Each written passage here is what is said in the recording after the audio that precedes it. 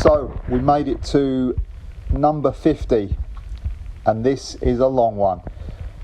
I thought I'd have a little intro on this one just to let everyone know what's going on.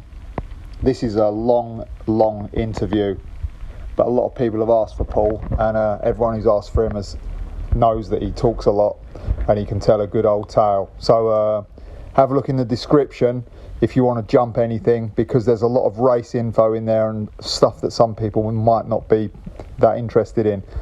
I was interested in all of it, so that's why I left it, most of it in. It was still edited down. This was nearly 6 hours, so we've cropped out quite a lot as it is.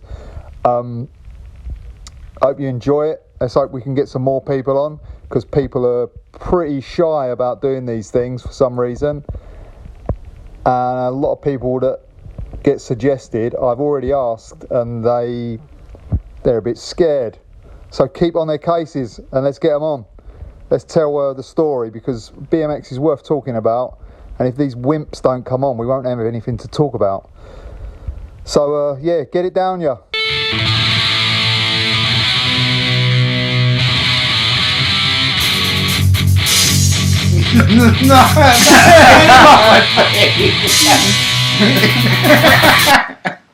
First of all, cheers, Bags. Thanks very much.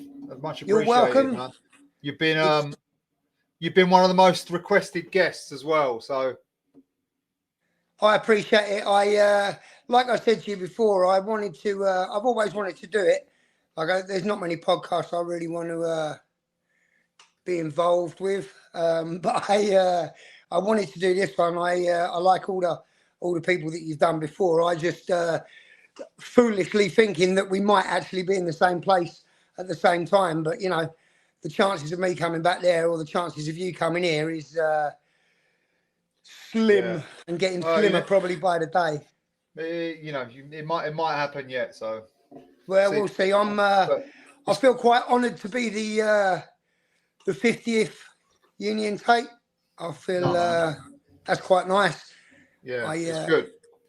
It's good. I'm sure people would. I'm sure there's a couple of people out there who I know people would love to who would love to see. So I appreciate them asking you to see me. It'd be nice if I mean, there's some people who we know probably ain't ever going to do it because it's not their thing. But it's yeah, quite stoked on getting to do it. Cool, man. Thanks. Well, I'm stoked to have you here as well. So thank you very much. All right, man. Let's fucking have it then. Give us. I don't even know where you was actually born and raised. Were you born and raised in Eastcote or like near thereabouts? I was. The house that I lived in that everybody came to, all the BMXers knew me from, was right at the bottom of Eastcote, like the main street with the shops in Deancroft Road. But I was born. Funnily enough, I was born even closer to Hayden Hall, even closer to Pinner. I was born in Mount Park Road. Well, I was born in Hillingdon Hospital, but lived at Mount Park Road, which is it's literally right up the hill from Hayden Hall, from Pinner Trails. It's like if you go past the cricket club and across that green, and then you come to Field End Road, the main road, go across there, and it's just up the hill. And we lived there until I was about, I want to say 9 or 10, and then my mum and dad wanted a bit of a bigger house, and we moved to Deancroft Road, which is the house that all the BMXers used to come to, and where they would have known me from. Oh, excellent. Well, so you got into BMX in the first house that you lived in, I guess? No, I mean I always liked bikes, but I was only like 9 or 10, so probably 78, somewhere around there when we moved. So I had a bike. I got my grifter when I was when we was at Mount Park Road. Got my grifter for, would have been my birthday or Christmas probably, and I was probably really young, probably, don't know, maybe 9, right before we moved probably. And funnily enough, rode it at Hayden Hall. And I always liked bikes. My old man used to race motorbikes, and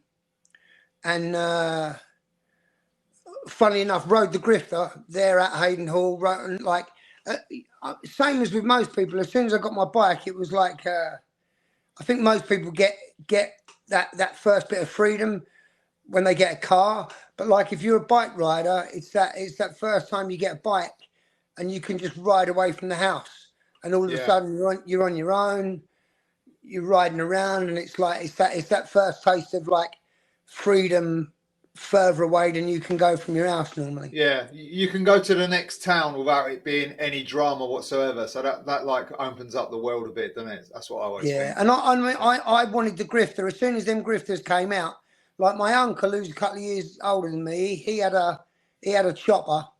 But I remember when the grifter, striker and boxer range came out, like as soon as they come out, that's what I wanted for the next birthday or the next Christmas. Like that was, I knew I wanted that. It's I got it. I got a speedo on it as well, which we fitted straight away. So I knew, like, all of a sudden I knew like how many miles I was doing and that. It's and I'd already been mad on bikes before that.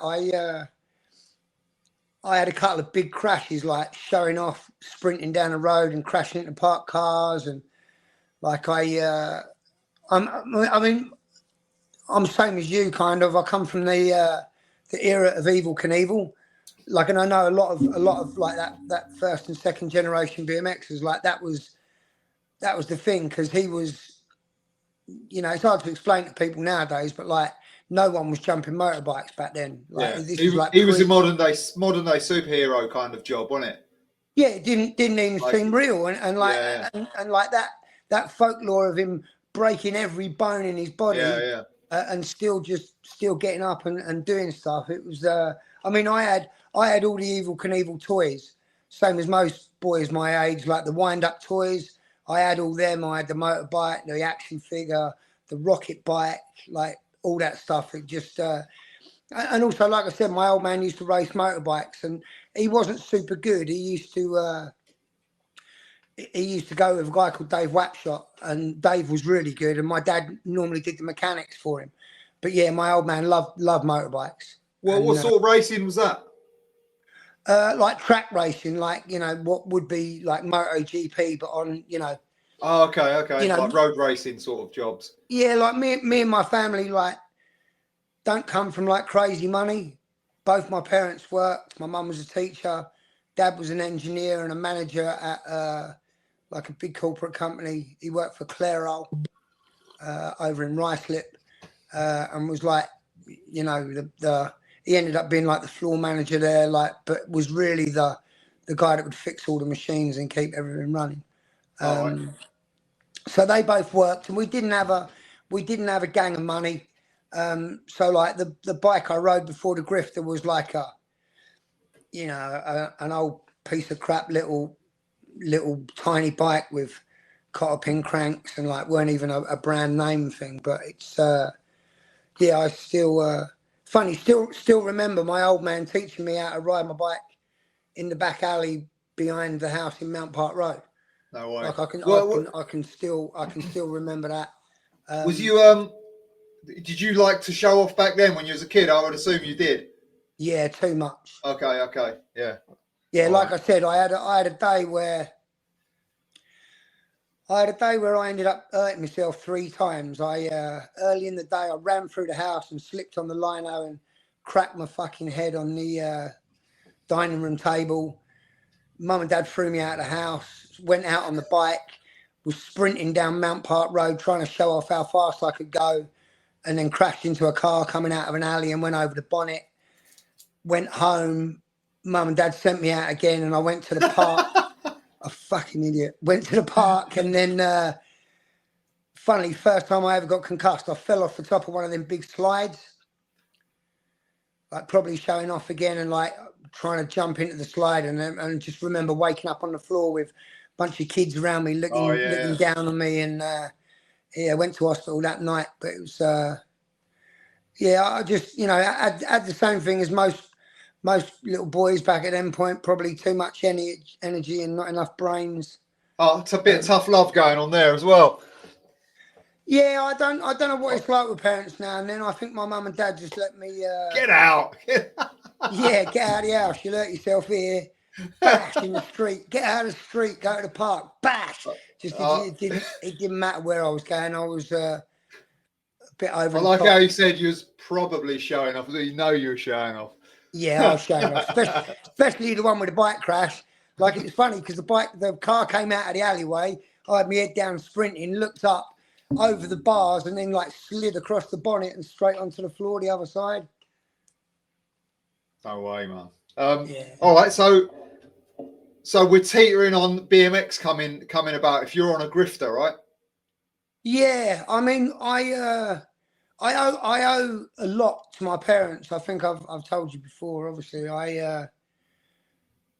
my dad was quite like, my mum and dad were a good blend. My mum was a school teacher, quite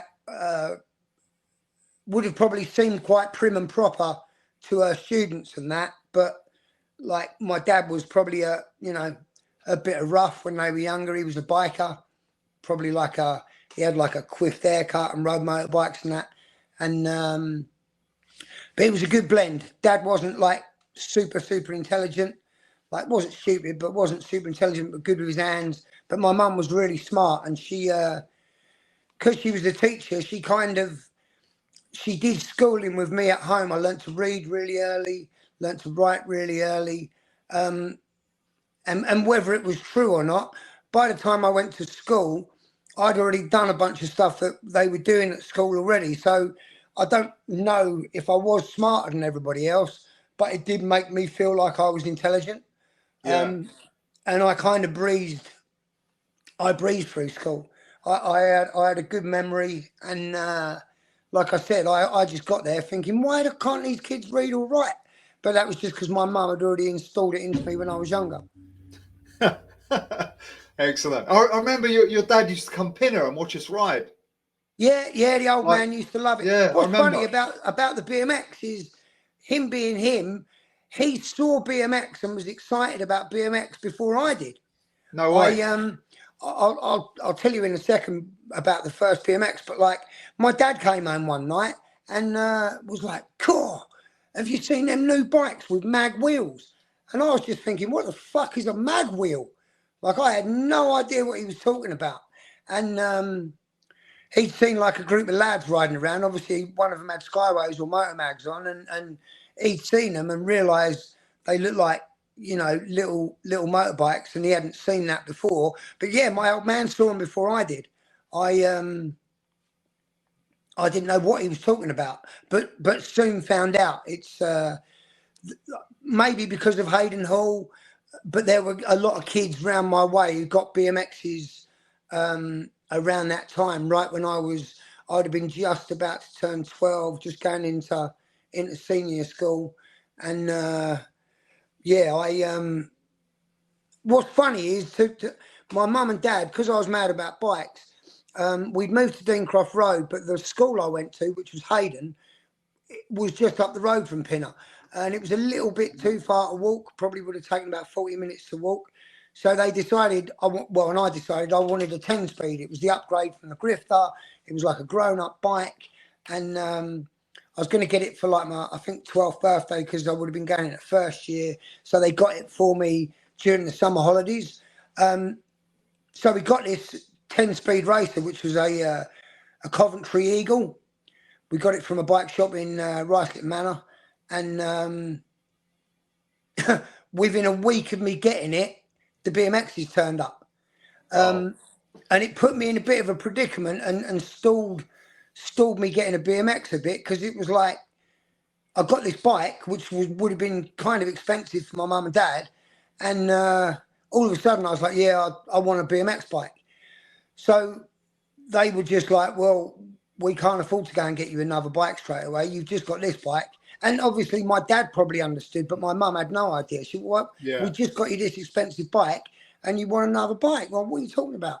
Can you put in the words like how different, like how exciting a BMX looked to a normal bike back then as well? Yeah, like I said, my old man was excited about them. like I remember, like I said, I remember him coming home and saying, "Have you seen them bikes?" And me thinking, "No." But all of a sudden, it was like a little motorbike, and I realised that my 10-speed was like to go places and was good for riding distances, but you couldn't do nothing on it. It weren't like my grifter.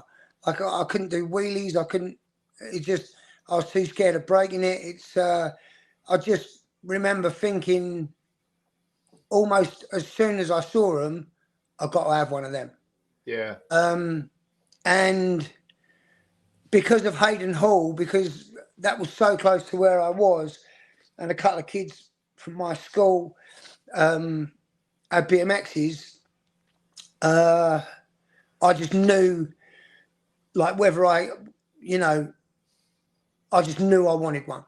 Like it weren't a question. It's like being in love. It weren't. Yeah, you've got to own it. Yeah, it's the same for all of us. I didn't need to look into myself and be like, oh, do I really want to? Yeah. No. And so that people know, Hayden Hall turned into Pinner Trails 10 or 15 years later. Yeah, and I always used to think of it as Hayden Hall or the Humps and Bumps or the track. It had a bunch of names before it became Pinner Trails, and it, it's we'll funny get to that later. Yeah. It should really have been Eastcote Trails. Because Eastcote's slightly closer than Pinner, but I think the train line that most people would have come on would have been the Pinner line. And also keep it in mind, my address in Deancroft Road was 57 Deancroft Road, Eastcote, Pinner. So like Eastcote was a sub county of Pinner, so Pinner was bigger than Eastcote. And what's funny is even before I got my BMX, I was borrowing and riding other kids' BMXs, asking if I could have a go on it. Like when we got to school, a kid called Stephen Worrell in the year above us had a Huffy Pro Thunder in black and gold, and that bike seemed. I still hadn't really looked into it or knew anything about it, but that bike seemed amazing, and I would borrow his bike on break or before school, and jump down the stairs and that in front of all the kids, showing off again. And so I was already doing stuff on other kids' bikes before I even got mine. There was a little park around the corner from where I lived in Deancroft Road, and I had a crash there one day where I jumped off stairs at the school and that, because you had a run up and it was easy, and I did like a drop thing there off where the slide was, and there was no run up, so I just thought I'd wheelie off, wheelied off, and then straight onto my face, and went home. But I got told to go out. Yeah, what my mum and dad said, they said, well, you're going to have to save up. If you want a decent BMX, you're going to have to save up for it. So I just, I'd already seen a couple of magazines at this point. Okay. I think I'd already seen some BMX actions in a newsagent in Northwood Hills. And I ended up getting a paper round in that newsagent. I needed the money so bad to get the BMX that I actually had a paper round and a milk round. So I'd do the paper round early, get in there early, get that done, and then go and do the milk round. That was a bit too much. I kept falling asleep in class at school. But I was just on a fucking mission to earn enough money to get a BMX. And I think that was proof. I think my dad knew, but I think that was proof to my mum that it was it wasn't just me oh, I want a BMX. I think she knew it was a big deal that I got one. And then I got this $15 quid thing off of you'll probably notice that most of the way through this interview. I've got a couple of Americanisms will fall into my vocabulary because I've been here so long. But got a £15 bike off of a kid called Stuart Avery. wasn't a BMX. It was 20-inch wheels, but it had like a skinny on the front, fat one on the back. It was like a ghetto chopper with raised up handlebars. And I had that. And the main idea behind that was so I didn't take the Coventry Eagle to Hayden Hall and smash it up, because that was to get me at school and back. And then I started saving to get a BMX. And then midway through the saving, I was already going to Hayden Hall now just to be around the BMX kids, and have a go on their bike. So there was already a scene there. Yeah. And it was, what was funny, there was a guy called Jeff Bonwick who was very early in on the race scene. He was a good 17+ rider, ranked nationally, was going to the races and that. In fact, his dad, Ron Bonwick, was the driving force behind setting up Hillingdon Hawks. We'll get to that in a minute. But yeah, one of the other kids who went to my school in the same year as me was a kid called Craig Morris, another very good racer.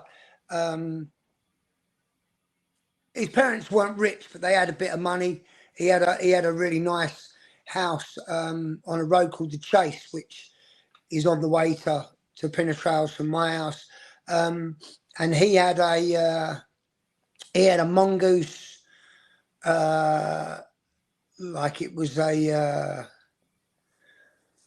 it was a mongoose. It wasn't a super goose. It only had the front 3 tubes were chromoly. Okay, yeah, I know the one. Yeah. Yeah, a set of alloy V bars and that. And he got a Robinson for his birthday or something, and he sold me that. And I think I got that for 20 quid or something like that. And that was I was already saving, and I already had maybe £100, £200 at that point. But by that point, I was looking at the price lists at Alpine Action and Surrey's, and I'd already thought I'd got that far with the money, I was going to buy the bollocks. Yeah. I was going to go to one of them shops and be like, I want that, I want that, I want that, I want that. I already realised that you could build the bikes up. I didn't need to buy a shitty complete. Did you know about the parts and what bikes were what was what back then? Yeah, you've been studying up on it. I thought I did. Out of the I had a little Surrey skateboard pamphlet book that I think the printed mail order thing. So it had all the stuff you could get, and like I said, I was probably at about £200 at that point, and my mum and dad had said, we'll match for your birthday. We'll put your birthday and Christmas together, and for your birthday, we'll match whatever you've got. So I was earning as much money as I could. I'd stopped spending money on anything else, and was just building up this pile of money so I could go to Surrey Skateboards and get my dream bike. Oh, amazing! How many months do you reckon that was that you saved? It felt like a couple of years, but it was probably about 9 months. Not bad though. A year. Yeah, good then. Yeah, and they were the first part-time jobs I had as well. And obviously because I was a little bit smarter than kids my age at that point, and I had a real driving desire to earn money, the guy at the paper shop and the Milky that I work with, they knew that I was a good worker. I could be trusted with them at work.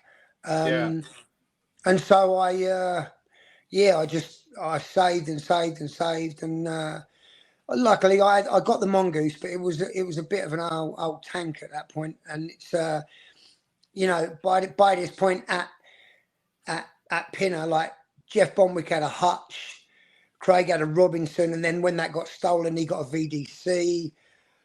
Paul Batten had a PK Ripper, Stuart Punter had a PK Ripper, Mudman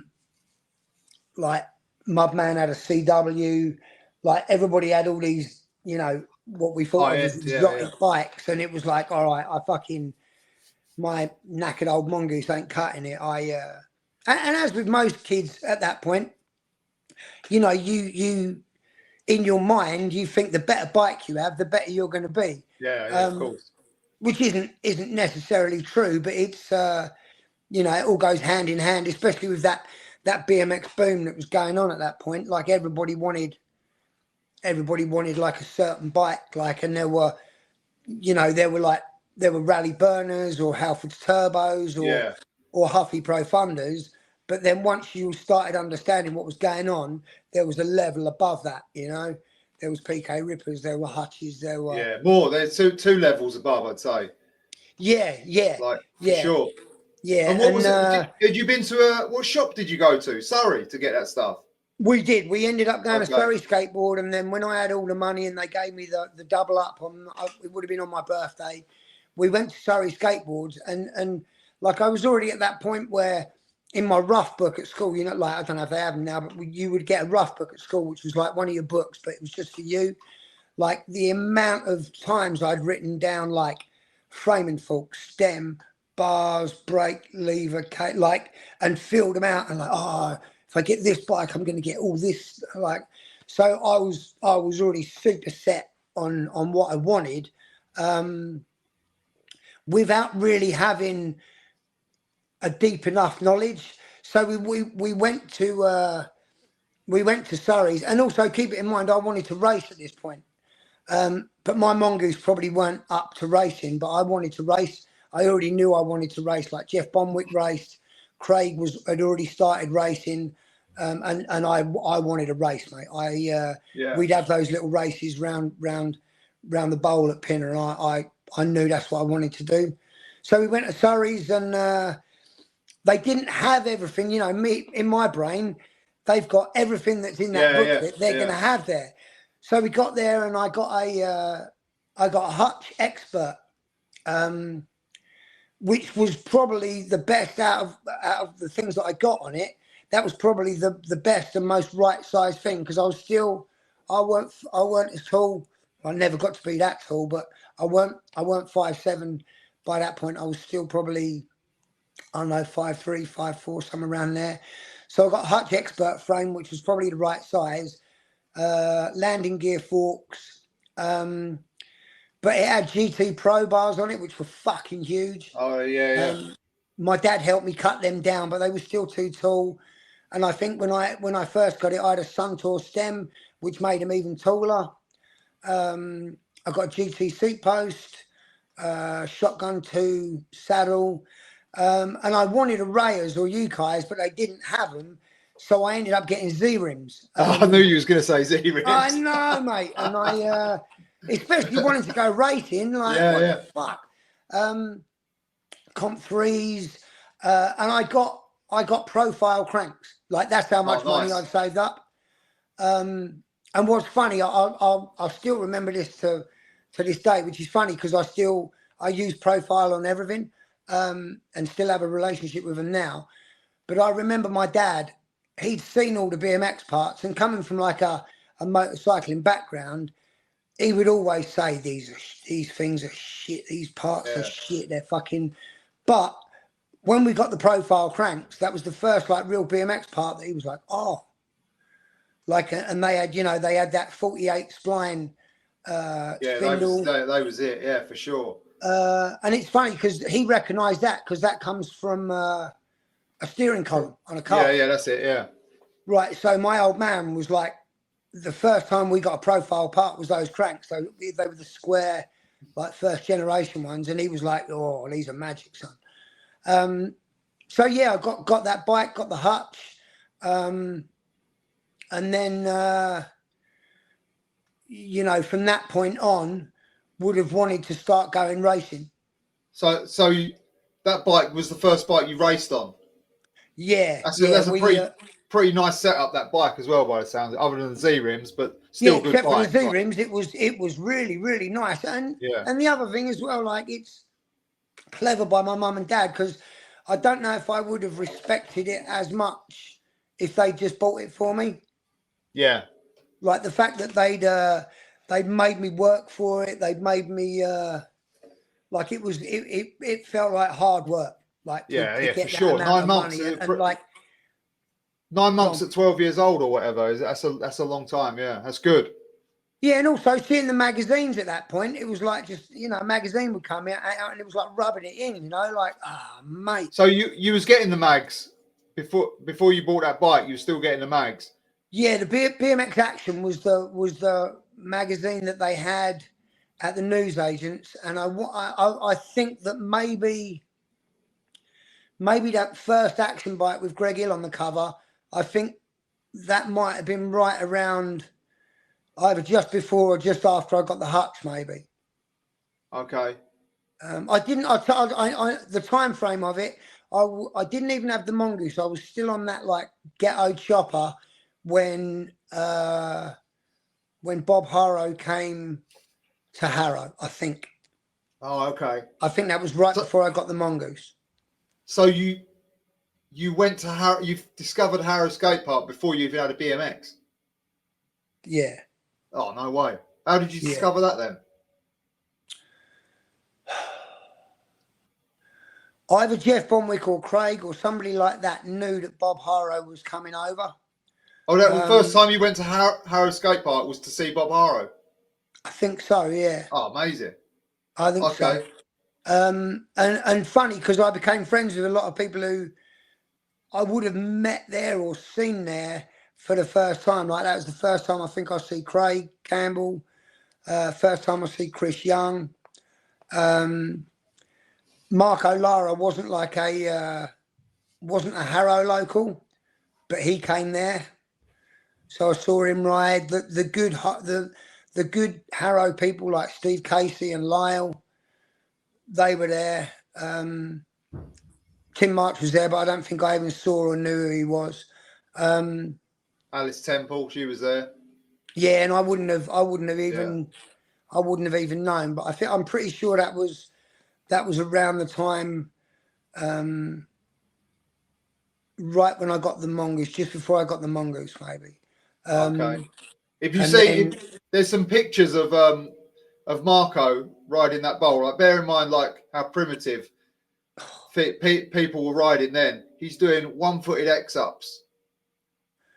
I mean, what's funny, you don't realise until afterwards how far ahead of the game, like some people were. Yeah, that's like and they were ridiculous. Yeah, like Mark O'Lara was. You know, it's a shame that he'd never really. You know, if he'd been in the right place at the right time and the right people had spotted him, I think he would have been. He'd have been one of the heroes of that first wave. For sure. It's so yeah, we got that, and I can't remember if I went racing at Rom before or after Pickett's Lock. We might have gone to Romford before Pickett's Lock. I went and watched the race in Southampton with Jeff Bonwick, went with his dad and with Craig Morris, and I watched. Still didn't understand, didn't know what was going on really, but just watched it. And then I think the first race I went to would have been, I think we went to one Romford race before Pickett's Lock. And Rom was the original Romford track, not the second one, but the original Romford track was in the field right behind the skate park. Like, so if you imagine as you would come into the skate park from the skate hut through the entrance, if you look straight across that back fence over by the half pipe and the snake, over the other side of that fence, that was where the track was. What, it wasn't next to the snake run? Yeah, so if you imagine, if you're looking from like where you come in, if you're looking from the car park, you're looking across. Snake run on the left, half pipe on the right. Right, over in so the middle. that fence behind there, beyond that, that's where the track was. Yeah, okay, that's where I remember it, yeah. And what's funny is I had a real massive awakening. Like, I'm pretty sure I thought I was going to be mustard. And as soon as we started, I realised I think I probably got last in the first three motos. Had you been on a track before that? No, only Hayden Hall. Okay, so you've not been on a real track, really, yeah? No, or a start gate or nothing like that. Yeah, okay. I was still doing a one pedal start. and I found out as well, which made it hard, was English racing was your age on January 1st. And my birthday's in October. So I was always one of the oldest kids in my year at school, but I was one of the youngest kids when we go racing. And I was racing against, you know, lads that were a lot bigger than me, who were the year above me in school. And there's a lot of difference, you know, at that point. And I was small for my age. So it was like, I just got blown away every race. And then, like my second or third race, we went to Piggett's Lock. We managed to get. We got the indoor one. Yeah, the Lee Cooper, the big one that had. Yeah, that's it. Okay. The one that had that centre spread in action bike with Tim and Andy and Keith Wilson and Steve Grattan in it. We went there, and it's funny that there's a video. It's not the John Craven's News Round. It's like a video from Piggett's Lock where they show all the racing. Like, and I'm one of the first shots in there. There's a crash. There's a race where almost everybody comes off. I'm one of the people that come off. No way. Yeah, is that the slippy floor? Oh, it was. The floor was slick. Like, it was like a cartoon. Everybody's on comp threes. Everybody except like the factory dudes who were using white walls off of shopper bikes. I was on comp threes on, like, you know, shiny lino floor. Like, dude, all the kids were crashing. It was a nightmare. And I mean, I was badly set up at that point. I had a pro, not Pro Tech, pro something helmet, but it was too big. So I had to wear a balaclava underneath the helmet to stop it from flopping around. I had a Hutch jersey that was a bit small. We got some Hutch race pants. But yeah, super out of my depth and just couldn't, you know, no chance of even getting out of the motos. Like, there were kids who'd been racing for 6 months, a year, whatever at that point. I had no experience. I wasn't aggressive enough. As soon as somebody would come near me, I'd shut it down. It was horrible. Like, yeah. And I so wanted to be good, and I so wasn't. Why was you so attracted to racing? Because your other friends were into racing. Like, other than you'd seen Harrow at Harrow and you'd seen Rom skate park, but you still wanted to race. I think I was competitive at that point. Okay. Like, I wanted to do good, and I really liked the look of it in the magazines. Like, I just liked the look of it. It seemed like it was super organised. Exciting. I liked the race gear. And I think as well, one of the reasons that it took off with kids was,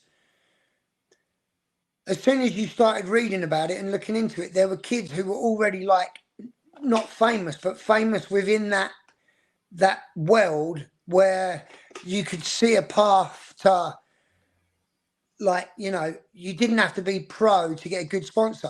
Like, if you was number one in your age group, you would probably get a decent sponsor. Pick up, yeah, and you'd get in the magazines. And, like, you know, the Amoco dude was a guy called Steve Greaves. He was number one at that point in my age group, and he was in the magazines and in the Amoco ads with Randy Rutwell, and you didn't have to be like, oh, well, I'm going to start now, and then I'll make my way through to pro. Like, yeah, you could, and the rankings as well. Like, I love to look at the rankings because, you know, I could be the best in England if I won number one plate, which is funny because I was so far away from being number one plate material at that point. But yeah, you know, that was when I started getting into the rough books and, like, you know, working out, like, where the nationals were, and if I won that national, I'd get 15 points, and watching and by the time we were going to racing and going to nationals, I fucking knew all the names of them kids in my age group, like, from the rankings that I would read in the thing. And I think as well, it was like I've been lucky. I'd excelled at a lot of stuff, like, straight away as a kid, even sporting stuff. Like, I did good at running, cross-country running and middle distance running. Like, in our school, they would have, like, an annual cross-country race where they'd take them 2 years, like first and second year together, third and fourth year together, fifth and sixth form together. And like that first year, even when I was the first year, I think I came like 7th in that cross country run. Like I was the best place. So like, that's why you year. thought you was going to be good at racing then, right? Because you see, convinced I was going to be good. Yeah, you was yeah. excelling at other stuff. So yeah, and like I said, my mum academically, I was good at. I'd been good at stuff I'd turn my hand to. I'd done a bit of acting at that point, and everybody said like I was, you know, years ahead of where I was, and academically I was good. And it's funny because I before I went to senior school, I went and did the. I went and did like the tests for all the snob schools, all the private schools, and I went to like some auditions for the stage schools. But even before those results came back, my mum and dad had sat me down and said, you know, if you get into these things, we can send you, but it's going to mean like no more holidays. Like no more going abroad every year, no more blah, blah, blah. So even before those results came back for those things, we'd already decided I was just going to go to a regular school. So I'd excelled at a lot of stuff like public speaking because my mum had teaching me to read and talk out loud and stuff. And I'd done really good at that. And then all of a sudden, something I really wanted to do, and I fucking sucked. Like I had, it was heartbreaking, mate. And so like, how many races did it take you to like to actually get somewhere? I didn't win a trophy for a year and a half. Okay, so you didn't even come third for a year and a half. No. So what age group were you in by that time? I think I started maybe the one at Romford with 12s. Then I would have gone into 13s for that first year, and then I think 13s was where we first started doing nationals. And it took me so long. And it was such a fucking, mate. My dad I met up with a kid called Darren Wood. Okay. Who was in my age group as well. We know who that is, yeah. Right, but he was massive. He was so big for his age, and he was fucking blinding. He was so fast, even compared to like the national number one, like Steve Greaves and the likes of Stu Diggins at that point. And my dad and Darren's dad, who was Sam Wood, who ended up being a commentator and ended up being the president of UK BMX. They bought like a 15 quid comma van, absolutely knackered old van, and we started going racing in that. But like, there was one time we went to Birmingham Wheels, and like 8 of us went up there. Who used to go in the van? You, Darren Wood. Who else? Any other people would have? Well, it used to be me and Darren with Sam and my dad, and then a couple of times we took kids racing, and that would have been like Ian Ruby, his brother Neil Ruby, Craig Morris, and like Craig was in the same year as me at school, but he was in the age group below, and he was better than me, but that made a lot of difference, and he was good. He made national finals, like he was really good.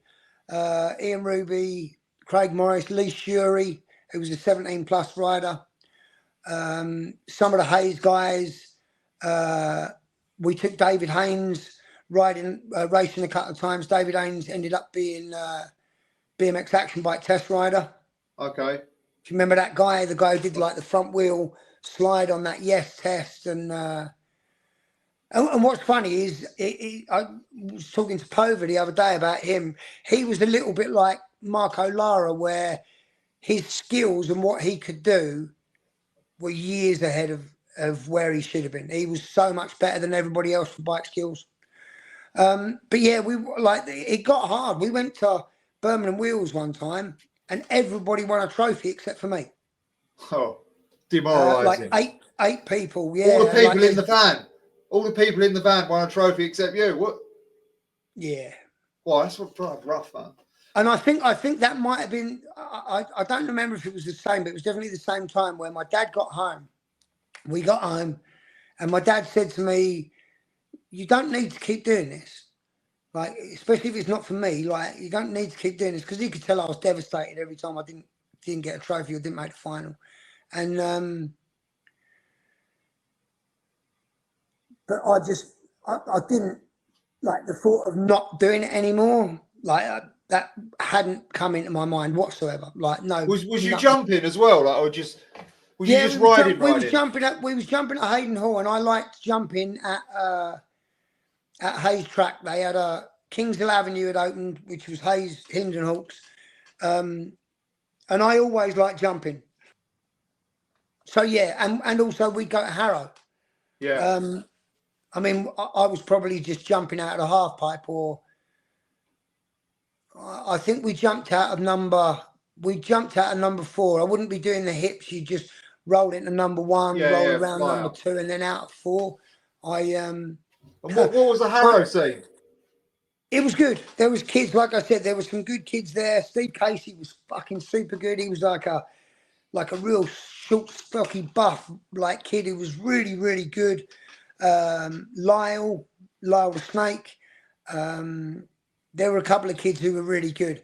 One time I was following Steve Casey around, and what's crazy is I don't even think people knew what airs were, but I followed him into number 4 to jump out, but he did an air and came back and crashed into me, and I think it hurt, but I think I was more scared he was going to beat me up. Like, for just being in the wrong place at the wrong time. But no, Steve Casey was really good. I'm trying to think, Lyle, and a couple of the other, like Craig Morris was always good at jumping. When Ian Ruby came along, we would go there. And yeah, so Harrow Skate Park was where I would probably do the most jumping there in Hayden Hall, because there was always a jump where the big jump was eventually. And there was always that hip, even though that was before I think anybody even knew. Yeah, that's it. It was called a hip, you know. There was 2 jumps there, but that was where we went. And like I said, we used to have a race where you start from the grass green where you always started from, go down past that big jump, round the top, round the bowl, and then back across the centre and over the hip the wrong way, and then back to the start. And what was more annoying to me was BMX races, I still wasn't doing any good, but I could beat anybody there. Huh. Like, even when there was a big race and like racers would come there, I could beat anybody there. And I don't know whether that was like that the light where it was like, oh, I'm sure I can be good. I'm sure I can be good. But yeah, we 83 we started following nationals. We travelled all the way to Isle of Man, and it was the first year that they had novice racing, and we entered novice. And what was funny, there were so few experts there that if I'd raced expert, just registered, I'd have got national points. And we didn't. We raced novice there, only to find out that novice points don't count for a ranking. And then when we came back, the next national we went to was Outwell, and me and Darren Wood both turned expert, even though I probably wasn't good enough. But if we're going to go to nationals, you might as well try and get national points to get a ranking.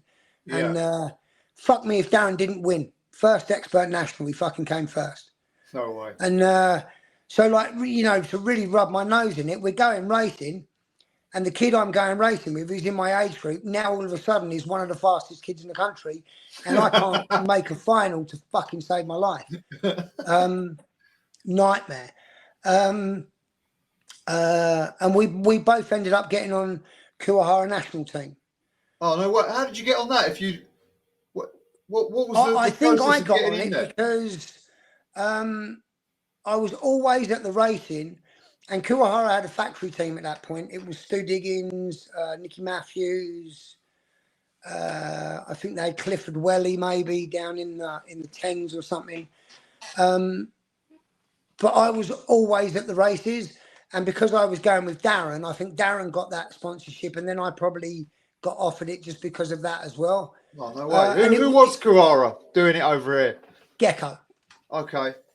And it was a clever move by them, because to get on the Kuwahara national team, what would happen was you'd have to pick a shop a local shop. You'd get the frame and fork, I think, at trade price. They'd give you the race gear, and then the shop would, you know, sell you stuff at trade price. Okay, that's pretty cool then, huh? Yeah, so it didn't really cost them much money, but they had like, I think they ended up having like 20 or 30 kids on the national team. And a lot of them kids ended up being really good. Like Simon Hayes was on there. He ended up being factory.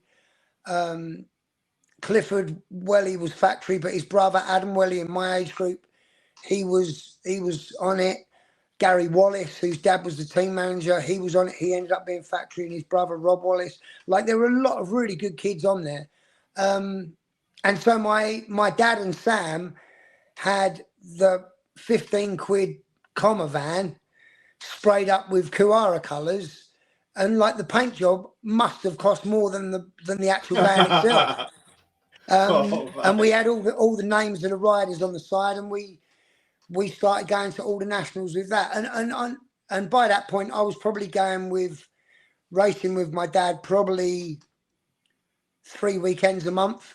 Okay, loads. Yeah.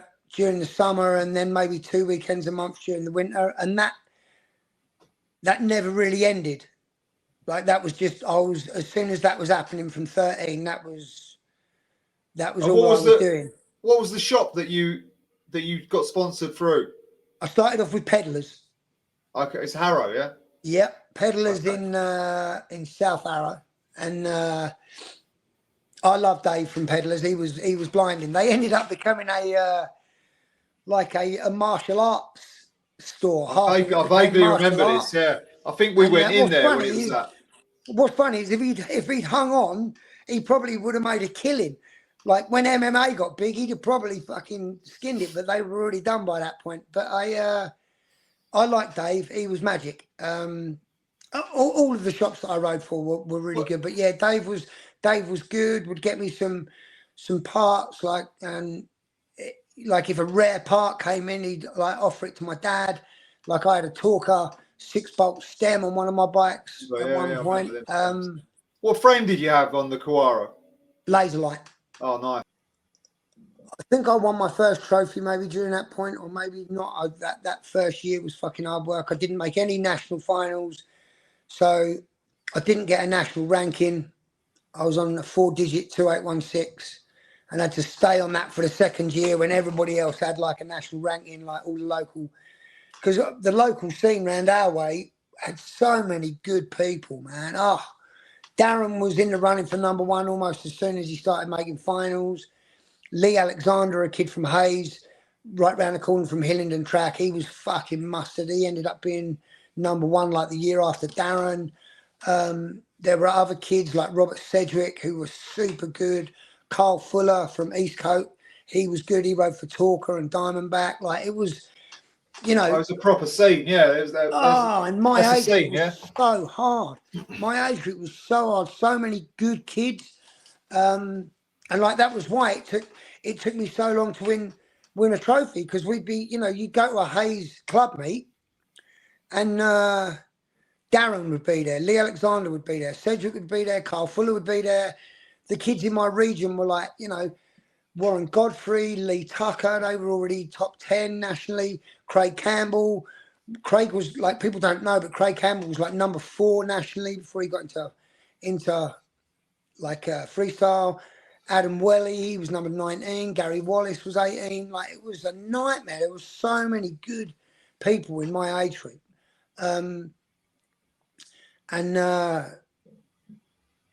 Like, there was never an easy race. Yeah. Like, in my region, like, we went to Southampton one time. My dad found out there was a race in Southampton. No one was going to it. We drove down there, and it was miles easier. Like, I won motos. It was one of the first times that I whole shotted and won motos start to finish, and the race was bigger, but it wasn't.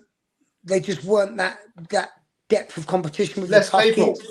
Yeah, less people, right? You're in the London area. Like, there's going to be more people, so more people. Well, no, I think at that Southampton race there was maybe more riders, but there was less of the good riders. Yeah. There were more people just getting into it. So I did better at that race. I still didn't make the final, probably crashed in the semi. But yeah, I started getting to the point where I just got unlucky that first year, didn't get national points. Then 84, they had semi points. So yeah, we broke down on the way to Coxmore, and Les Slater saw us on the side of the road, stopped and picked me up. And it was the first time I made a national semi, and my dad weren't even there to see it. He just got the car towed and got towed home. But I made a national semi. Like, called him on a payphone to tell him I'd made a national semi. Oh, no way. And at that race, I got my first legitimate magazine photo. Oh, all right. I'd had like background photos or been at the back of a pack in a race. But at that race, I was winning motos, and I was jumping a set of triples into a corner, and I got a full page photograph in. I always thought it was Racer Freestyler, but I think it might have been BMX Biker. Okay. But I got a full page picture, and it was. What's funny is I probably peaked early. It was probably the best racing photo I ever had. All downhill from that point, and or magazine photo, and yeah, I like that. You got name check on that picture? I don't know if I did or not. I remember the caption said something like, "Comes a time when you've got to jump the triples, or you're going to get taken on the inside." That must be a racer and freestyle. It's not BMX Biker was pretty it didn't even have a clue what it was on about. So. And what's funny is in second in that race was Mark Whopper Watkins, who was already world champ in cruiser at that point. All right. Like for me, the photograph was I was in front of the world champion, like having not even made a national final at this point, but I was in front of the world champion. I'm head to toe in Kuwahara race gear. I've got an Oakley face mask. Like, it just ticking a box. Oh, mate, like a massive tick in a box. Yeah. And well, what's funny, talking about Whopper being Cruiser world champion, Cruiser really saved me at that point. That first national in 84, they'd opened, Cruiser was just one class until then, but in 84 they did Cruiser age classes. And mine was, I think, 14 and under maybe at that year. And I didn't have a cruiser, but my dad knew about it, and any chance to do anything at that point I was down with.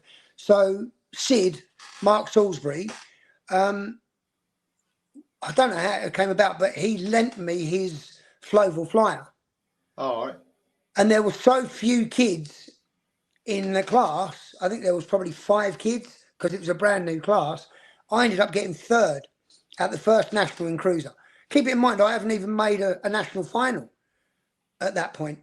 And I don't even think I did make a national final all that year, but I got third in cruiser. And all of a sudden, like, I'm in a points chase.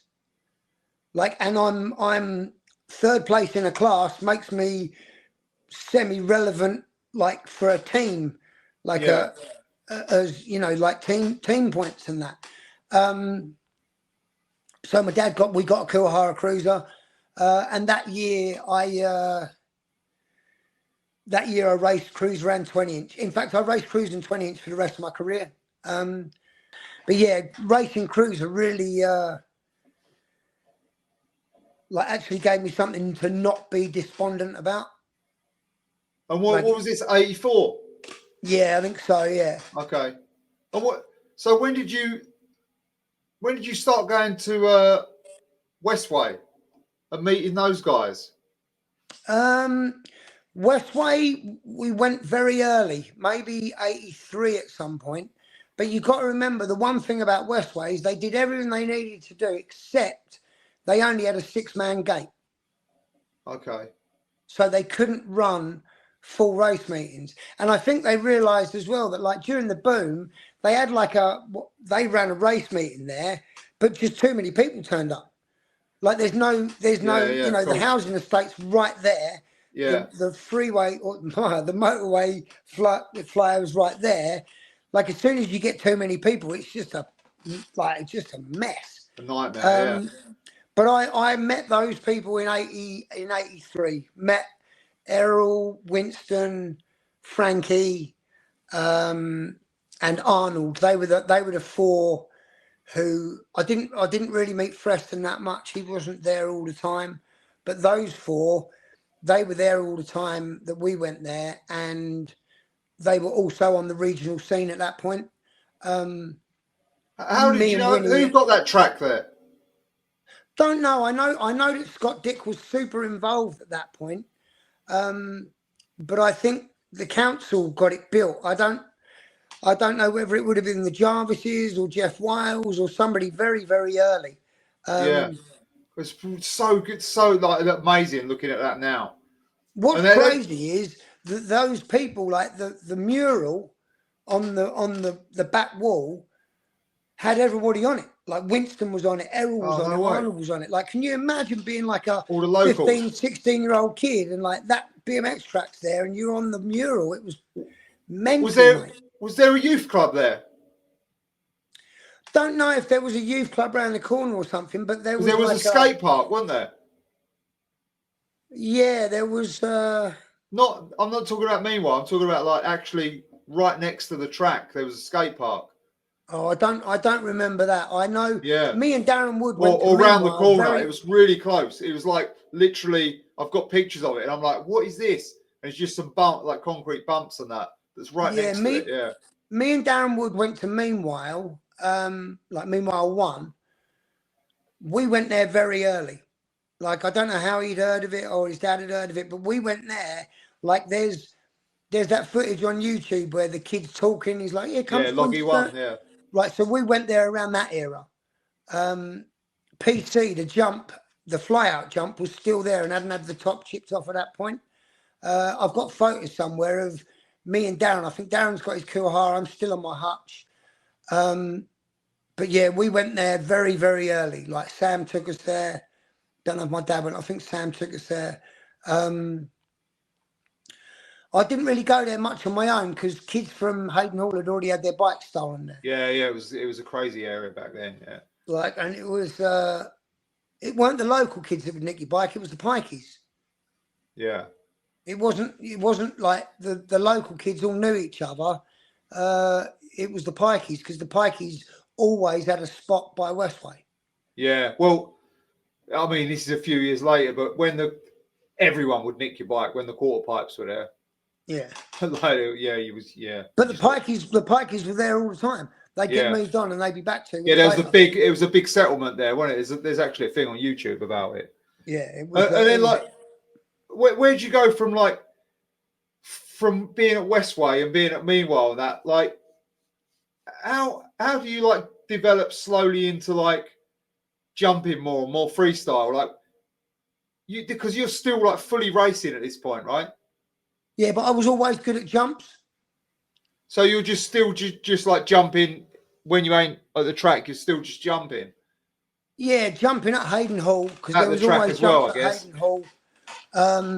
Harrow a little bit. Meanwhile, I just always liked that part of it. And probably, the showing off bit. I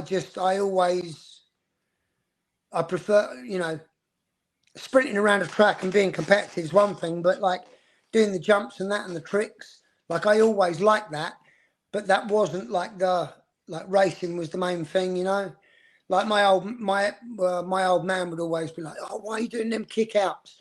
They're only slowing you down." And but I liked the dudes that I liked watching were the stylish dudes who did not necessarily what you'd think of as tricks, but like the way they did turn style, down. Yeah, just and also I really because I was small for my age, I really liked the skillful riders. I didn't like the power guys. Or who were they? Who's you looking to? Like the people that you like watching ride? There was a kid above me in the age group above me called Tony Holland. He was number 3 behind like Craig Schofield and Jason Maloney, and he was tiny, but he was fast. He was sponsored by Robinson through Allen's, and he had like 1 3/8. I think he was the first person in England to have 1 3/8. He had a Euro bottom bracket, but he was stylish. Chris Young, the age group above me. And what's funny is I met, when we'd go to Romford, I would always ride the bowls and stuff in between races. All right. And the two people that I rode most with there, because they were in my age group, were Adam Welly and Craig Campbell. So I knew Craig from, I think he'd already won at Harrow because of that timeline. It's so he'd already won Harrow and got on Harrow, but he still raced his PK Ripper. But whenever he was at Romford, we would always ride the bowls together, and that was how I knew him. And you know, when you line up for the motos before you race, you know, you stick with your friends and that. So there's a couple of old photographs of me and Craig Campbell in the pens together and that. And but yeah, I was super racing, and like the freestyle thing. What's funny is I rode the freestyle comp at Nebworth. Okay. I don't even know that there was one. Oh yeah, big one. So at Nebworth had a national, or it might have been like a big freestanding race at Nebworth. I think it might have been maybe like a precursor to the British Champs, and they had a skate park there. Yeah, I went to the skate park a bunch of times. Right, so they had a comp, and I rode in like the 14 and under freestyle comp, and that would have been like 83 maybe. Well, that's early, yeah. Yeah, Ruffle won it. No way. I'm not even never heard of this. Yeah, this is. Yep. There was a freestyle comp there. It probably would have been like the year after Pickett's Lock, or that year. So Pickett's Lock was the winter, and like that year following that winter, I think Darren Wood being good at everything. I think he probably won the 14 and unders.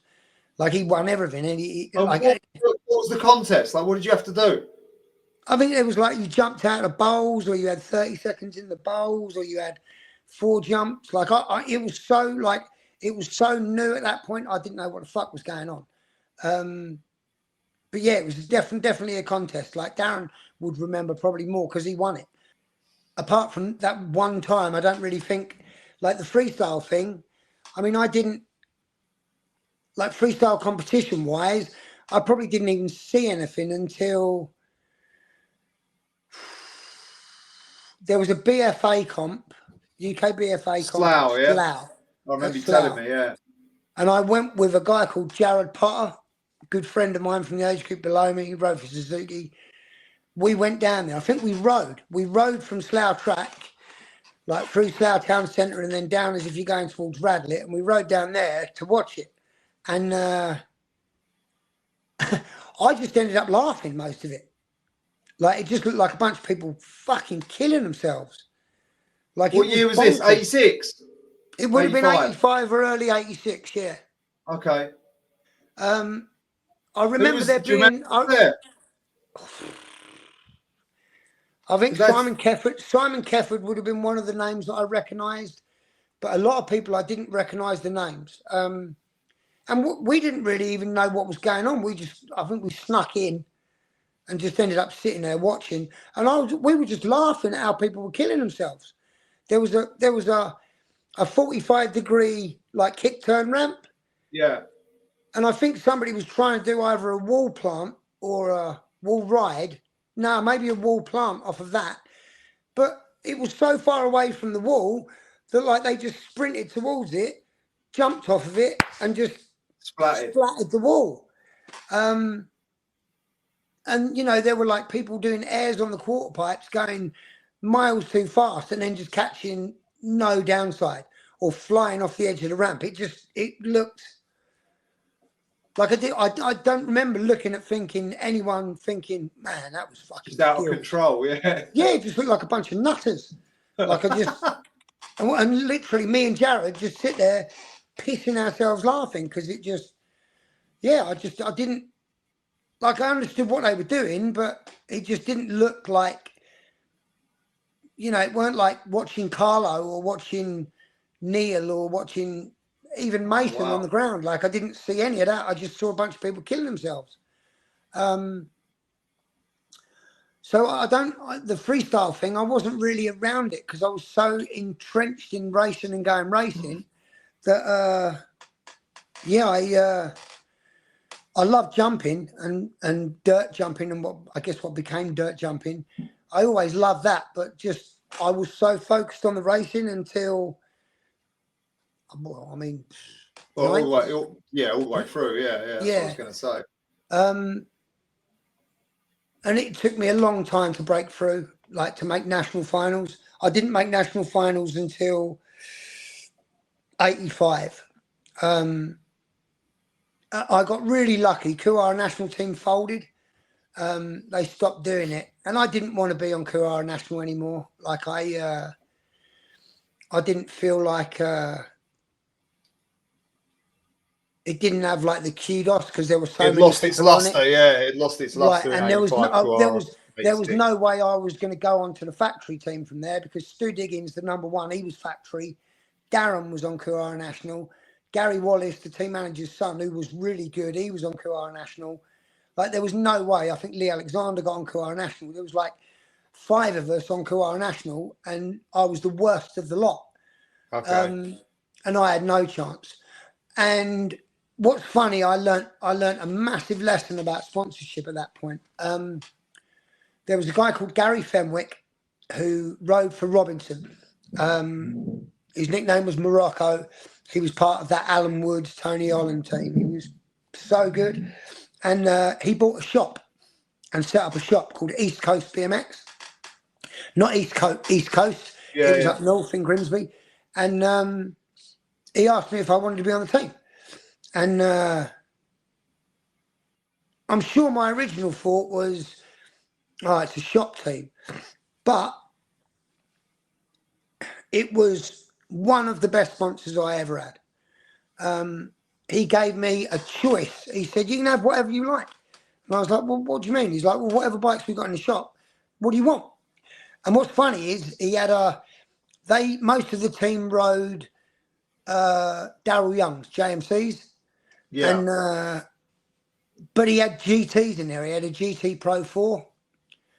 And I got that. And he gave me that. Wheels. I already had Galindo bars because the Kuwahara team used them. So my bike, like I had this GT Pro 4. My old man got it sprayed in like 3 different colours. We got a custom colour spray job. And then that 84 season, I'd already got number 4 on Cruiser. And it really started making a difference. I was making all of the semis. I still wasn't making national finals, but there was a international early in the year, and because it was an international, it was age on the day. So that discrepancy with me being the youngest in the age group made less of a difference. And I got 2 4th places. I got 4th in Cruiser behind Darren Wood, Dean Idills, Anthony Howes. I got 4th, and I got 4th in 20-inch as well. And even though there weren't a lot of European riders and none of the BB riders there, so it was a bit easier than the national, making 2 finals and getting 2 4th places at an international, for me at that point was a massive deal, massive deal. And by the end of that year, I made the last 3 national finals of the year. And after this is after 2.5 years of racing. So to make those 3 national finals in a row was like, I finally felt like I'd cracked it, you know. And Gary Fenwick was, because he'd been a rider and then set up a team, he wasn't like an old guy who was running, or a dad who was running the team for a company. Like, he'd been through it. So he knew it. He knew everything of how to make, and I used to go up there. I used to go to Grimsby on the train for the weekend and stay at his house. It was fucking blinding, mate. His family were blinding. He set that shop up in what, 84 or 85? I think so. In the beginning of 84, I think he would have set it up, yeah. Well, and then 85, I started riding for him. So in 85, we're on the decline, aren't we? You didn't, in racing, you didn't notice the decline until after the Slough Worlds in 86, really. Okay. You got to remember, England got given the Worlds in '86. It was at Slough.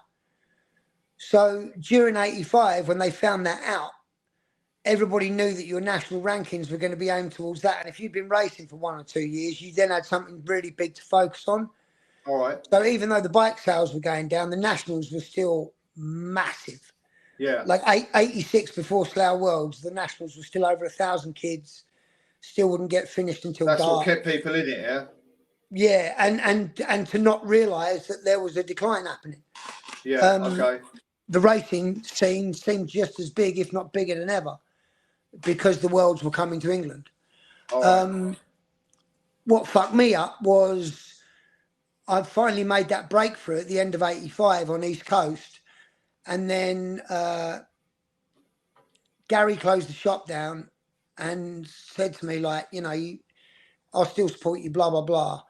But '86 was a nightmare. My mum had already told me that because it was my O-levels year, I wasn't going to be able to race for like 4 months of the year. So after all that hard work to finally make those finals, I think I raced one national and then didn't race again until the Worlds. So it was just, you know. Devastating, yeah. Oh, mate. And my mum was probably right, but it just, you know, after all that work to then just after, because my dad was still national starter, so a couple of them races I went and didn't race. Can you imagine? Fucking hell, man. And I got on free agent at the beginning of that year and hated the bike. Finally making it at the end of '85, '86 was just fucking pile. And like I think my first or second race back was the Worlds at Slough, and I was just felt like I was back to where I was. Yeah, okay. 2 years before. No, good. But what happened? What was this? What? How did the Slough thing? How could you see it just implode after Slough? Yeah, did you see the freestyle demo at Slough? Yep. Eddie Roman was there, wasn't he? Pepe, yep. Jason Lunn, Campbell. What's his name? The little kid was there. Scotty Freeman. Freeman. Oh, Scotty Freeman. Okay. Yeah. And what was funny, so by that time, Darren's dad was Rally team manager. So we got close to all that, and I got to see all them kids and the Skyway dudes and all that, and I was Morris friends Mayer with as well. I was friends with Morris Jason there, and yeah. Nathan Lunn at that point anyway. Okay. They were in Jason our Lunn region, was and I wicked. liked them kids. I rode with Jason a lot. So to watch him all of a sudden just be able to do all this shit was just like, what? That was when he was at peak on a BMX, really, that year, '86. He was unreal then. And I think what he surprised all the racers, because you'd see him at races and he'd be good, but his brother was the stylish one and much faster for his age group. But I think what happened with him, he was already good, and then I think they had a backyard quarter pipe. Yeah, that's right. Yeah, they did. Right, so all of a sudden, every month you'd see him on a quarter pipe and he'd just be going higher than everybody else and higher than you'd seen him go last month. And like he went from being like a good top 10 racer, but not really known for anything freestyle. And then within 6 months, people were talking about him being one of the best freestylers in England. Yeah. Like it was mental. And even before I came back, and I think assuming on how well I'd done the year before, I remember my dad coming to say to me before we went to the first race back was, I spoke to Sue Jarvis and she said, you can be on Amico if you want to be on Amico. And I mean, for them, that was like a massive gamble. Like their team had got smaller because Ruffle had left. Pete was still there, but was about to leave to go to ASR. The Greaves brothers had both retired. But Sue knew, because me and my dad were at every race, and because I'd done good at the end of the year before, it seemed like a good move. I mean, it probably didn't seem like a good move because those first 2 races back, I fucking was terrible. I was back to being as terrible as I was when I was 13. It was a nightmare. But I got on Amico. And by that point, Winston was on Amoco as well. And so me and him were teammates. And Winnie's path to the top was similar to mine, where he wasn't that good to start with. And that age group was already solidified with a bunch of killers in it, same as mine. But he came through and got better and better and better slowly, and slowly started making the cut. So me and Winston ended up on Amoco together. And all that Westway crew, whether it's because it was a London thing or whatever, or no money thing, but I was always really tight with Winston, Errol, Frankie and Arnold. Okay. Like one of the things I forgot to mention earlier, Arnold was the oldest out of them lot. Like when he was like 14, Frankie was 15 or 16, Errol was 16, but Arnold was like 17 or 18 when I met him. And he was the first dude that I looked at who looked like an adult male. Yeah. But was cool as shit on his bike. Still on a BMX, yeah. Right. And it I don't know whether it really solidified at that point, but seeing that made me know that, you know, I know people think of this as a kid's thing, but it still looks cool. Yeah. Like you can be an adult. It reminded me a bit of like probably Leroy from Kids of Fame or something. Okay. And he was just super cool, like the tall, super good looking, funny, smiley, confident. Like just the bollocks. And but was a full grown adult male. And it really made me realise, I think, or even if I didn't consciously realise, I think it subconsciously made me realise, oh, wait a minute, like you don't have to, you know, it's not like 16 and it's over. Yeah. Like you can still be cool as shit and ride your bike. University, but I mean, I just didn't, you know, the options were go back in the sixth form or get a job. And no way I wanted to go and get a job. I still wanted to ride my bike all the time. What about the other people dropping off at this point? A couple of the locals, like that's a big local scene that you described. That must have like so dropped. That did start disappearing because all those kids weren't race kids. A couple of nationals were smaller, and then by '87 there were still people going, but it wasn't the same. Yeah. Okay. Which is annoying because it was during that winter I got back to where I'd been, and also because the kids in my age group had turned 16, some of them people turned superclass. All right. So the upper echelon of my age group got a bit easier, as well as the class getting a bit smaller. And all of a sudden I was winning regionals. And in Region 9, it started becoming a battle between me and Clive Gosling. Oh, Clive was another one, started making nationals finals about the same time as me. He did really good at the Worlds and Euros in '86, which I didn't because I was doing the O-levels and that. And he really was breaking through and looked like he was going to be one of the favourites for '87 number one. But when those battles in that winter became between me and him, I realised there's not that many people nationally going to be faster than me or him. The national number one plate's probably going to come down to me, him, and maybe a couple of others. Okay. And how well were you doing for Mongoose? Like, how does the Mongoose thing sort of peter out? Like, because Mongoose is almost gone, right, at this point. 87 must have been its last different. year. It's smaller now, but you're still running on the kudos from years past. And the team is still good.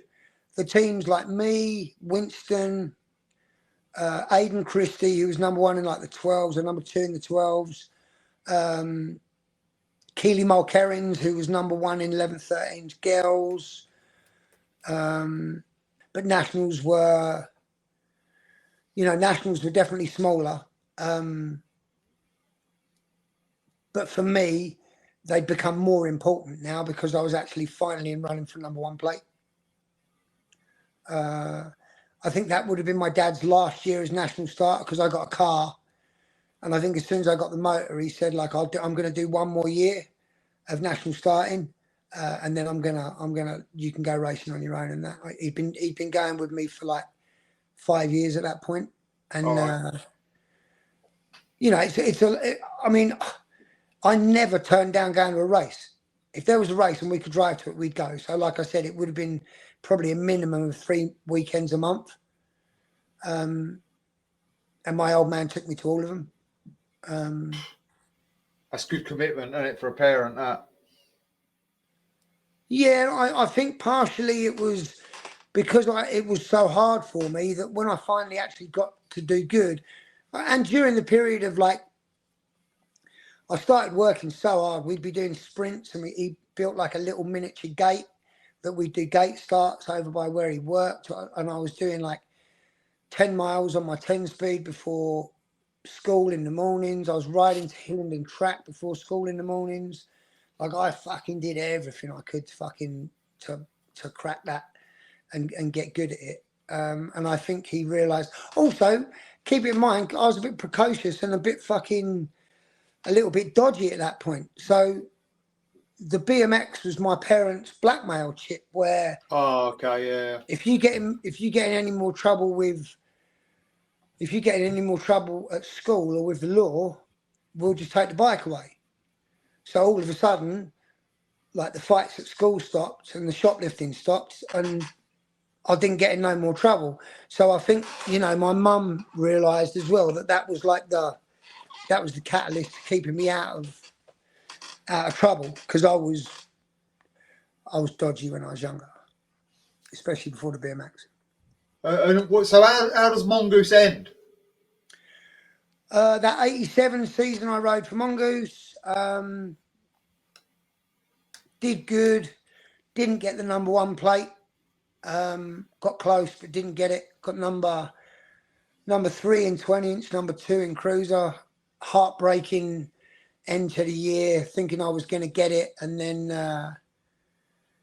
they had 3 Grand Nationals at the end of the year, and I just missed out. It was close between me and Clive, but eventually it ended up Robin Mason got number 1, Jonathan Owen got number 2, I got 3, and Clive got 4. And then Sue had told us that was going to be the last year.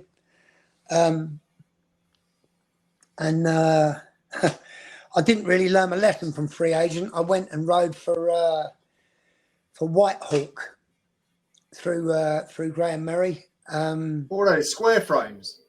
No, they were an English frame, a little bit like. No, the square frames are Hawk from America. Whitehawk was an English company, a little bit like Steve Wilson or Curtis or something like that. Don't remember him. I never even fucking got one. He gave me a knackered old CWZ frame to start with, and that was fucking pile of shit. And I ended up riding my Patterson, which I'd already rode most of the Amoco season on my Patterson with Amoco stickers, because the Mongoose had that super low bottom bracket. Oh, yeah. And I just kept smacking the pedals on the floor, coming out of corners. During the whole racing thing, it's... I learned so many life lessons during that time, but really, it's funny. Like I've said to people before, the main thing I got out of racing was, I spent so much time with my old man. Yeah. And I know that, especially during that period when you're a teenager, a lot of people's relationships with their parents, especially with their dads, can be a real rocky time as you become an adult. Yeah, for sure. But especially if you're doing something like BMX. Especially if you're doing something outcast, like. I got so lucky because of what I was like as a kid. I was a bit precocious and, like I said, a little bit of a shitbag. Up until about 11. A large part of the relationship with me and my dad was me having to be scared of him. Yeah. Like they needed that to fucking keep me under, just keep me under control. Like I got nicked a bunch of times when I was younger. I got in trouble at school all the time, fighting and that, and nicking. But as soon as the BMX come along, like I had that thing, and I knew if I got in trouble again, like that could all go away. And then spending all that time with my old man, like week in, week out, you know, we'd have to drive miles. We used to drive to nationals would be like Teesside, Exeter, Wigan, you know, Whitehaven, Scotland. So, you know, I'd be spending hours and hours and hours with my old man in the car, staying at hotels.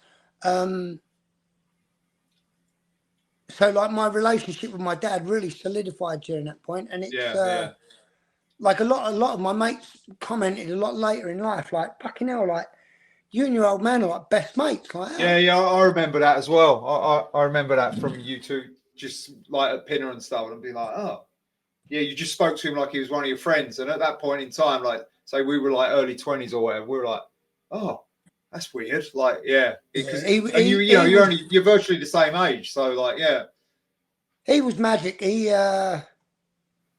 That's a good way of cracking it, you know. That's what I mean. Yeah, you know, you think everybody has that sort of thing until you realise that they don't. And my old man didn't really, he didn't really hold back with any like stories or advice or anything like that. Like, you know, so he told me about everything. He told me about, you know, birds and that when he was younger. He told me about like doing acid when acid first came around, and like, you know, I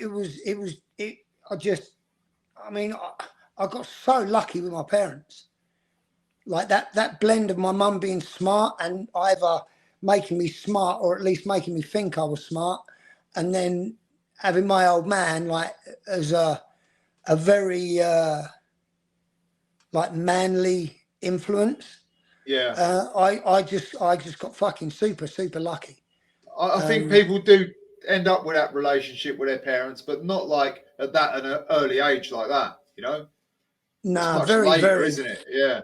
Yeah, but I got very lucky, and I spent so much time, you know, because I remember thinking like at that point I'd be focusing on race results and thinking, man, how can I be so unlucky?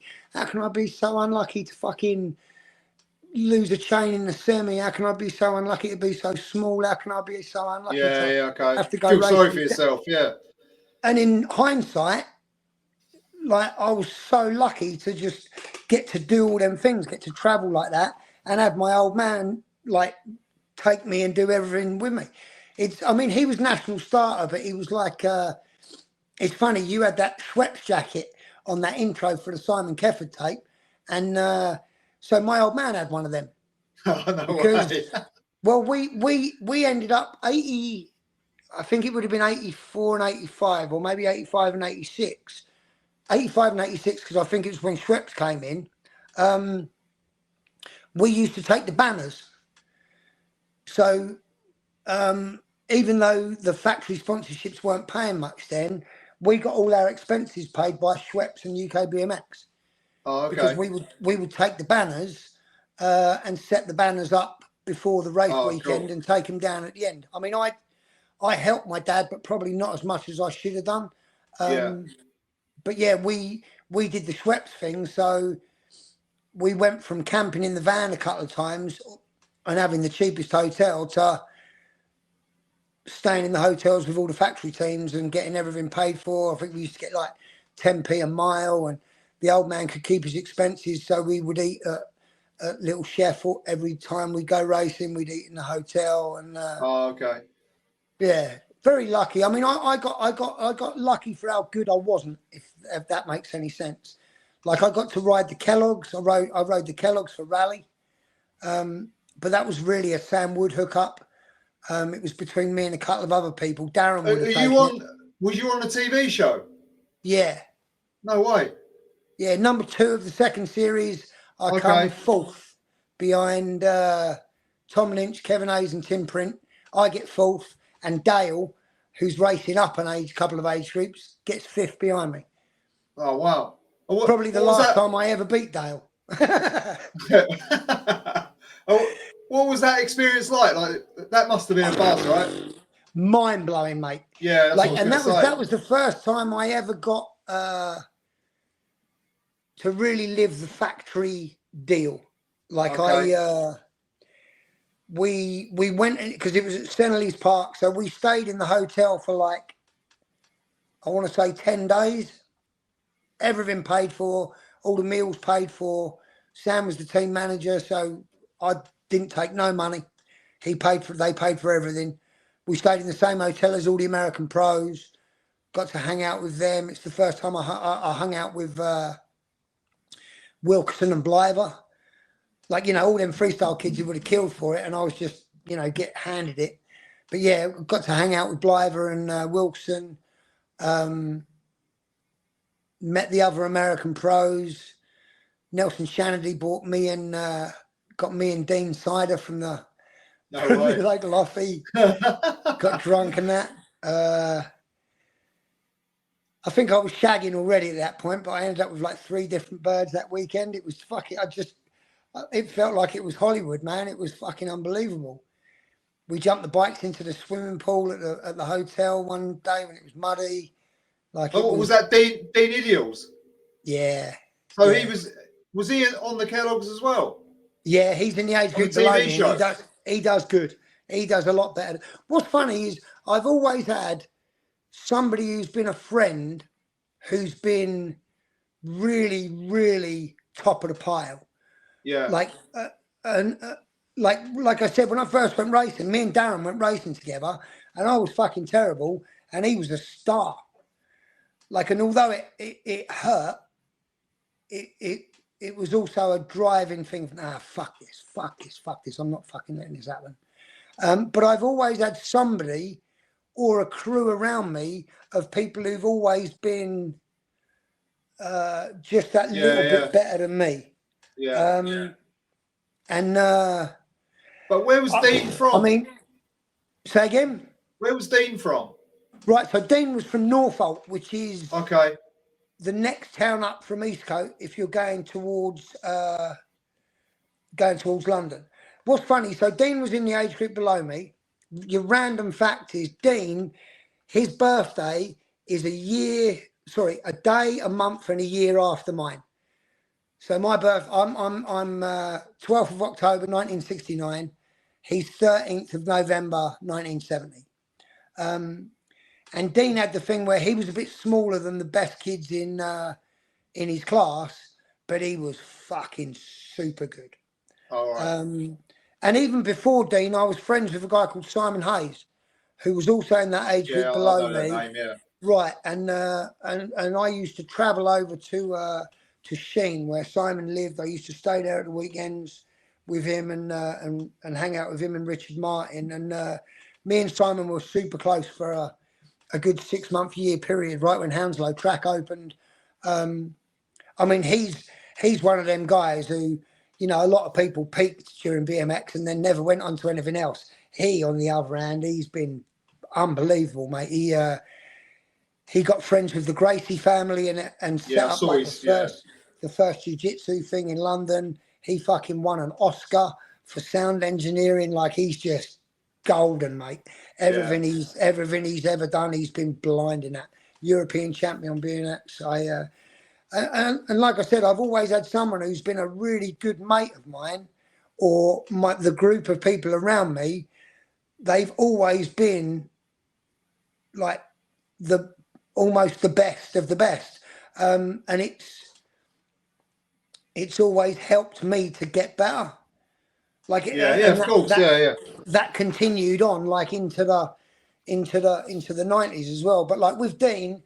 So Dean was super good. Me and Dean were both on rally together on the Kellogg's. He did a lot better than I did. I made the final in that second race, and then I got injured and didn't make another one. But yeah, me and Dean stayed close. He rode 87, started drifting out in 88. He got a bird over here in Florida. And then, I mean, what's funny with Dean is because I was still into it, I bought him a bike for his 40th birthday. I got him a Justin Inman Complete. He'd been out of it for a while, and I bought him one of them and sent it to Florida, and he got back into racing. Cool.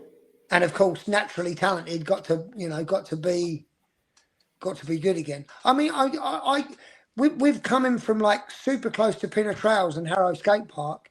I always had somewhere good to ride, and there was always somebody really, really good or better than me that I rode with. Dean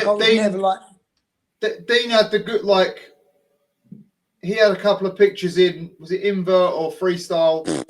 Dirt, like where the King of Dirts were on, right? A really nice Yeah, that's like picture. in 90 or 90, because he took a year off or so, and then I came to America. The first time I came to America and stayed here for 3 months, he just got back into it, and I got him a Mongoose Solution.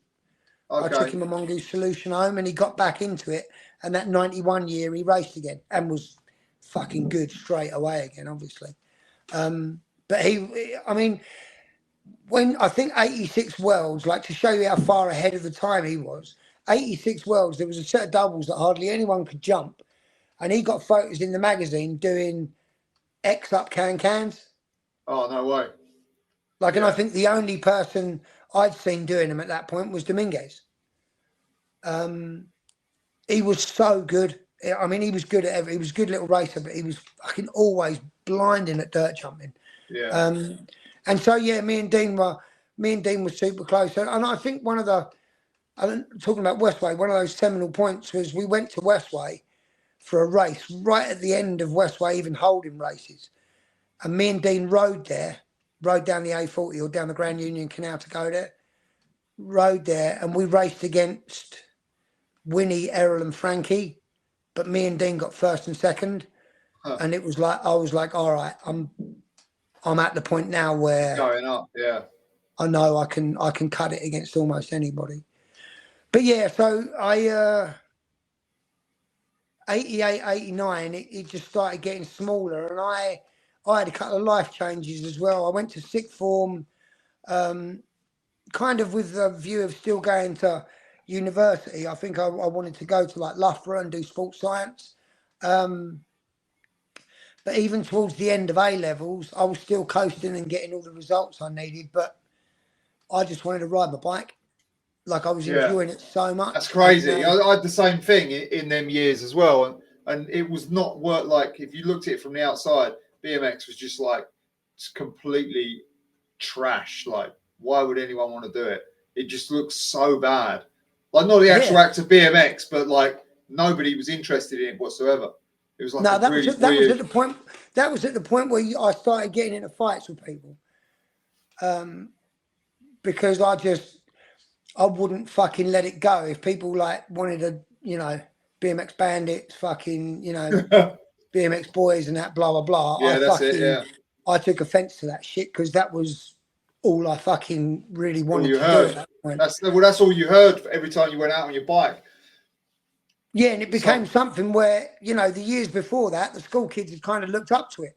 I'd be going all around England and Europe and doing my thing, and BMX was still on TV. And then all of a sudden, I was 17 and people were like, what the fuck are you doing that for? Yeah. And and they started going to pubs, and I've been going to pubs and that, but I disconnected with all them people because I never went out on Saturday nights, because Saturday daytime I'd be getting my bike ready, and Saturday night I'd go to bed early, because if I didn't go to bed early and then I did shit at the race on Sunday, the old man would be like, what the fuck are we doing? Yeah, okay. Why the fuck are we travelling our way out the country if you're just going to go out and get drunk the night before? So I never really got into that. I got a motor, I passed my driving test. And so, like, my dad did that last year in Nationals, but I was driving myself to some of the regional races and stuff in between. And then I did all the tests and that, and I got offers from university, but I pretty much knew I wasn't going to go. And right around the time of my A levels, or when my A levels were finished, I went to a bird's house I went to a party at a bird's house in Hamwell, and like that's I didn't girl for everyone from the US. Oh right, so yeah, girls. Sorry, a chick. Went to a chick's house, man. I went to a party at her house with Keith. It was on Keith Joseph, who was another BMX racer. It was on his estate, and in Hamwell, and I didn't go home for 18 months. Huh, no way. I went to the party. This bird was she was a working girl, and hooked up with her, and then just stayed there. And I mean, I went straight from living at my parents' house, paying no rent, straight into living at her house, and she just paid for everything. Well, she was older then, I guess, right? Yeah, I think she was like 22, 23 probably at that point. She had money coming in. Yeah. And I'd started smoking weed at that point as well. So, you know, she would buy the weed, the food, pay rent, everything. And I'd just go ride my bike a lot. No way. And Keith Joseph lived on the same estate. And he was really still into BMX racing. So was I. Bobby Hyde, who was Chris Hyde's brother, and Val Hyde, who still worked for the association, they lived like a quarter of a mile away. So I had people to go ride with, and they were both good as well. And yeah, just did that and moved in with her. And Who was left in the, like, who are the remaining figures that spring to mind in the race scene in this like 89, 1990 sort of desolate? Dale came through, was good. Neil Wood came through and was good. Neil went superclass early. Neil went on his 16th birthday, instantly started winning and became like #1 like racer. And then there was a little crew of friends. And what's funny is it was the people who'd, at the end of racing or at the end of practice on Saturdays, there was a little crew of us who just liked riding, who would jumps on the track or go riding, what I guess would be street riding, but going to the local town riding, because riding was better than all the other bollocks. So like Dylan, Chico, Geth was a bit in and out at that point. And you got to remember as well, all of us at that point, we're getting old enough to like go partying. The rave scene is blowing up in England, so there's that as well. But I just didn't want to stop going racing.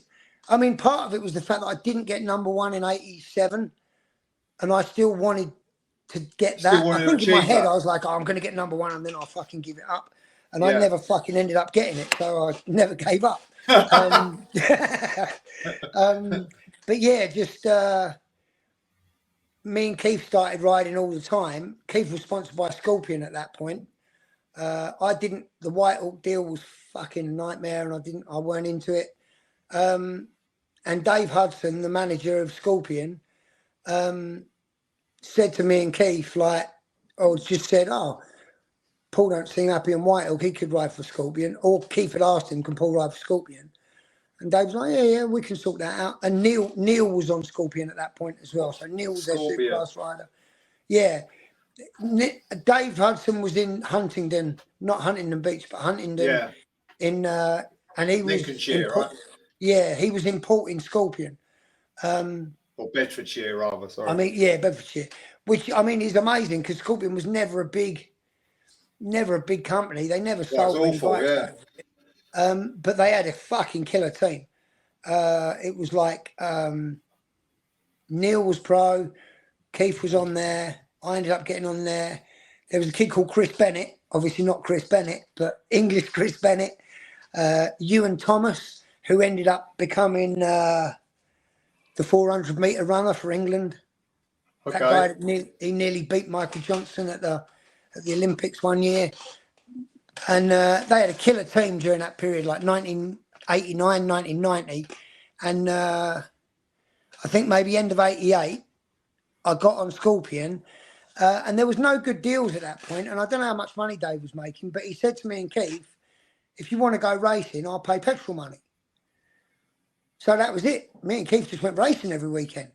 And like, there were so few races. We'd drive to Derby for like a club race in the middle of November. Yeah.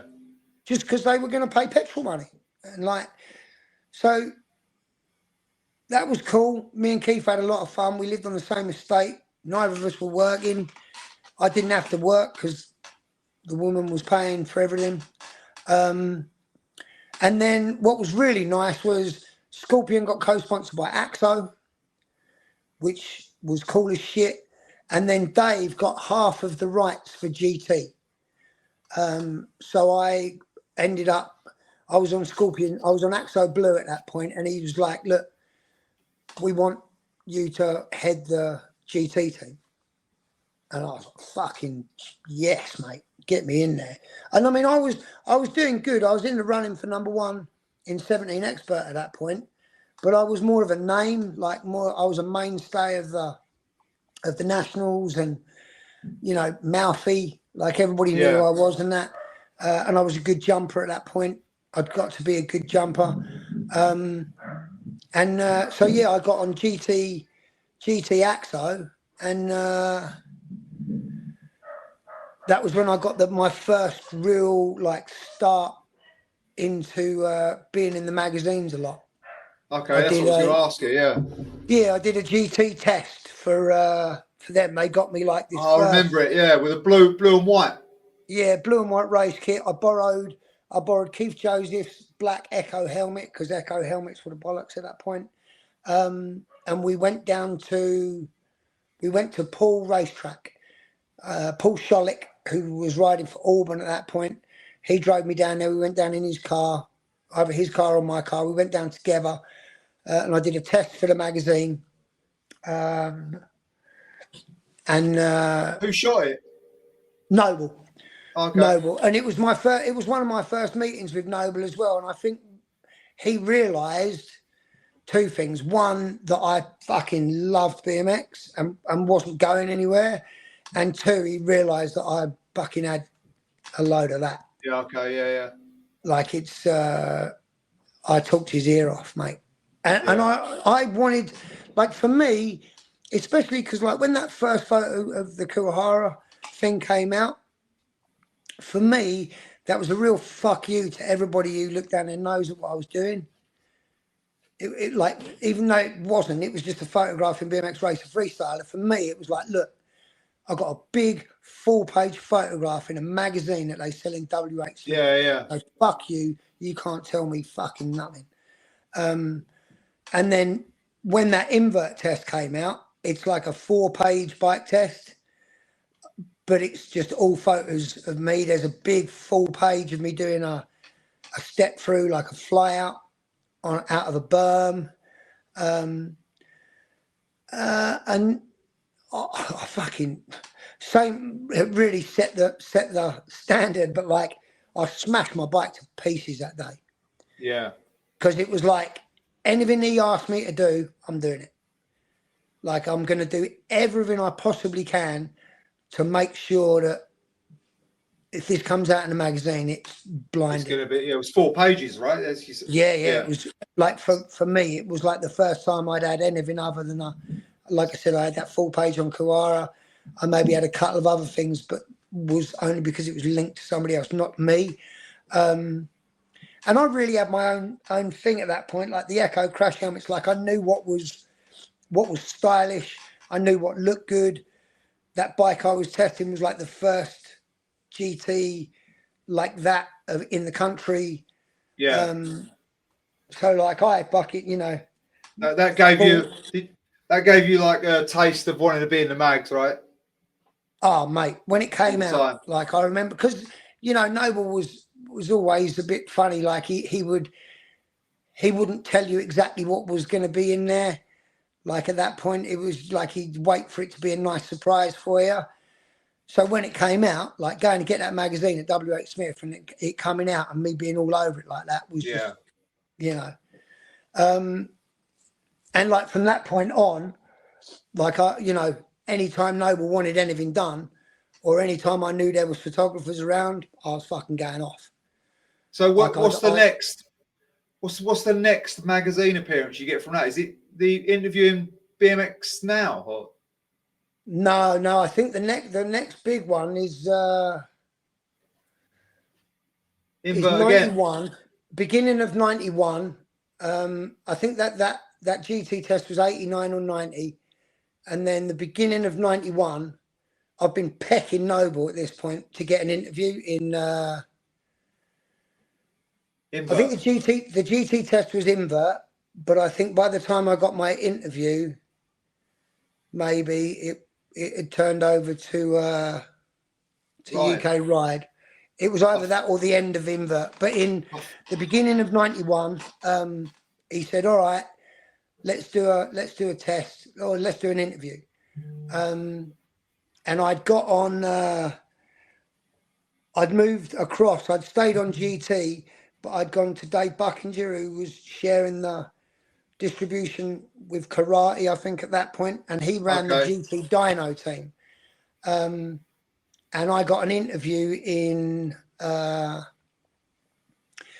don't know, man. Maybe it was still invert at that point. It was invert, I'm pretty sure. Yeah. Right. Ride was 92. It had Dylan on the cover on Titan, and I got this interview. And what's funny is I'd moved out of the girl's house in Hanwell and moved back in with my mum and dad. And right when I got the interview, I was going through this period where I'd stopped smoking, I'd stopped drinking. It was really a backlash to the fact that I'd not wasted the couple of years before that, but, you know, I'd really lived like a pretty hedonistic life outside of the racing, where I was just, you know, I was smoking weed a lot. I didn't have to do fuck all because the girl was paying for everything. I'd started doing courier in a little bit at the end of that. But yeah, so I was in a period where I was fully focused on BMX. I'd stopped smoking. I wasn't smoking weed. I wasn't drinking. I wasn't doing none of it. And my bike and kit was fucking blinding. I had dyno race gear, same as Volker. I was on a black GT. The black and white kit, wasn't it? Yeah, mate. And what's funny, I didn't, when he said it was going to be dyno and not GT, I remember thinking at the beginning, like, oh man. And then when the kit arrived and I put it all on, and it fucking looked really fucking good, and it was different from anything that had really happened at that point, I was really into it. So went down to Bournemouth to do the interview with Noble, and my grandma lived right over the back from Bournemouth track. I got amazingly lucky with where my parents and my grandparents lived. They lived super close to somewhere important, like somewhere good to ride. So went down there, and you know, I went down there thinking, right, I'm fucking gonna go off. And by this point, I'd learned to ride and jump a lot better, because I could do everything both ways because of the hips at Harrow. Okay. Like I could do all my opposite tricks because of 3-to-1. And I could do all my natural tricks the other way because they were natural. So it didn't really matter like where we went. I could do a bunch of stuff, and I could do look backs at that point. I think I'd just learnt knack-knacks. I could do tables in both directions. So we went to Bournemouth, and they had a step-up camel there where I think I'd assumed I was going to do all these tricks, and the wind was against you over it, and it fucked it up. And I was just like, oh, fuck me. But I started jumping it backwards, like as a step down, kind of, like coming over a berm and then into it and doing. But it was a slight left-hander. And even though I'm left foot forward, I'd learned all that stuff opposite at Harrow. So I just said to Noble, just fucking, you sit there, I'm going to do a bunch of shit. So I rode good. Like, I thought I rode good that day. I destroyed my bike again. Bent the seat post. I think it broke off at the end of the day. Bent the forks, bent the bars, just fucking hammered the bike. And then we did the interview. And I was in this fucking frame of mind. You know, I was probably verging on being as straight edge as you were at that point. Or as straight edge as you became. I was anti-drinking. I remember the quotes were good. Yeah. Oh, the quotes were like people had reaction to the quotes, didn't they? Big time. What was funny is I started doing really good at racing at that point as well. My racing had really come back into form. I still wanted to get the #1 plate at that point, so I'm still racing 17 Expert. I'm still fucking trying to win #1. And I've really come back into form. And the interview came out right before Bournemouth International in '91. And I remember getting to fucking, I think I'd seen it maybe that week. I'd seen the magazine. And I get to that race, and Dave Buckinger, the dyno manager, I see him, and I'm thinking he's just going to be like acting like I'm just the best thing since. Yeah. And he looks at me and he's like, I've had to take so much earache because of all that shit you talked. Like, no way. Fuck. That was the interview with I always liked the style of the race top over the hooded top. Yeah, that was. I think that's so good. Look, that looks so cool now. Looking at that, are you doing I don't know if that was a London thing or maybe an England thing, where because you raced in the winter, that was just a natural thing where you would have it. But I ran that style like me and living at Hanwell, like it was the style of baggy pants, like feelers, wearing feelers, like. All the brands that came in during that time. So everything me and Keith wore was baggy. So I think I had an XL race shirt at that point. So it just looked, it always looked good. We never tucked our shirts in. And yeah, that style of over the hoodie, because that interview shot in winter, I have that style in that interview. But the thing is, the good looking like jump where you're kind of like looking over the. Yeah, like the kick out and where I'm turning down the bars. Yeah, but I mean, we didn't even really talk about things being opposite or regular at that point. I could only do it because I rode Harrow and everybody went left to right over those hits, which is against my direction. But like, it's funny because I'm regular footed, but like that in that interview and in a lot of my magazine stuff, my opposite tables look better than my regular ones. Yeah. Like there's a big opposite table in there. There's it's not a turn down, it's a look back. And that's the one that they used in Go. I just, Bucking just said, like, I can't believe people have been pulling me up. But that interview just, that's all anybody talks about that weekend. That's one of them interviews that people like have a reaction to. So yeah, like you say, people talk about it. So that makes it bigger, doesn't it? As if you just had an interview that it was a blah blah blah blah blah blah and it was gone. Yeah. Like because it was some statement about. The thing was as well, it was, I weren't scared of fucking running my mouth. I didn't give a fuck. I'd got to the point where, like, because BMX had been small now, you couldn't tell me shit. Yeah, like I was BMX. I'm BMX fucking personified. You can't tell me shit.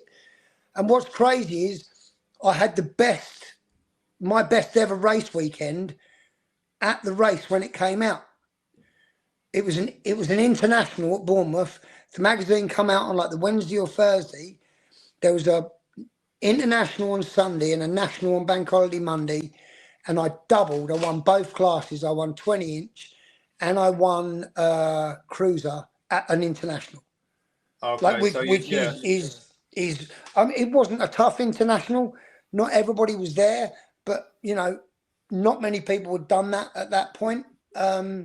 What's crazy is my grandparents, because they lived there, they came to watch and they saw all that. So I think they just thought I was miles better than I actually was. Okay. I think they thought I was fucking, amazing. But yeah, I doubled there. And then what was nice, the national on the Monday, I got second in cruiser behind Darren Jennings. I got third in 20-inch behind Rob Demon, who got second. But Dean won. And it was Dean's first national win since I bought him the Mongoose Solution and he'd come back. Oh, so no way. Me and Dean fucking, we dominated that weekend. We went down together and just absolutely fucking crushed it. Unfortunately, a couple of months later, I broke my back. Well, I went same year, yeah. A couple of months after that, we went to Norway for the Worlds. I crashed on a tabletop going into a corner. I think I jumped it and was going to land at an angle and I slid out. ended up in a sitting position, thinking, fuck. And right as I thought, fuck, some guy from like 7th or 8th came over the jump, like rode into the back of me where I was sat down, went over the handlebars and came down on the back of my neck and hinged me over. Oh, no way. And it crushed like one of my vertebrae on the inside. The 2 nodes that come off the side that go around your rib cage both popped off, and it crushed a vertebrae. And fucking weirdest feeling ever, mate. It's everything below it cramped up. Like my fucking, like imagine like everything cramping in your back and all your legs cramping. And fucking the track officials, they were trying to stand me up. Like, come on, you can get up and walk off. So they would pick me up, and any time my foot touched the floor, it was, I wasn't doing it, it was just pulling off the floor. So they had to lay me down, got stretchered off. Wow. And went to hospital and they took photographs or x-rays and told me you were broken your back. And me just, what the fuck? Had to call my mum and dad. Like, what's funny is me and my mum and dad all had a good relationship. And I hardly ever had I ever called my parents' house and my mum answered and I said, can I speak to dad? I didn't want to tell her. I wanted to tell dad because I knew by that point it was a stable fracture and I wasn't going to be paralysed. I think I knew by that point they told me it wasn't going to be paralysis. And so my mum picks up the phone. I'm like, hey, it's me. Can I speak to dad? And I just tell my mum, fuck. Yep. Dad comes on the phone. I tell him what's happened. And I think it took them 3 days, but they flew out just to check everything was okay. They stayed for a couple of days. I had to stay in hospital for another 4 or 5 days and then had to fly home. And I had to wear like a metal braced corset for 2 or 3 months. Wow. Yeah. So going from that interview coming out and then having like the best weekend of my career to them being not being able to do fuck all for a couple of months. What's funny is I'm fucking it instead of like reeling me in, it went the other way. I was so fucking livid and I felt okay after maybe 6 weeks. I still had to wear the metal brace corset, but like I'd go, oh shit, hang on. No worries. So I even though I wasn't telling my mum and dad, I was going out with Dean and taking a bike and riding it. When the doctor told me after 6 weeks, the doctor's like, we'll take another month off. I was like, fuck that. Fuck you, man. And so I was riding. I jumped slough doubles. They weren't as big as they got, but they were still big at that point. They were like as big as they were from that European jumping contest that me and Dylan are in. They were big. I was jumping that with the metal brace corset on. Dangerous.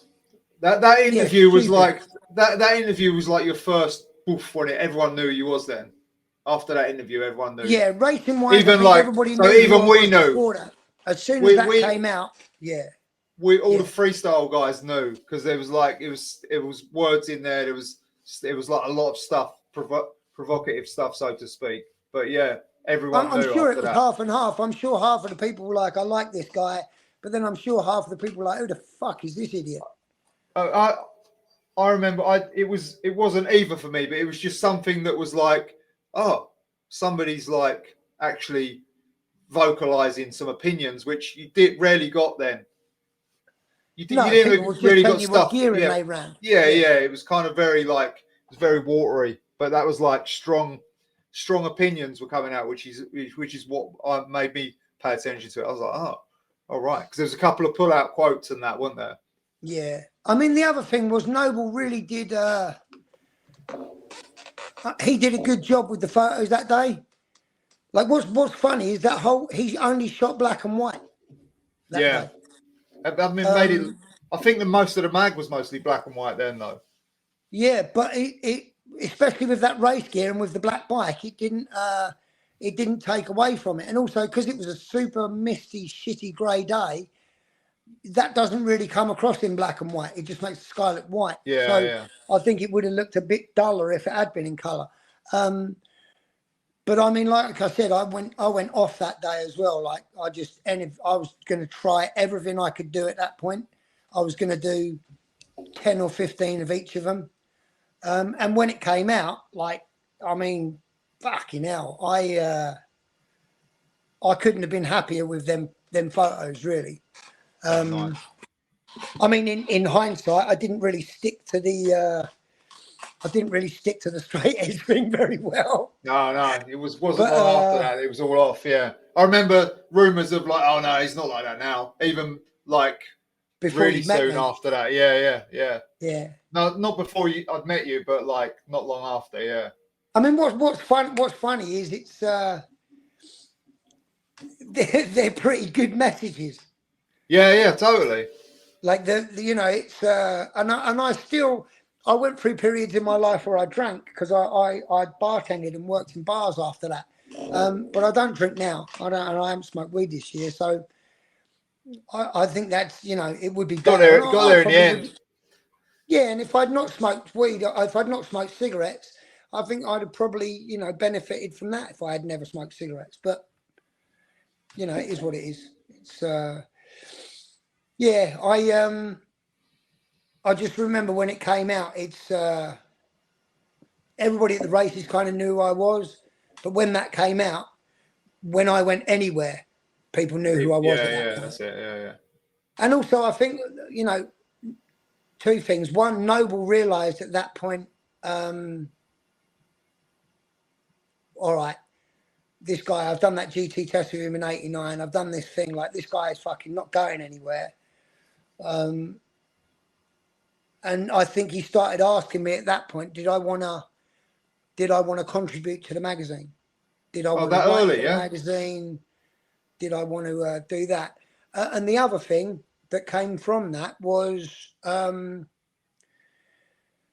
Noble was friends with the US guys at that point, who were doing Go. And much to my surprise, I ended up getting a one-page bio in Go. Okay, I didn't even realise. I thought that was done in America. No, it's Noble did it. And it's cool. One of the photos. It's the look-back photo from the interview that he sent to them. And it looks... What's funny is that photo and that style and that jump, like that looks the same. Like I look like I'm a US pro. That race gear, like the head-to-toe race gear and what I'm doing, it's... What's funny is, I think I've told you this before, but out of all my BMX experiences, one of the favourite things that ever happened to me was the first year I came to stay in California. I was going to stay at the POW house. I didn't end up staying there because I had dogs and I'm allergic. But the first time I walked in through the POW house, Alan Foster says to me, "Oh, I've got something you're going to like." And I was like, "Oh, yeah." I opened the front door and they used to, as you walked in, that first living area in the POW house, they had a thing called the Wall of Fame. And anybody who lived there or visited the house had like a full-page photograph from a magazine taped up. And there was like maybe 30 or 40 of them all taped up over the wall. And he's like, "Check this out." And I think mine was like in between like Gary Ellis and Brian Foster. Oh, no way. And like it was that one-page thing from Go.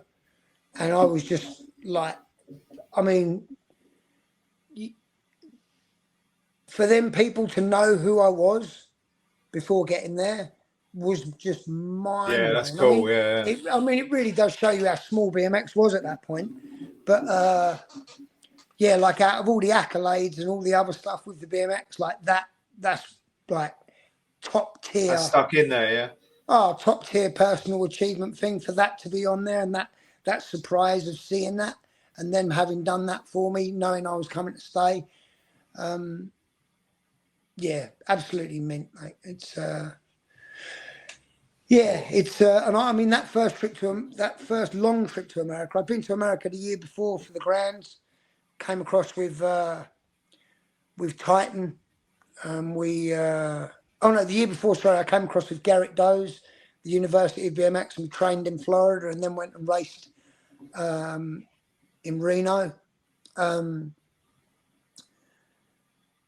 decided I wanted to go for 3 months, and I'd kind of sorted it out with Richard Bartlett that I was going to come and stay in California for 3 months. He'd stayed at my house and like, oh yeah, you can come and stay. And we'd organised to meet at the Grands, and then he was going to drive us back to California and stay there. So then I broke my back. But in my head, I'm like, oh, well, there you go. I'm a fucking professional. I'm going to go and do my rehab and I'm going to go to California. So it made that, instead of breaking my back and being like, oh, well, you're not going to go to California, I broke my back and was like, I'm definitely going to California. Yeah, okay. The irony was, we get to Oklahoma and the guy who's meant to pick us up and drive us to California and give us somewhere to stay, nowhere to be seen. And not answering any messages anymore. Who's that? Richard Bartlett. We get to Oklahoma for the Grands, and Richard Bartlett's not there. And not only is he not there, I can't get in contact with him. So now we're in Oklahoma. I think I'm going to stay in America. For my ticket to go home is 90 days later. We're stuck in Oklahoma, and with nowhere to stay. Like, we're fucked. And I mean, Dylan and Jamie at that point are looking into changing their flights and just going home. But there's no way I'm not getting derailed, man. If there's any way out of this, I'm going to do it. And I was friends with Todd. Todd Lyons had stayed at my house, I think, at that point as well. And I was friends with a couple of people. Like, I'd met Brian Foster in Norway before I broke my back. So we get to Oklahoma and we're kind of stranded there, don't even have a way of getting to California. And I know you've probably heard this story a couple of times before, but we're sitting in the hotel room one night and Brian says, Pistol Pete wants to talk to you. And I'm like, what the fuck does Pistol Pete want to talk to me about? So Pistol Pete comes to the hotel room and me and Dylan are there. And he's like, I've got a problem. I was like, yeah, fucking so do we. And he's like, yeah, I think our problems might cancel each other out. I'm like, what do you mean? And Pistol was in the running for #1 plate that year in America, #1 pro. And one of the prizes for getting #1 is a truck. You win a truck if you're #1 pro. And he's like, I don't want to drive the truck back to California. I've got a flight. I would just rather fly home. If I win it, right, you can jump in the truck and drive it home with Alan Foster. And we're like, really? So yeah, we can get you there. You don't even need to get a flight. I'll pay the gas and you can just drive home. So 2 days later, he wins all 3 pro mains, wins the #1 plate, and gives us the truck to drive from Oklahoma to back to California. So my first entrance into California is shotgun to Alan Foster, driving in this ABA #1 Pro BMX, presented to Pistol Pete Lukavich. We drive into California in that thing. And yeah, that got us to Cali. The original plan was going to stay at the POW house. When we get there, we realised that like there's 12 people at the house already. And if you can imagine what a house with 12 BMX dudes staying in looks like. And they've got dogs. Me and Dylan are both allergic to dogs. And Jamie Staff is, he's not going to stay there. He was only, I think Dylan was 16 and Jamie was 17 or 18 at that point. I'd have been 21. So we could have stayed there on the couch, but I wouldn't have made it. I'm allergic to dogs. I wouldn't have made it. Yeah. So Robin Morales says that Jamie and Dylan can go and stay with him. you know, he's friends with, or he knows like Martin and Stephen Murray's mum and dad, who are the Titan team manager. So he says, yeah, I can take Jamie and Dylan, but I can't take Paul. So I still don't have somewhere to stay, but Todd Lyons says you can pay a bit of rent, you can stay on the couch at my house, which was like a 2-minute ride from the POW house in Westminster. And even though I was on the couch, much nicer than the POW house. And I stayed there for the first 3 months that I stayed here, that first long trip, I stayed there. And even though I came here to train for racing, and I was going to gate practice at Orange and Coal Canyon and doing sprints and doing a billion sit-ups with this special sit-up machine so I wouldn't hurt my back. Sheep Hills had just been built. They just stopped riding at the Magnolia Trails because everyone was getting staph infections from crashing there. Okay. So they'd started digging at sheep. And when I got there, there was a set of doubles, a turn, and then a set of doubles with 2 landings. So you could kind of transfer to the right or go straight into another berm. So 2 berms and 2 sets of doubles. And I'd saved up enough money to live, you know, admittedly live on a budget, but live and not work for the 3 months I was here. And so I did that. I came here, I rode sheep almost every day. Went to gate practice at Orange and Coal Canyon 2 times each a week. And did that. And that was the first time I'd been, you know, I'd been jumping at Hayden Hall and Harrow Skate Park and Hounslow BMX track. And they're like trails, right? Like they're trail-y jumps, I guess, at Sheep Hills, right? Yeah, they're more like, they're less like a race thing. And they're like a lip and a landing. And what was funny, that the second set that went into this corner had like an extended landing. So you could either jump it straight or you could jump to the right and transfer to the outside of the landing. Okay. And I rode that 2 sets of doubles and them 2 turns 4 or 5 hours a day. Did they link up or they were separate? Yeah. So it was doubles, right-hander, doubles, left-hander. And that was it. Was there pedaling space between the... No, you could pedal before the second set, but once I realised what was going on, I was just coasting. Okay. Who else was riding there? The POWs. So the POWs at that point would have been the people I rode the most with were Jay Lonergan and Chris Sales. Cool. Rode with them all the time, and they were really. What's funny, Sal's becoming a teacher. Out of all of the people there, like everybody else just let us get on and do our own thing because they'd had visitors and, you know, whatever, people are on holiday. But it was like, you know, Chris fucking took us to Albertsons like the first time, took us to a store, told us what food was cheap, how to buy cheaply, how to live, what you could cook easily in the microwave. Yeah, because I mean, I you know, I'd live with my mum and dad, and then I went and lived with that lady, like, so I didn't really have many life skills. Different country point. As well, like. Yeah, like, and also Jamie and Dylan, they went to live with Robbie out in Riverside. So I was solo. I was as solo as it gets. I was on the couch at Todd and Darren's. Darren was at college. Darren Mitchell was at college. Todd was doing his thing. He was working at GT a little bit, I think, at that point. So I was solo almost all the time. Bill Grad, who was the ODI manager, he would take me to Orange and Coal Canyon in the evenings because they would have evening races. It was still pretty popular over. I mean, even though it was the dead years, it was still California. Still bigger than here, yeah. Right. So they would have nightly race meetings. Like I think Monday, Wednesday, Friday was Orange, Tuesday and Thursday was Coal Canyon. And Bill Grad, who didn't really have anybody sponsored by ODI in that area who he was hanging out with, he just took me to them gate practices. Okay. So I would go there, do gate practice 3 or 4 hours a night and ride sheep in the day. Who built sheep? Who started? Not who built it. Who started them two first doubles?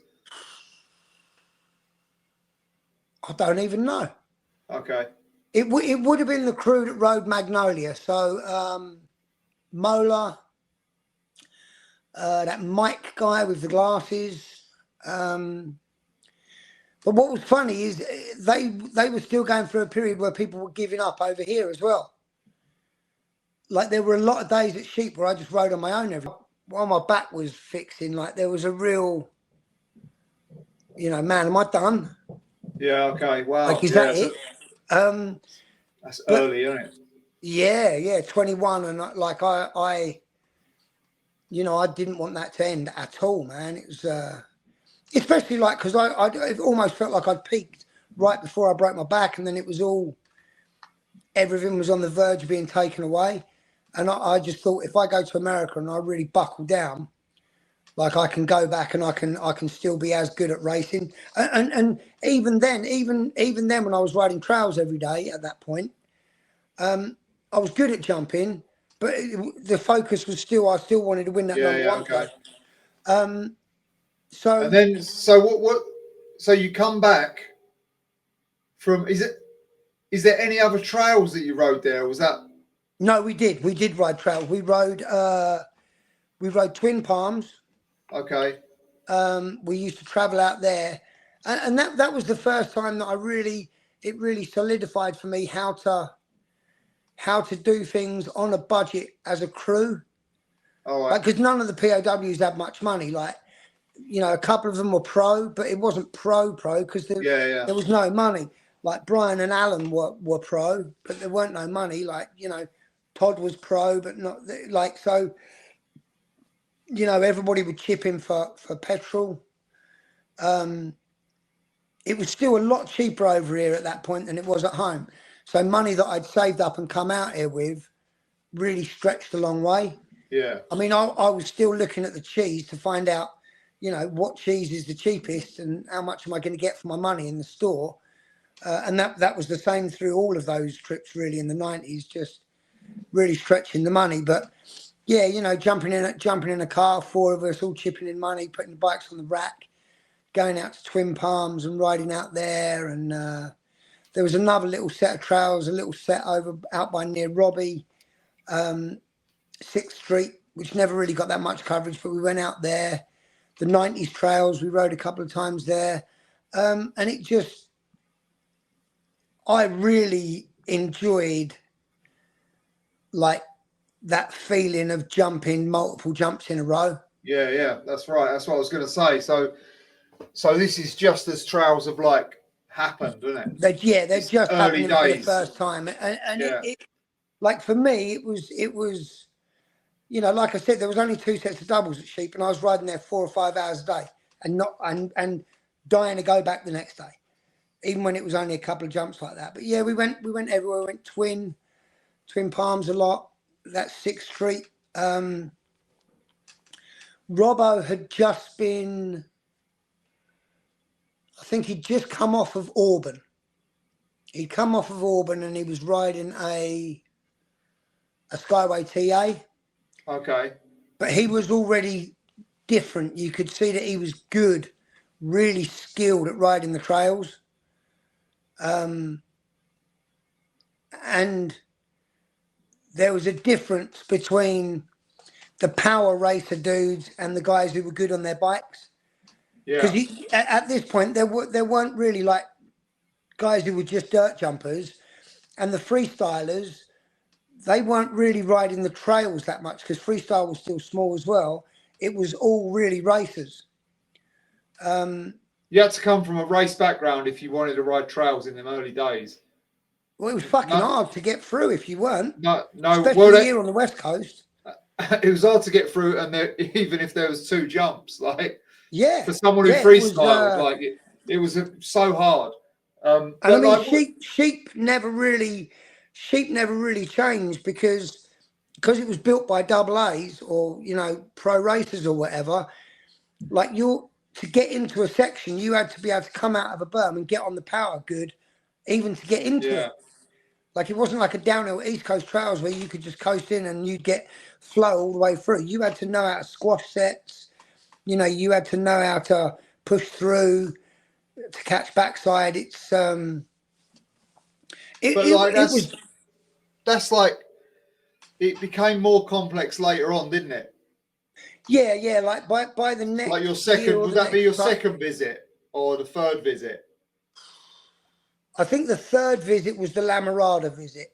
I think the second visit was where I stayed on the couch with Over and Mola, and Neil had started coming with me at that point. Neil had moved down to Neil Wood had moved down to London, split up with his bird, came and lived with me in Milford Hills. I was working as a courier at that point, and he started coming over as well. And that was when like the trails were really getting into multiple sections, like, you know, 6s, 8s, 10s, and you had to be good. Like Sheep, every time I came back, Sheep had another 10 jumps there. And I just, I was doing good at racing and really focused on the racing, but I really, like, that was the thing. And also, you know, within that jumping scene in England, I'd become like one of the riders who were the standard. Known more for jumping, yeah. Yeah, and I could do all the tricks, like the latest tricks that would come out. I could do them, and so I just. So what about, like, how did you end up getting doing cycle couriering? So you come back from the US, I guess, in that second time, and then you get into cycle couriering. No, I got into cycle couriering a bit earlier than that, like right before I moved out from the girls' house. Because that's where I met you, right? Remember? Yeah, but I'd been doing it a couple of years, I think, at that point. That was 93, I think. So I think I would have started cycle couriering in 91 before the invert interview. I think that's when I started doing it. I started doing it at Paddington, a company called Heaven Sent. Maybe that was 92 then that I met you then first. Yeah, because it was run by a guy called Greg Hoy, who was like one of the pioneering, very good riders from West End, which is a big courier company. It was a big courier company. But he loved that I did BMX. So he let me clock in and clock out and come and go as I pleased. He even came to some races to watch me and Dean. Dean worked as a courier for a little bit as well. So I know it was before that because I've got photographs of me from Hounslow on Dyno, that 91 year, where Greg Hoy, the boss of that company, is in the crowd. Oh, no way. But he was awesome, mate. He facilitated a lot of that stuff. I was a good courier as well because I was fast.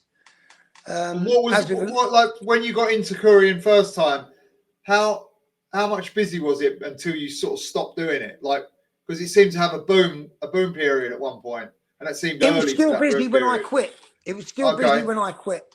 It wasn't as busy at the beginning, I don't think. And also because I was good and because I had good memory, I ended up doing controlling. I worked as a controller at Heaven Sent, but then I also worked I almost had a legit spell where I worked as a controller at a big company called Express down in Elephant and Castle, run by a couple of gangsters. And I did that. I had to wear a suit and fucking I was in charge of vans delivery, and it was fucking good money. But that took away from the BMX as well. They were strict about when you worked, you couldn't take no time off. Didn't really fit in with what I was doing. So I went back out on the road with Heaven Sent had reset up their company somewhere else in Isle of Dogs. I went back and helped Greg out there. I mean, what's funny, you did the courier as well. So your knowledge of it is a bit different from other people. But it's. I mean, I did it for the first year and a half. I did it on my BMX. And I was riding into work a lot of that time. That's unreal. That's like that. Yeah, that's not even, I can't even imagine doing that. I did it a few times. I'd ride down the the Grand BMX, Union Canal in the mornings, or on the A40 in the winter. I'd ride into town, like the 12 miles into town. I'd clock in as soon as I got to the Marylebone Road, and call on. And but in my head, it worked perfectly because I still wanted to be a good training racer. Almost, yeah. So I'm thinking, like, no one's training like I am. I'm doing it for a bit of money to pay my mum and dad some rent money and whatever. But no one's doing nobody's doing 40 miles a day like I am. In the end, I ended up doing it on a mountain bike. I did it on a Kona, same as you, for a while. But you just learn, like, the difference between doing it on a BMX and then doing it on a mountain bike with, long mud guards in the winter. It makes such a difference. Like, and as you become more professional at something, but it's I mean, you and me have a perspective because we've done it, but it's like that's by a mile, that's the most dangerous thing I think I've ever done in my life. Same. Like, I've never had another job where people I fucking worked with didn't come home from work. So I first met you you were on the BMX couriering, I think. Yeah, I was still on the BMX couriering. I would have still had, I think I would have had Vision Streetwear stuff on because I just got sponsored by them on the... Yeah. It wasn't long after that interview, I don't think. Right, and I think or the BMX right now. It might have been where that documentary, yeah, that's it. Right, so I'd come back. I was all Vision Streetwear up. It was funny. It's the only 2 years where I didn't either represent Vans or wear Vans. And in hindsight, I wish in a way that I'd wore Vans during that period, because that would have been Vans start to finish. But one of the trips here, Vans weren't doing much. Vans Europe wasn't set up, and I got offered that Vision sponsorship. And it wasn't money, but it was more clothes than I'd ever owned before. So I took that.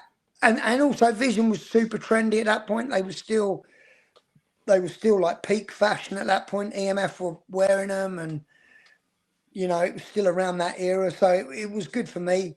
But that would have been around that period. So probably after the second trip. So I think I came here in 91, the winter at the end of 91, beginning of 92. I think I then did the next year, missed a year, and then did another year. So like 3 years out of 4, I was here for the winter, and then back home for 9 months. And that was when I met you the first time. So you were, you would have still had long hair, the blue hat, and was still smoking B&H at that point. That's it. Yeah. I don't think you were on the red line. I think you was already on a GT at that point. I was on a GT Performer. I don't think I was smoking actually at that point. I think I'd quit. I don't know, because we were both on GTs. No, I had a Performer. Yeah, that was the last one I had. I can't remember where we were going. We might have been going record shopping or something. I was just at work. I was on a call and riding down New Oxford Street, probably. Yeah, I remember. Yeah. But I knew who you were from that ride interview. And I remember we're going Harrow at the weekend. You're like, yeah, so am I. And we met you at Harrow like a few days later.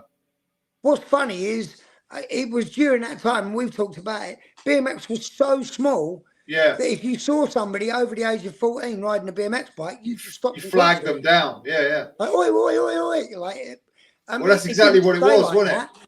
It didn't stay like that when it blew back up again, but it's... at that point, it was so fucking small. Yeah. It was so small. I mean, not in my mind, it wasn't. But in reality, it was. It didn't even really feel like anybody knew was getting into it at that point. No, well, that's one of the things I always remember you saying. Yeah, this year, man, it's coming back, and I'd always be like. Every sort of January or something, you'd say the same thing for about 3 or 4 times.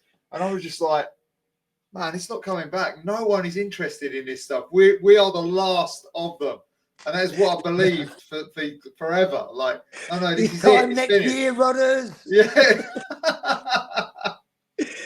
Now, I always thought, I mean, probably because my perception of it, I could see that it was getting better. That's the thing. The other thing is, it was coming back. I was like already saying, there's no way, like this is not happening. But it actually, from looking back now, you could tell, you know, this is 94, 95. It was already coming back, but I couldn't even see it. Yeah. I realised, and maybe because it came back in America a year or two before it came back in England. Like I could see the things in America where the magazines were pushing new stuff. The riders like, you know, Hoffman, Chris Mola, they were pushing things in much, everything was getting bigger and better. Characteristics as well. Like it was visually, it was looking better, and it had a comedy element to it, and it was like a bit smart, you know, like grungy. I think it was good as well at that point, because before anybody else started riding again, it was only the people who'd hung on. So everybody who was riding had gone through, had seen the boom and just hung on, knowing A, how good it could be, and B, were witnessing how good it was getting. How good it was, yeah. By 92 and 93, it was amazing. I mean, and for me, I there's no reason to quit. Yeah, I say this all the time, but it's like a lot of the times in my life where I've had the most fun and the best times are also the times where I had no money. Yeah. And there was nothing going on. With what I was doing was so small. But I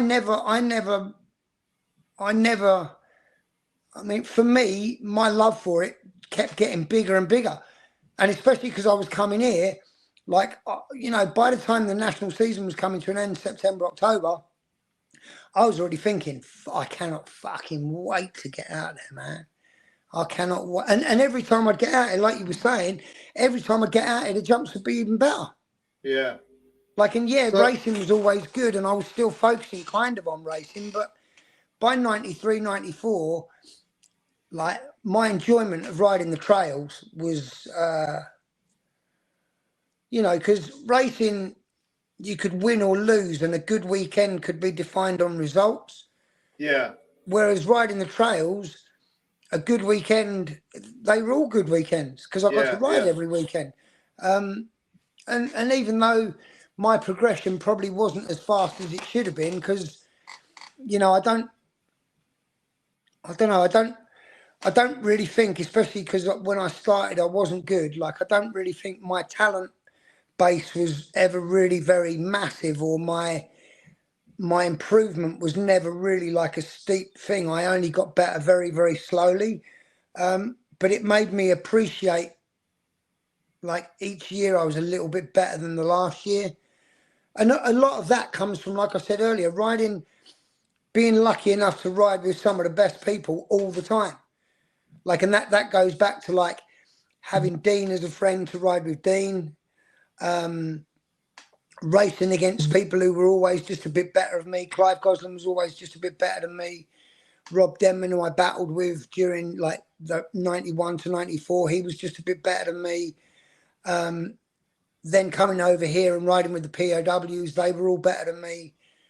Even going into, like, the union phase, where riding with Stuart and Jerry and you and Martin and Adam, like, everybody was just, everyone was so good that it just helped me and dragged my standard up.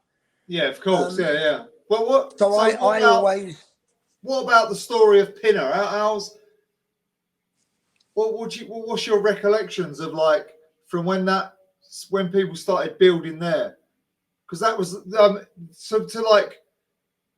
I think that was the first, you know, obviously not the first time that people started building there, but after a few years, that was the first legit trail spot in the UK. But, like, how did it get to that point? Right. So I think what happened is, like I said, I came back from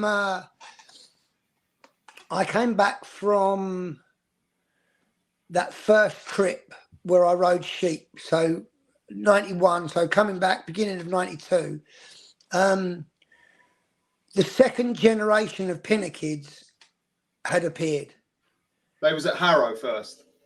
Yeah, but it was kids who went to the same school as me and Adam. Okay.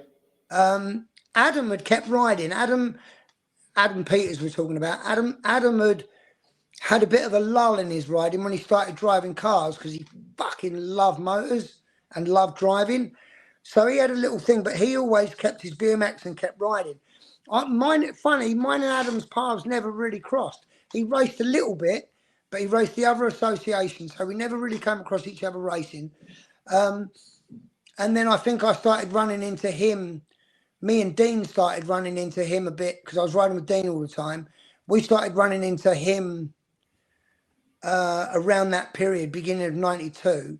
And then that was around the time, I think, when Scott Stevens, Birdman, Martin Orme, and Elliot McGrath, they all went to the same school as me and Adam. They went to Hayden, which is just up the street from Pinner Trails. They started appearing, and there started being a scene at Hayden Hall again, where I could go to Hayden Hall and there'd be kids. I mean, I'd always gone down there, even before I'd moved out of home. I would bunk off school a little bit when I was in sixth form, and there would be a couple of kids there. There was a kid called Adrian who was there, who's like almost a young kid from the first boom who kind of kept riding a bit. He had like a black Kuwahara Nova. He was still there. It was almost dead, but then that second wave of Pinner locals, or whoever, what you would think of as Pinner locals, they were there. And I realised then that like there were doubles and stuff. No, there wasn't doubles at first. No. There was still the fly out on the left, but I'd realised that there were doubles and trails and how you could. Okay. You know, even though I probably didn't dig much of it. Yeah, you was known for not being a bit shovel shy, but the first incarnation that I remember was, I think, Adam stealing the metal ramp. Yeah, it stole a metal ramp from the local skate park and they dug it into that mound and made a tabletop. Yeah, and you guys had started coming down at that point. That's right, yeah.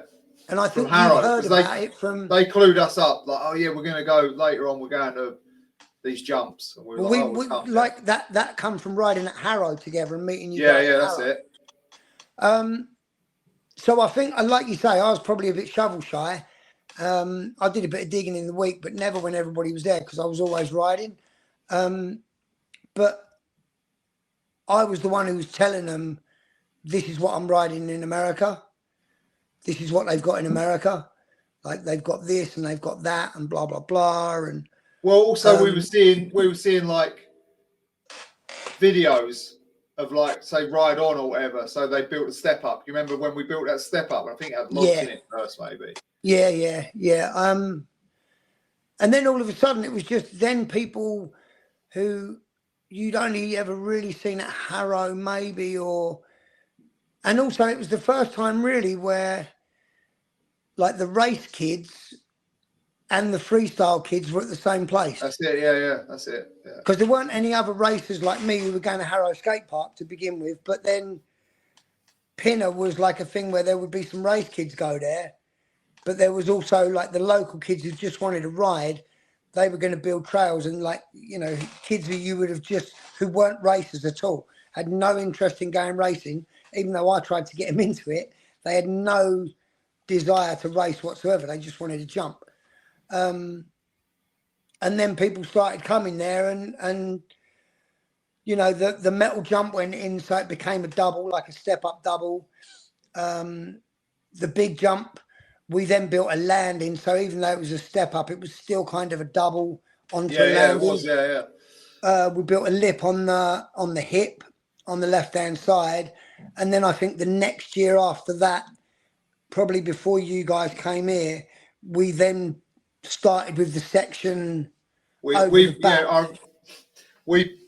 so before that section over the back with the logs, we had seen trails. Do you remember this? And we tried to build like, there's So if we land the step up, which is the worst landing, flat landing, and then we built another double after that, and then like seriously a double after that was like this long into a berm, and then the logs were after that. The logs were fucking terrible. They were dangerous, but you couldn't. The jumps were maybe 5 feet long after the step up. One double was 5 foot or something. You couldn't clear it from rolling from the step up. What's funny as well is people so slow. People don't understand the dirt at Pinner was the worst to dig with. I mean, the dirt wasn't worse than our trail building at that point in time. No, good point. Our trail building was just as bad at least. When we'd only seen it on video, I'd be like, oh, it looks something like that. And then I remember Neil Wood came one day and he's like, what the fuck's this? And he's just like, we were like, what do you mean? Look it's awesome. They're in a row. Like, yeah. So it wasn't until the next year that we actually got the trails. Well, I think trails. I'm not sure if you guys had come here. Yeah, we did. But I don't know if that section around the back got good after you lot had come in. When we got back, yeah, it was. So we figured out that, because remember that the section around the bottom was just rollers first that you could jump, like 9th Street. We'd seen 9th Street and we figured out, that's how you do it. And they were small, and it wasn't until we got back. But in between time, you filmed a video part for Unlock Your BMX. Yeah. And you had that poster. That was before they got real as well. Steve Levy. Yeah, I having been out here and seen what was possible and what was doable, I think I knew. I mean, I don't know. Video was just becoming a thing. Like videos and having a video section was just becoming a thing. Obviously, I was still at that point.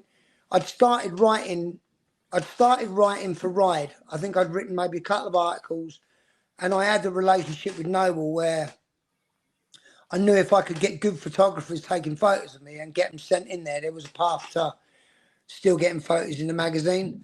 And I'd written a couple of articles, race articles for Noble as well. So I still had that relationship. And then Unlock Your BMX was like, I don't know if it was Mark Richards' 3rd or 4th video. Maybe 4th. I'm going 3rd, maybe. I think Angus might have made Bottle Alley or something. Might have been the, if you include that, which was right. Well, roughly. My dad had got a video camera as well, and I had friends at races who had video cameras, so I knew that there was a chance to get video sections, but it was hard to get anybody to film. Like you know, you needed somebody who was involved in the making of a video to come and film. But I think around that time I started collecting some footage. I collected a couple, like there's a 360 from Austria where during the jumping demonstration, I fucking somehow 360 a massive set of doubles, which I had no business trying to do at that point, I think. But we were jumping all the time at Pinner at that point. So we were all there. Like lots of us were going there all the time. And I'd got into, I think I'd entered one of the backyards before then. I think the year that Stuart won, the second year, the first year I didn't ride it. The year that Fuzzy and Cannon were there, I didn't ride. I did jump the chasm, but I jumped it the week after. It was, yeah, that's right. It was a race the week after, yeah. Yeah, there was a race, and we went there, and I don't even think I'd heard about, or maybe they'd said Fuzzy jumped it the week before, but there was like 3 or 4 of us who jumped it. Tom was there, Tom Lynch was there, he jumped it, I jumped it. I think Keith Dooley jumped it, Clive probably jumped it. And then the year after, the Mola year. Yeah, you was at that one, yeah. You jumped the chasm on that year. What's funny is you and me shared a fucking hilarious moment. So on the Friday, Chris had already jumped it, but I think we got there, or I definitely got there after he jumped it. I don't know if you got there before me. I was there when I watched him do that because right. So you got there just before me because I got there and didn't see him jump it. But I remember standing with you next to the takeoff and saying to you, "I'm going to jump that tomorrow," and you just being like, "Fuck off!" Like I won't ever forget. It's well, this is after the fact that we got there, looked at that jump and went, no one can clear that. It was like, there's no way anyone's going to be able to jump that. And Chris came in the van, rolled his bike up the lip a few times, came down the hill and just went buff. Probably the best jump of the whole time anyone jumped that. He just went into the landing. We were like... What's funny about that, the winter before that, I came out here, and it was the year that they built Dover, the cliff jump. And doubles had been slowly getting bigger at that point. But that cliff jump at Dover was like just a massive, play on words, a massive step up from what people had been doing before then. Like it was also a massive step up.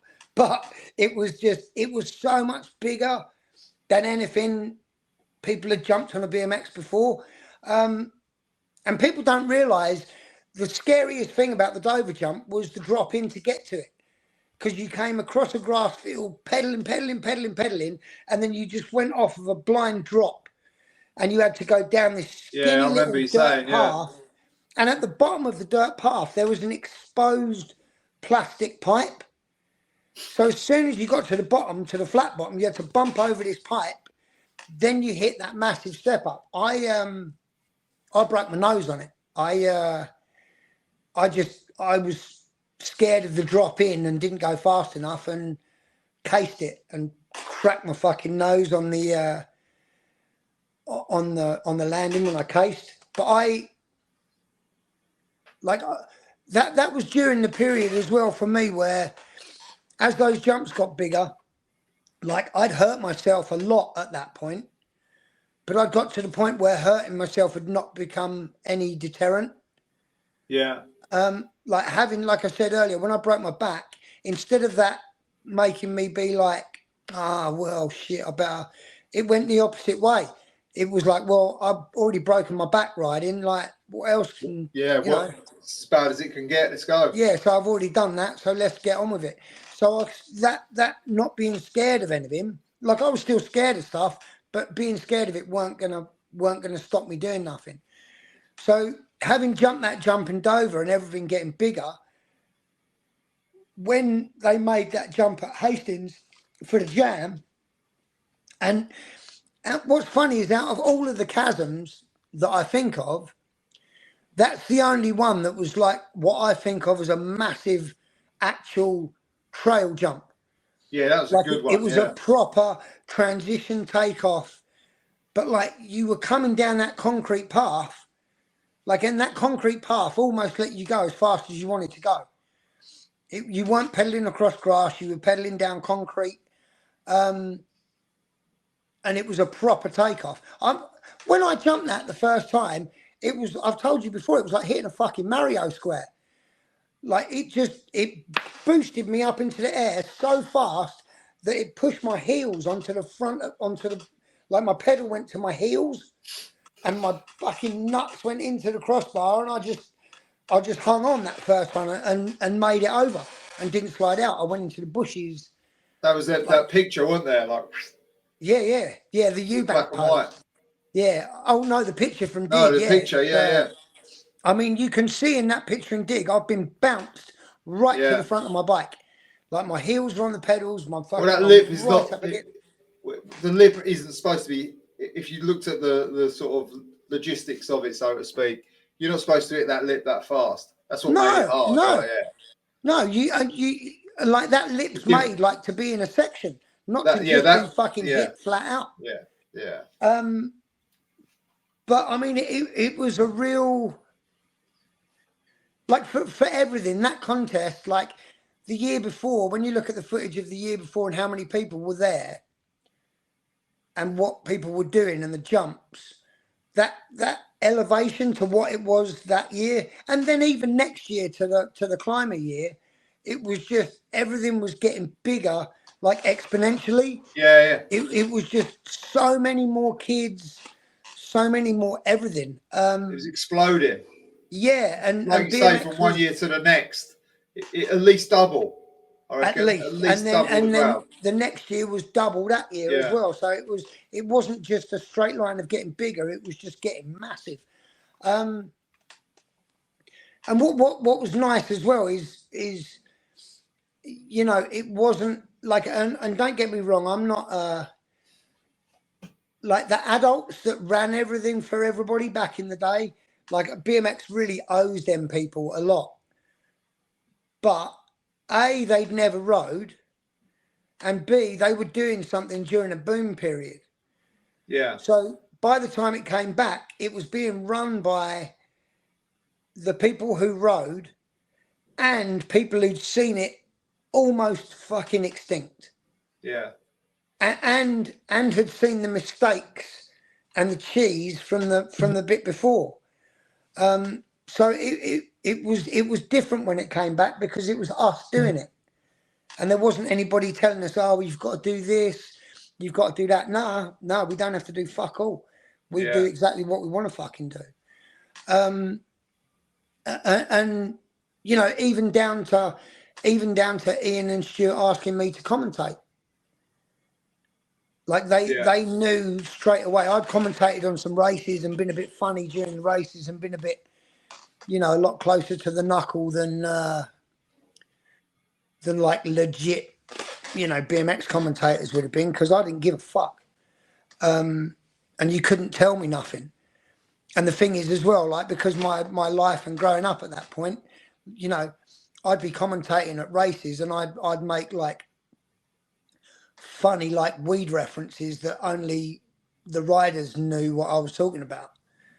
You know, I'd be like saying that somebody got an 8th in one of their races and they'd go home £25 luckier, you know, like like, so the kids liked it, but the adults liked it because fucking I knew what I was talking about. Was and that also there was what was the first backyard jam, the first time you commentated on freestyle? I don't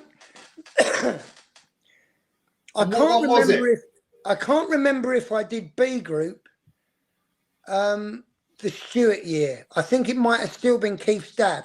So Paddy Dooley, Keith's dad, was a race announcer, and I think he might have done. No, you did Stewart year.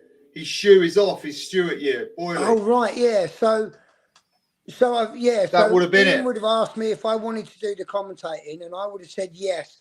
But I rode A group as well. Yeah, okay. Because I think I got like 5th or 6th, maybe that year. And me and Chris both jumped the fence that year. Okay. So, because the Stewart winning year was the motor year, right? Yeah, that's right. Yeah. Right. So yeah, me and Chris both did. One of our jumps were, instead of taking it over that tabletop, we both crossed over onto the first straight and jumped off that jump that became. Yeah. I know the one. Right. We jumped over the fence. Yeah. Both of us did that as one of our jumps. So I would have commentated on B group and C group. And then maybe Paddy Dooley or Ian or somebody might have commentated on A group while I rode. Paddy Dooley. It definitely would have been Ian. And I mean, I'm pretty sure I wasn't riding and then going on the microphone and then saying, oh, hang on, and then riding again. I mean, I might have fucking wouldn't have put it past you. I'm pretty sure they had somebody else. Because most of the times I rode, I think I rode another one. I rode one of the later ones at the field, and Hoffman and Mola commentated. Yeah, that's right, yeah. But I think I chopped myself in half at some point on a 360 and just went and joined them on the microphone. So yeah, I commentated on that one, and then The climber year, the next year, I think I did the same thing because I think I rode. Yeah, I did ride because that would have been 94, maybe power. Yeah, that was the good picture of you doing the like right, table yeah, to vomit the So other I'm on day. power light, and I think that's the year I did the no-handed landing and then run into the crowd. Yeah, that's it. And I jumped the chasm that year, and then the year after that maybe was I had a broken arm. So the last year at the track, there's a picture of me and Dale stood on the commentary tower, but I've got my arm in a cast. So I think that second year when Fids won, I don't commentate. I don't ride. I think I'm broken off. I think I've got a cast on my arm at that point. And by that point as well, I was getting to the point there where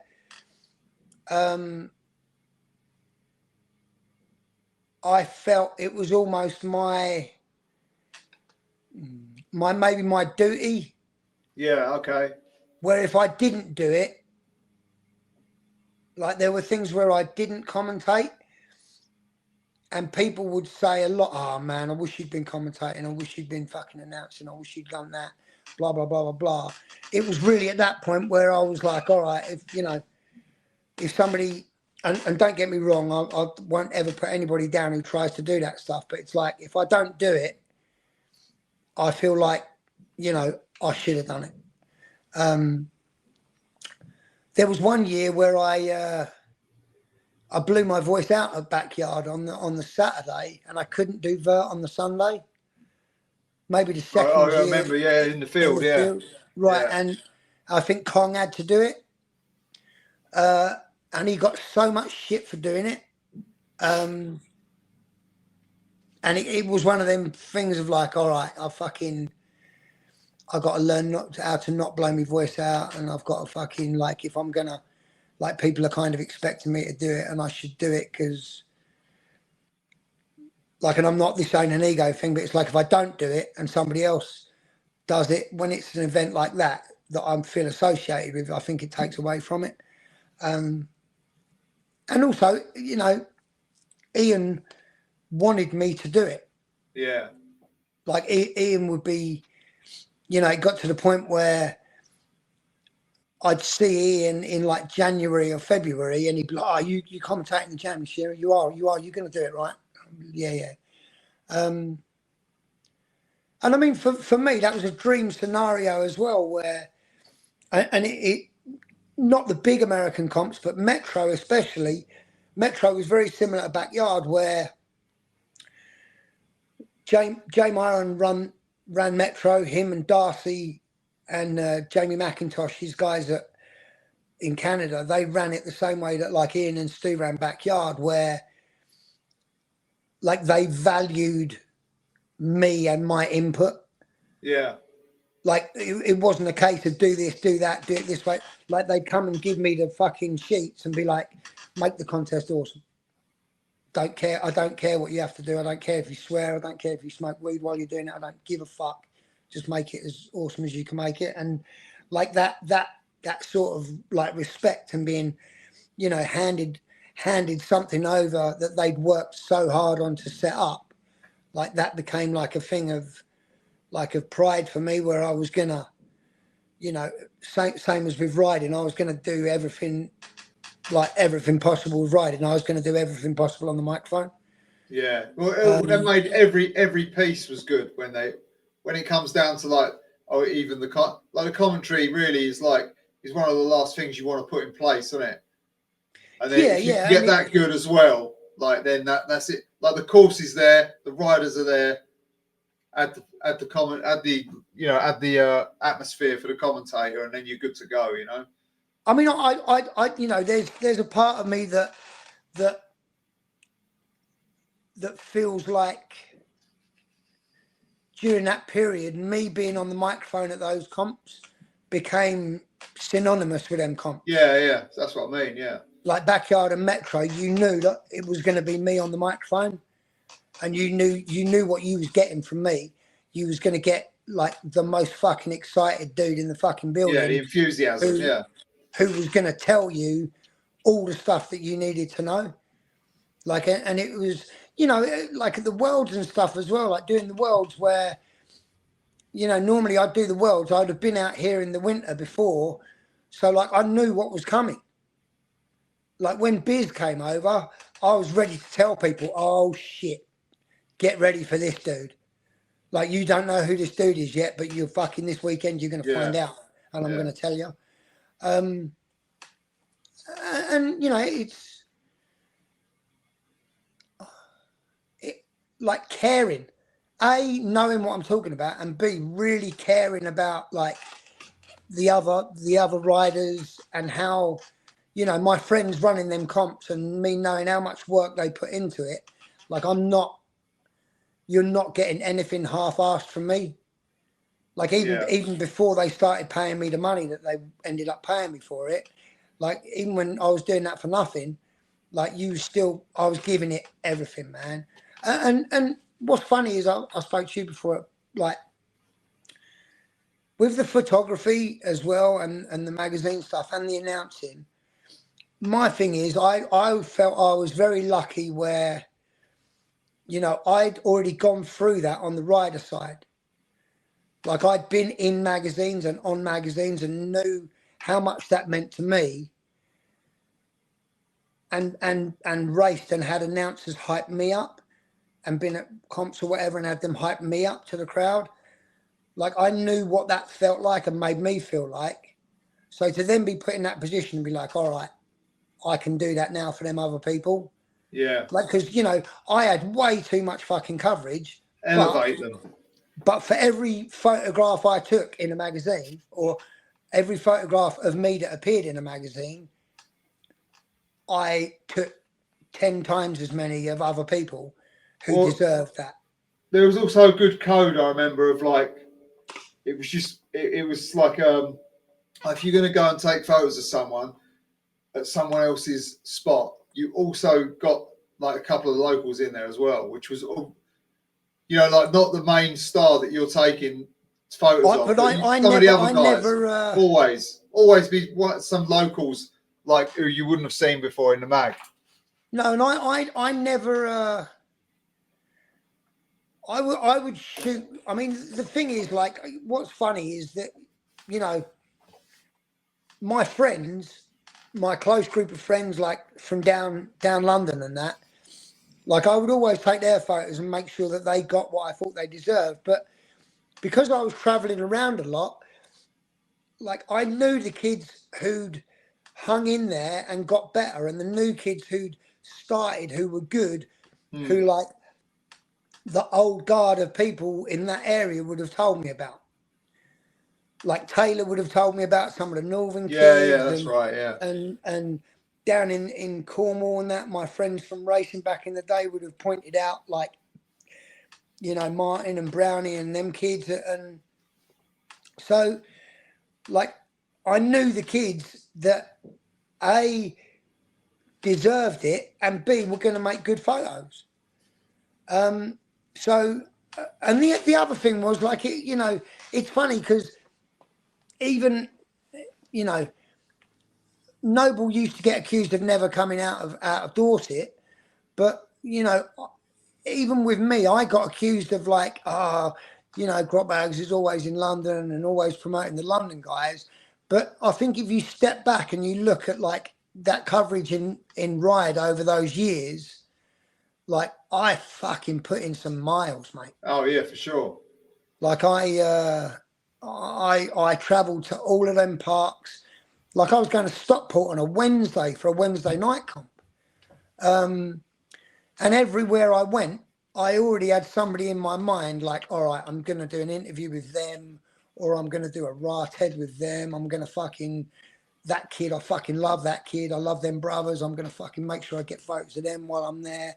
And the other thing is, you know, once I was a regular contributor to Ride, like, I'd be telling them people, like, oh, I'm coming up. I'm going to take your photo. Like, have something in mind that you want me to take photo of, blah, blah, blah, blah, blah. And it's like, you know, I'm sure in hindsight, if you look back, like, you know, I took a lot of stuff in London, and a lot of times the Americans that came over, or us lot, there's a lot of London footage. But like, you know, I went all the places that were happening. I tried to go to all of them. I never got up to Livingston, but a lot of the other places like Liverpool, Stockport, Manchester, you know, down in Cornwall, Wales, Devon. like anywhere it was going on and there were kids, like I was going down there and I was taking their photos and making sure that they got their coverage that they deserved. And it comes back to knowing what that felt like and how much of a, you know, especially when it was quiet and there was no real, you weren't getting no money or nothing. There weren't no real validation and you were going against everybody thinking that you was doing something that was dead. So to get a photograph in a magazine that actually was in the newsagents from the W.H. Smiths, like I said, it for me, it was always a massive, yeah, well, fuck you. Yeah, good reward. What fucking magazines are you in, prick? Yeah. You can tell me that I'm doing something that's fucking dead or something that's a kid's thing, but like, where's your fucking magazine? Where's your magazine cover? Where's your poster, you prick? So it just, I wanted to give that to those kids who I knew were probably suffering something similar. You know, I wanted them to feel that same thing. And it's, you know, paper being dead or fucking almost dead like it is now, unless you lived that, it's so hard to explain that feeling of being in a magazine. No, it's even a bigger deal now because there's so few. There's so few magazines to be in that when someone who's not been in one before gets in the mag, they're like, "What? I'm in the mag." They can't believe it. That's what happened to me with the zine. Like people tell me, "Nah, man, my kid took that to school, did a show and tell about his dad being in the mag." Like, it's just it's more important now. Yeah.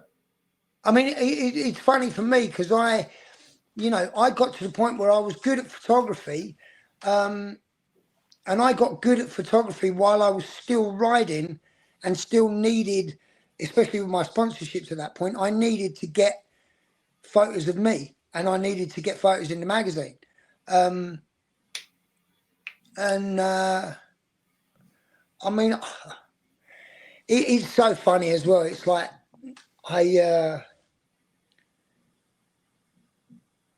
like that's another thing that never had any drop off for me. Like I still got the same sense of accomplishment when I would get a photograph in a magazine, even after all of the stuff that happened, and even taking other people's photographs. Like, you know, I'd have a photograph in a magazine of me when I'd have also taken a photograph on the cover of a magazine. And I got so lucky as well. I mean, even like I got a couple of really nice photos in Dig, which, I mean, when you consider the rivalry between those two magazines, and the fact that I was still getting coverage in Dig, like it's surprising the tuck picture was good. Was a good one. The tuck from Hillingdon, the Paul Bliss photo is that's nice. Like you talked about that one doing the chasm. Oh yeah, that one's nice as well. That was pre-ride, I think, that one. But the tuck one was definitely like peak ride. Yeah, because it says in the caption, you know, no sarcasm intended. Paul Roberts taking a break from his ride editorial duties. Yeah, I mean, I was driven in a way because Ride magazine was the mainstream and was still taking a lot of stick from the hardcore. You need something to prove, yeah. It fueled me, yeah, because I wanted to, you know, I wanted my photography to be so good that it was just fucking undeniable. Yeah. And my progression as a photographer and my desire to do a good job, a lot of that was driven by that. It's, you know, what's funny is through life, it doesn't feel very nice sometimes, but running on fuck you energy a lot of times. It will give you a lot of motivation. Yeah. It's I got lucky with the coverage I had. Those two posters in that were in Ride, the Powerlight, the tabletop toboggan poster, and more so that 360 from Slough. I you know, even now I still get DMs from people saying, "Fuck me, I had that I had that up on my wall when I was a kid. It was fucking amazing." at the races, there would always be somebody who would do a 360. You know, like it went for a couple of different people. You know, it started off with Ruffle. I suppose he would always be the one who would do it, and then Charlie Reynolds would do it for a little while, and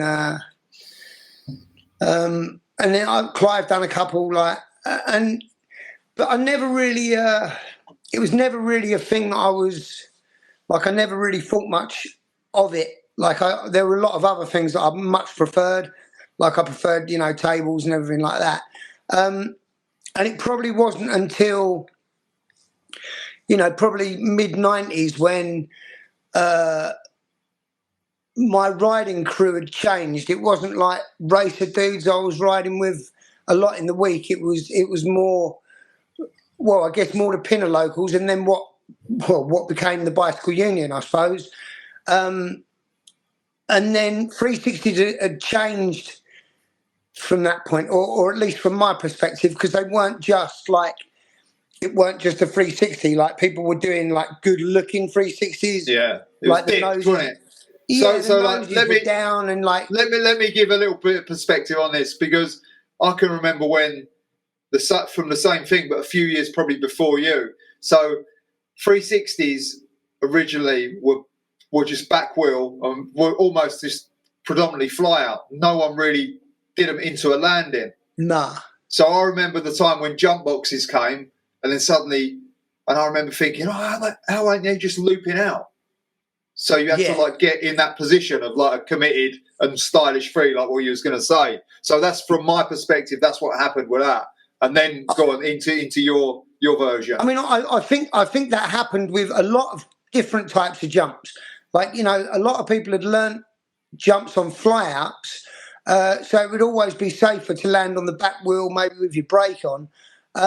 But then it didn't transpose over to box jumps, and it definitely didn't transpose over to trails. Like, there was a bunch of tricks that I could do out of number 4 at Harrow, but like the thought of doing it into a downslope was super sketchy. Like, and there's certain tricks I never really got, like, with, you know, doing them properly, where you like, I used to do no-handers all the time, like tuck no-handers with them in your lap. But I never really got the hang of those over boxes and stuff, because my weight was miles too far back, and it was always a horrible back wheel landing. And the same was true with 360s. But what happened more is, especially like riding with, you know, Jerry and Stuart and you, and I guess like from the pin a lot, like Scott Stevens, and maybe even Elliot, was like, because you weren't all front end up. Which is ironic when we get to the Slough 360, but, you know, it wasn't like you could do things like in the look of doing like a table 360, like, you know, being level, and then like the photographs of 360s changed at that point because they looked good at 180. They didn't just look like a big hammer with your bars up in the air. I mean, I could do them out of number 4 at Harrow for a long time. But they was all front wheel high, and, you know, you're not carrying any speed. You can just land on your back wheel. Doesn't really matter how you land, because you can pivot that last bit anyway. But then as soon as people was doing them at the trails all the time, you know, like, you know, people be doing them at Pinner, like, you know, Fids could do them anywhere. Like, you could do them anywhere, and that, like, then, you know, once you could do them, you could then do table 360s or X-up 360s, or like, and so it changed. And also, it's, you know, it's like, for me, like, I'll tell the story about like one of them first ones. I know you told it before, but like, it got to the point where everyone's doing it at the trails and you're not. It's just, you know, that's rubbish. It's and like I said before, I was lucky enough that I always had either one awesome person who I was riding with all the time, but then coming into the 90s, like at home, I'd be riding with, you know, you, Jerry, Stuart, Adam, Martin, you know, and we'd be traveling around the country riding with Taylor and, you know, like good people around me. So it was like, you don't just, you want to do your own thing, but you also want to be able to do what everybody else is doing. It's so just going about learning them, and like I think you told the story when you was talking about nails in the coffin, where like I just got to the point where like I wanted to do them, but I still was nowhere near confident enough. Like I could rotate, I could do them all day at Harrow out onto a flat landing. But you'd done the step up a few times. Do you remember? It was like you used to sweat it hard, but like you'd done it a few times, which was a gnarly rotation. Even then, the step up was still a little bit of a fly out. Yeah, it was flat. Yeah, it was a little bit of a long fly out with a flattish landing. You could get away with doing that front end up style, but like if you wanted to land it into a landing, like it had to be flat all the way around, and it was just taking me a long time to get the hang of that. And also I had a thing of braking right before I took off, God knows why, like a setup or something, and it was terrible. And like you told that story where it got to the point where everyone could do it and everyone knew that I wanted to do it. So like I've got everybody egging me on at Pinner, like, oh come on Bags, get on with it. And that right at the end before I got them, there was that one where I just started trying them over doubles, and like you told that story before, but like I rotated and it was good, but like I'd done that thing where I tickled my brake before the takeoff, so I weren't going fast enough. Fully chainring the landing, but like because pin of dirt being what it is, the bike literally stopped dead. Like I stopped dead. Like I carried no inertia, literally stopped like in a track stand. Like a lip trick in the landing, and just stepped off the bike and walked down to fucking much to everybody's amusement. And same with a lot of things. It's like having a group of people around you to push you like that. Sometimes it don't feel great, but it feels a lot better than just not getting on with it and not getting shit done. So then probably that would have probably been, I think I was probably still on end of GT or Powerlight at that point. And then it got to the point where I stopped being scared and started just trying them over almost anything. And I did, the first really big one I did, like away from Pinner, was the Europeans were in Austria, and I was on Powerlight, so it would have been. I watched it the other day. I watched that one. So that was sketchy. Oh yeah, yeah. Oh man, I was surprised you landed that. Yeah. I don't know how much I did land it. I don't know if I came off my bike, but it weren't smooth into the downside. But yeah, that's on. I think that's on Unlock Your BMX. So it would have been. Yeah, it is. It's on your part. Yeah. Right. So it would have been 94. Yeah. That's it. I just, it's hilarious at that point because riding in the week, everyone could do them, killer, and I was still struggling at doing them. But I'd go to a race and I'd be the only person doing it. So even though I hadn't been that into like the people who'd done it before, or just into that whole thing, like I was well on the track of that point of like, all right, fuck it, I'm doing them. And then towards the end of that year, towards the end of 94, I'd really got them. I'd got them, and like everywhere we went in England, if everybody was doing them over something, I would do them. And I started getting into the point of wherever we went, the biggest thing we jumped at some point during the day, I'd free it. And we went to High Wycombe. Me, Jerry, and Scott went with Steve Levy. I think maybe to do a test on my aluminium Powerlight, and it might have even been right around the time that I got the poster of that tabletop toboggan. And I did the triples down the second straight, and Jerry was like, "Oh fucking hell, I wouldn't do them." Which I don't, Jerry could 360 anything, so I think he was just being nice.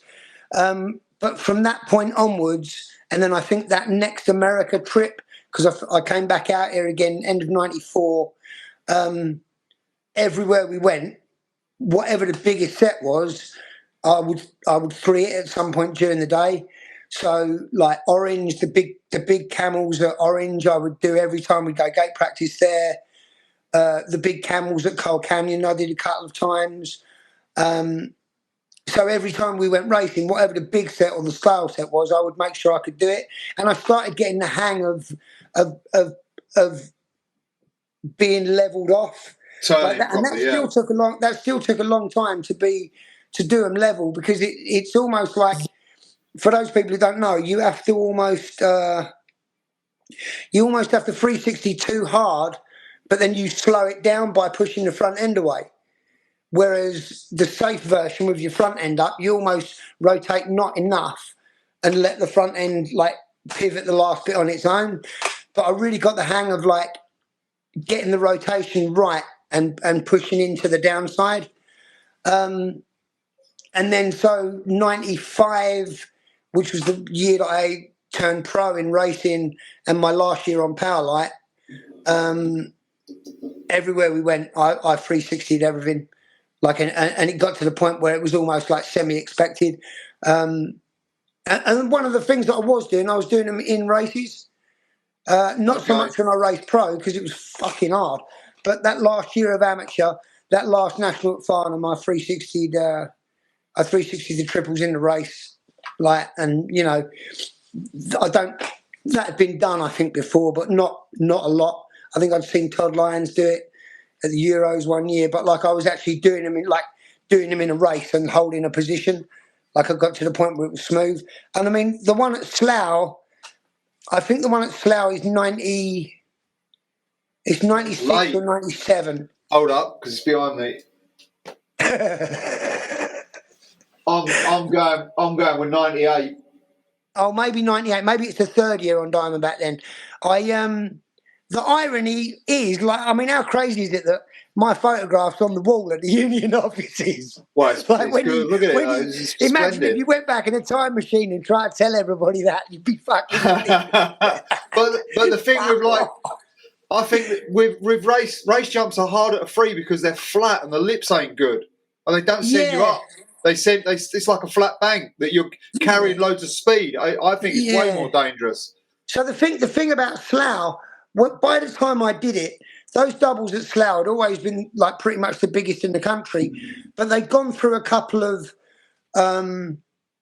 like changes, and I think like 89 to like 92, 93, they were built with a massive, like much taller takeoff that wasn't transitioned all the way through. It was flat. And if you look at that 1991 King of Dirt, it's a lot flatter on the takeoff. Yeah. And the distance is less because obviously it goes up and the landing goes up and the takeoff goes up. So probably around 94, 95, they chopped it. And what they did was, because they got rid of all the concrete, they reshaped it, and it was actually like it had a transition. It was a proper. It wasn't. It did actually have a curve on the takeoff, and it was longer. It was probably about 10 feet longer because obviously all that stuff off the top had gone. And I'd probably said for a year or so, like I'd said to, you know, like close friends and that, like Martin and Stephen and a couple of other people, like I'd said, I'm gonna free them at some point. But the thing about that is, like, out of any jump in the country, there was a big tabletop before it and a massive you had a really long run down into it before you got to the flat. Then there was probably 30 feet of flat, and then you had a transition takeoff, and then I don't know exactly how big them doubles were, but they was always the biggest in the country on a racetrack. You didn't have to go flat out, like the pros didn't have to go flat out to jump it, but you had to be spinning on that section down. You had to be spinning on your way towards it. So yeah, if it's 97 or 98, I'd probably called it out maybe a year before that and said, yeah, I'm going to do it. And what's funny, it's only a little. It's a little race. Like it's either a regional or an open meeting. Yeah, it doesn't look busy there. Yeah, there's not a gang of people there. And I think on the drive there, I was already locked in because we got there and I probably had 3 or 4 goes around the track. I don't even think I did gate practice. And Paul Bliss had started coming with us at that point, and was hanging around with us, and he was there that day. And I said to him, I'm going to do it, but I want to get photos of it. So he used my camera, which had a sequencer on it. And we set up the camera, and he sat there. And I already had in my head that I wanted it to be that multi-image thing. Okay. I'd started doing a couple of them. Like I'd started shooting because thinking how it would be laid out in the magazine with that, and I knew that's how I wanted it to be. So yeah, he's got a fisheye lens on, and he stood right in the middle. We set it all up, and I just said, "All right, I'm gonna fucking done it." And what's funny is Martin and Stephen told me afterwards they were stood next to Paul Bliss, Stephen says to Martin, "Boy, this could be the end of Bags' career." I think they were probably more worried about it than I was. And I think, like I said, because it would have been 2 or 3 years at that point, everywhere we'd gone, I was always 360 the biggest thing there, like whatever it was. And I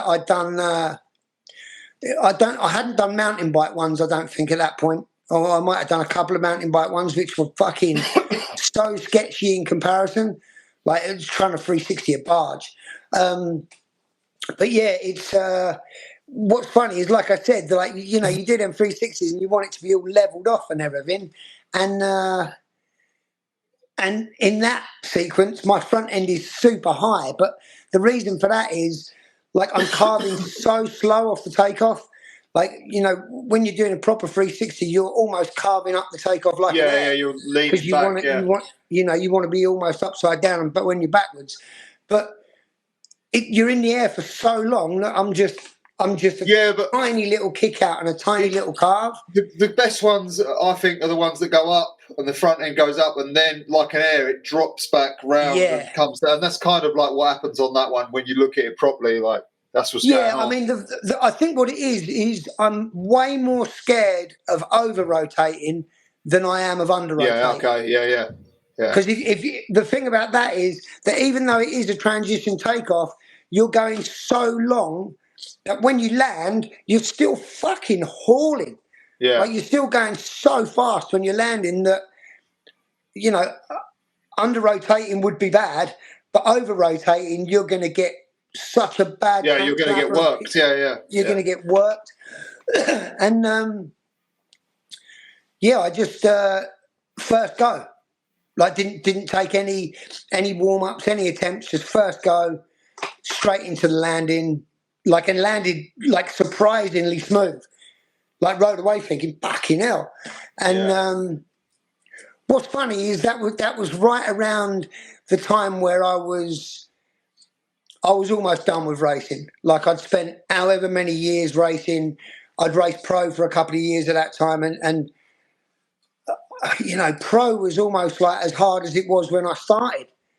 Like, it was, you know, I was in the era of racing against Dale, Neil, Jamie, Dylan, Anthony Revel, like 5 all-timers. So it's like it was fucking hard even to make a final. Like, when I went pro, I think I made my first 4 finals, and everyone was hard. But it was like the first pro main I made, I got a good start, had a good lap, no mistakes, fast, last place. Like, just shockingly fucking fast. So yeah, I did the 360, landed, was all stoked, checked with Blissy that he got the photos. He was like, yeah, I think so. And I just was like, all right, that's good for the day. And went and put my bike back in the car. Didn't even, I don't even think I registered to race. And it was, you know, that was right around the period where I was still racing races for Diamondback because I knew they wanted me to do it, but I wasn't. Like, after, you know, that was probably when I realised that, like, you know, what I was doing, like, I was way more intent on, like, getting good footage, getting good stuff for the magazines, on the job side of stuff, and just, I didn't enjoy the racing as much as I enjoyed riding the trails. Yeah, of course. Like, I just, you know, it would almost be like, you know, a lot of times we would go riding in the winter together. You know, we'd all jump in the van and that and go riding. And when the summer came round, I had all these things that I had to go and do, and it'd be like, it'd get to Thursday night, and I'd just be like, fucking hell, everyone's going to go riding this weekend somewhere awesome, and I'm going to have to go to a race in Northern England, on a garbage track, racing against like super fast people. It's going to be a nightmare, and it just really changed it for me. It was like I enjoyed the jumping so much more. And what was that? What was like? So this is when you're on Diamondback now, right? Yeah. So I rode Powerlight 94 and 95. 95 I turned pro in racing, and did all right. Made finals, but it was fucking super hard. And then and like the Powerlight deal, I got really, really lucky. Like Chris Allen at Shiner was awesome. They didn't really ever give me, I don't think they ever gave me money. I don't think I was ever getting really cash or checks from them. I think I might have got some petrol money. That's what I thought you'd get, expenses, yeah. Yeah, I think I was getting some petrol money, but I don't really think I was getting, I wasn't getting ever like there weren't like a monthly check, and it wasn't like I could go anywhere that I wanted. But I'd also started doing little bits and bobs for ride at that point.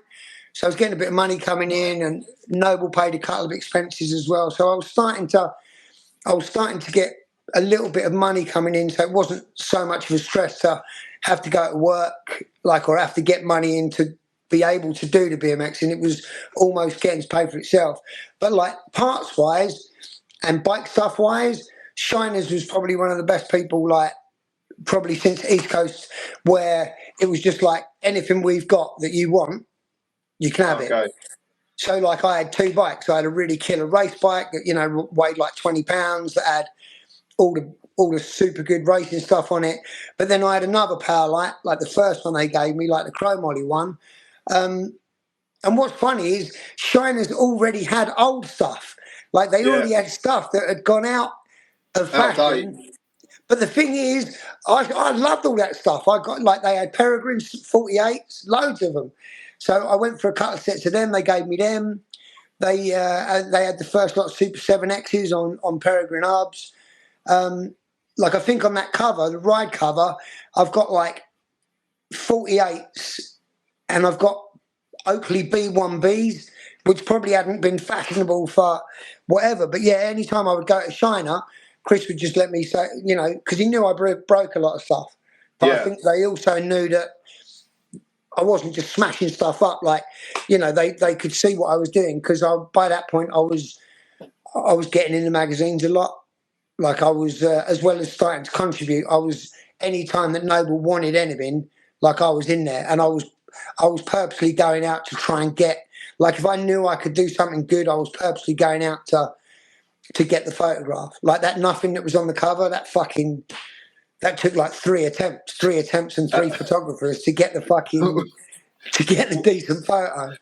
Was that, do you think the piece that you got most ridicule for? That's one of the questions I wanted to know. Like, what piece of yourself did you get the most grief for? I remember that being a good one, because that was cover and inside, wasn't it? Yeah, the one thing that I'd forgotten about, like, we'll talk about nothing in a minute, but the one thing I had forgotten about that you showed me a couple of years ago was I had a Diamondback ad and a Vans ad. And for some reason, I think Ride put them in the magazine on, like, you know, facing each other. Yeah, it was like inside cover and then the page next to it. I probably got a lot of grief off of everybody for that. I don't remember that, but like that's weird. I didn't remember. That's why I sent it to you. I was like, "Was this right?" And you couldn't remember either. But the nothing I remember as being a standout. Like, he's put himself on the cover and he's put a sequence in as well. How to? I just remember that was like everyone feasted on that for a while. Yeah. I mean, the thing is as well, like, you know, everyone's saying like, oh, he's put himself on the cover. You know, it was like, you know, I would be shooting specific stuff, and I knew that, like, all right, if this is good, I know it can go somewhere. And I said to Noble, if I get a decent photo of nothing, blah, blah, blah. And also, I guess it was Noble's way of, like, you know, by that time I was writing a lot of stuff for the magazine. I wasn't taking a lot of photos. I think I'd started maybe taking photos at that point, but they weren't good as well. Like, Noble lent me a camera. It's fucking crazy. He lent me a camera, and I was taking photographs and sending the films off before even getting them developed. Like, it's no wonder I wasn't learning much, because I wasn't even seeing the photos until they would pop up in the magazine. And it was around that period where I think I shot with 3 people. I think I shot with Steve Levy first of all, but the photos came out a bit dark. Or maybe we shot twice with Steve Levy, and then the third one, the one that went on the cover, we shot with Wig Warland. Oh, okay, wow. And the thing is, he, like Steve Levy, I was always pecking, asking him about photos, like, oh, we doing this, we doing that. But when I got to shoot with Wig, like, and I got to shoot a couple of times with him, I shot a Vans ad, like a big fence ride I shot with him, and I think I shot maybe 2 Vans ads, but the first one's like the fence ride, inside cover of Ride. And we shot that nothing together. But, like, I'm sure I was a pain in the ass, because I would just be hecking, what are you doing? What are you doing that? Why are you doing that? What are you doing that for? Like, what's that? And Wig was one of the first people, like, people who don't know, Wig Warland is like a legendary English skate photographer, like, absolutely stellar. Like, he's so good. He worked for Sidewalk Surfer at that point. And he was the first person I really saw using flashes off of the camera. And also, he wasn't shooting multi-images by shooting like 6 different photos and then having them laced into the by computer. He was using strobe flashes. And like the how-to, I think that the how-to maybe came because Noble had that strobe flash thing, and he had the story already. So yeah, I mean, the nothing, I probably got a lot of shit off of you lot. For being on the cover of a magazine that I was contributing to, but like I said, I was going out to try and get good stuff. And also, in my defence, I'd already started at that point. Anytime somebody was taking my photo, I would say to them, blah blah blah's here with us. You should really shoot this. Oh, okay, you passed it on, yeah. Right, and the thing is, I've got a feeling, I don't know if it's the same issue, but I think that issue where I'm on the cover, I think the centre spread is Birdman. Could be. Doing the ice pick grind, and it's one of those, he's using throw. I've got a feeling that might have been earlier, but I'll check, yeah, for sure. But that was another example where we came to shoot the photograph, and like when we were done, I was like, I've got a mate here tonight. Like, you should, you know, maybe shoot some photos of him. He's fucking good, blah, blah, blah, blah, blah. And then probably did exactly the same, probably pecked, well, what are you doing? What are you doing? Like, yeah. And I did that a lot with Steve Levy, who took my photograph for a while and started moving around with us for a little while. And I was, you know, when Todd came over and stayed, I was like, Steve, you should take a bunch of photos of him because I'll probably interview him for the magazine. And then Wig with the Vans ads and that nothing, like I would peck him. And then really Paul Bliss, like, you know, Paul Bliss, who shot that 360 at Slough on my camera, that day he borrowed one of my flashes and he took photos of like Kai, Leo, I think Martin and Stephen as well. And they were used in the magazine and they were mint. But like, they were the people who I just was like, what are you doing? Why do your photos look like this? Why do they look like that? And with Blissy, like him explaining what film he was using, I think I said before, he used a slow fashion film called Velvia, which really had no graining on it. So when you looked at and it was a colour transparency, shooting on colour transparency is so different from shooting on print film. And the Velvia is like a 50 ASA. Like I would get to the point where I would push it, so I'd measure it for 100 and then push it in processing. But as soon as I used that film, like my photography just went straight up. Like that photograph of you, the photograph of you on the cover, that's like the first 2 or 3 rolls of Velvia that I ran through my camera. There's the cover of you. There's the Vans ad with Stuart doing the truck driver. Like all of a sudden, it was the same weekend, wasn't it? Yeah, all of a sudden my photos they just jumped up a level, like instant, like it was instantly obvious. And that was all because of those other photographers who I was saying, oh, why are you doing that? Or what does that work? But Paul Bliss breaking down, like, you know, he studied photography. So telling me what film he was using and a couple of equations. And then all of a sudden, like the mathematics of it clicked in my head. Like I started understanding like the concept of half as much light and twice as much light, which is all fucked up because the numbers don't go up. Like it isn't 2, 4, 8, 16. It's fucking 2, 4, 5.6, 8, 11, 13, 16. It don't make no sense. But as soon as it clicked in my head that you've got like 4 things where you can let in twice as much light or half as much light. You've got the ISO film, you've got your shutter speed, you've got your aperture. Like as soon as that clicked in my head, a lot of it became easier. And then using multiple flashes, a flash will freeze an image because it's so fast. A flash will go off at 125th or 250th of a second. So you would let the flash freeze the image. Like, and then your background, like, and the light that's seeping in. Well, I mean, it's the light that's seeping in is actually before the flash. The flash goes off at the end of your aperture. Sorry, at the beginning of your aperture, and then the background seeps in afterwards. Like the perfect way to do it, to have the right trails, would be the other way around, but it's impossible to do the timing of your finger. But yeah, as soon as I learned all that, my photography just went up a notch. And I'd been writing a lot for the magazine. I was writing 2 or 3 articles. I'd be writing a race report. I'd be writing a dirt. Yeah, at one point you was mostly, that mag was probably almost half yours, right? Close by to. By the time the photos got good, yeah. It was. And what was this? Was like you when this was all happening was when you was primarily on Diamondback. Yeah, because I mean, the ride thing had happened and had slowly come up, and then I signed for Diamondback at the beginning of '96. Okay. And the Diamondback deal was next level. Like I got monthly wages. I had an expense account that they never really questioned. They wanted me to go to as many events as possible. They gave me a couple of mountain bikes and said, anything you want to do with the mountain bikes, you can do with that. Well, how did you get that? Like, was that more on large? Yeah, and I hit them up.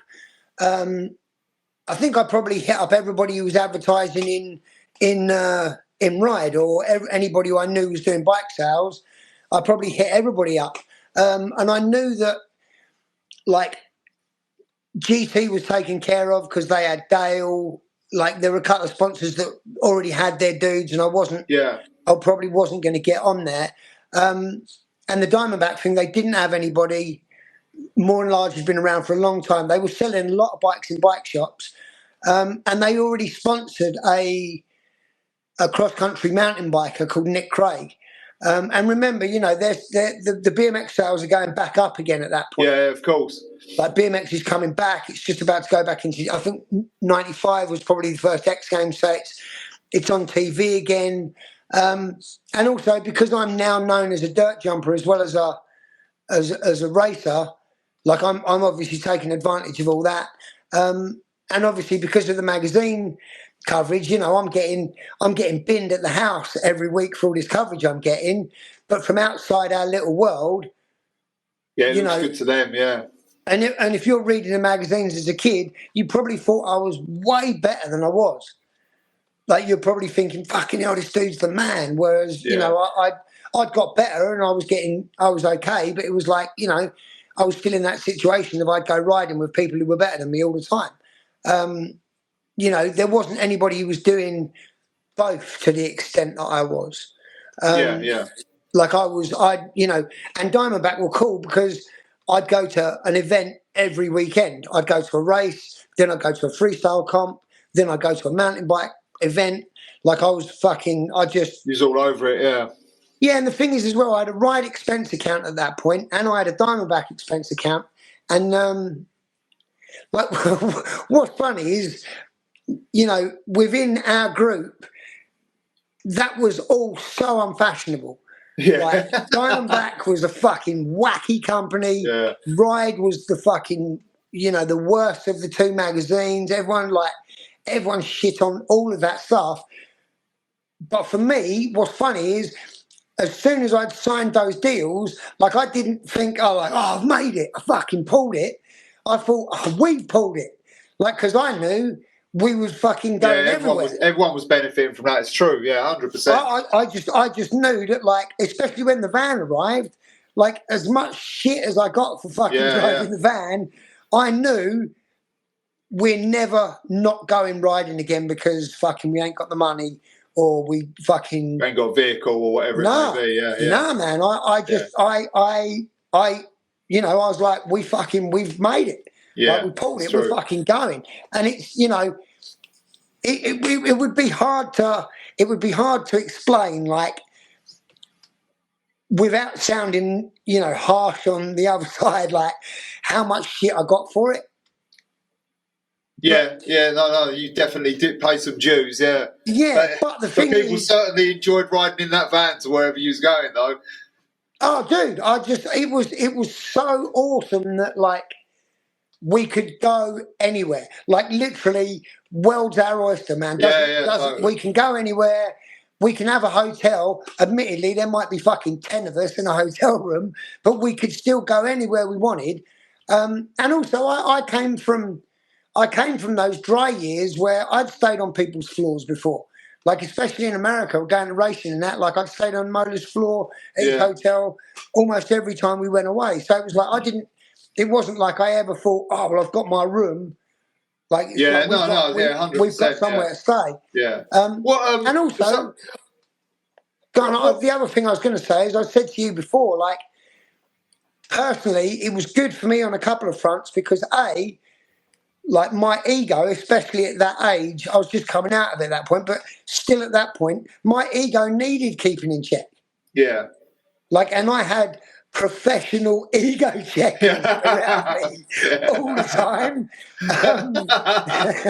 Daily reviews. Yeah, no chance of getting big-headed about anything. Yeah. And so that was good. What was you getting from Diamondback? Like, how good was that deal at that point? Unbelievable.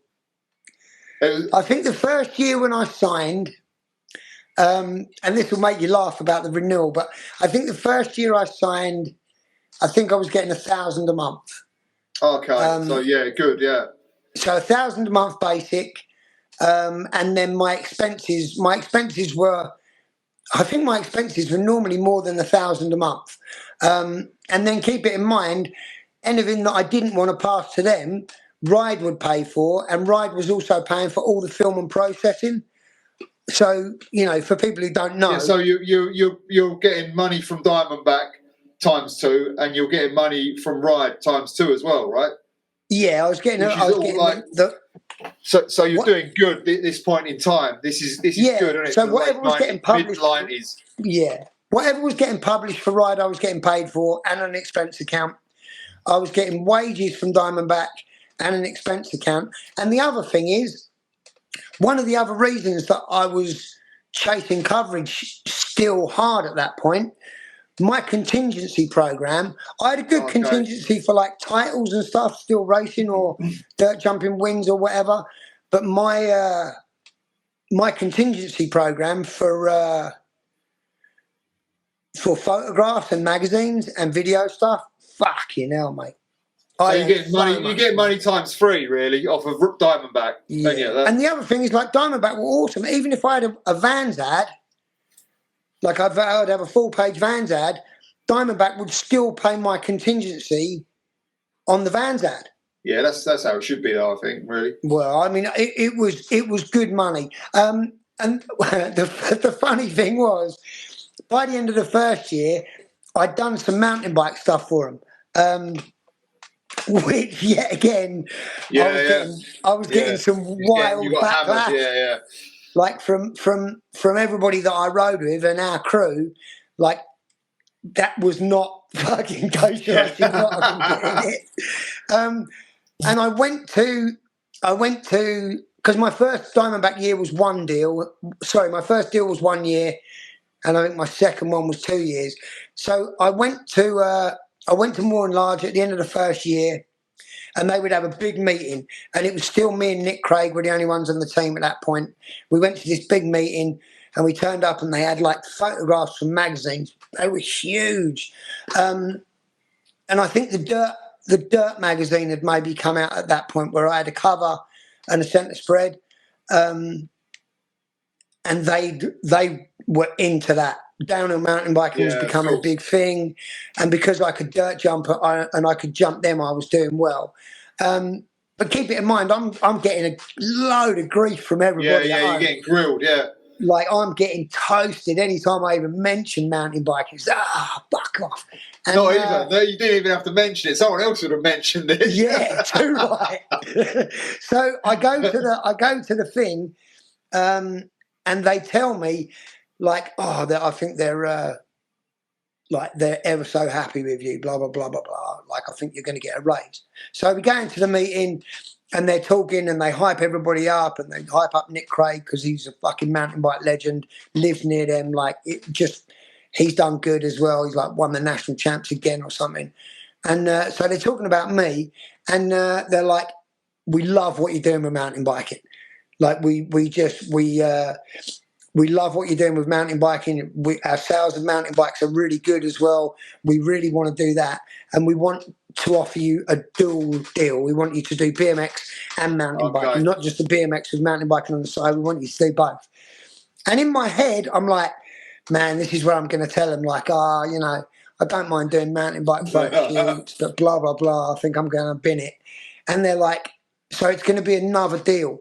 It's going to be the same deal as your BMX to run concurrently.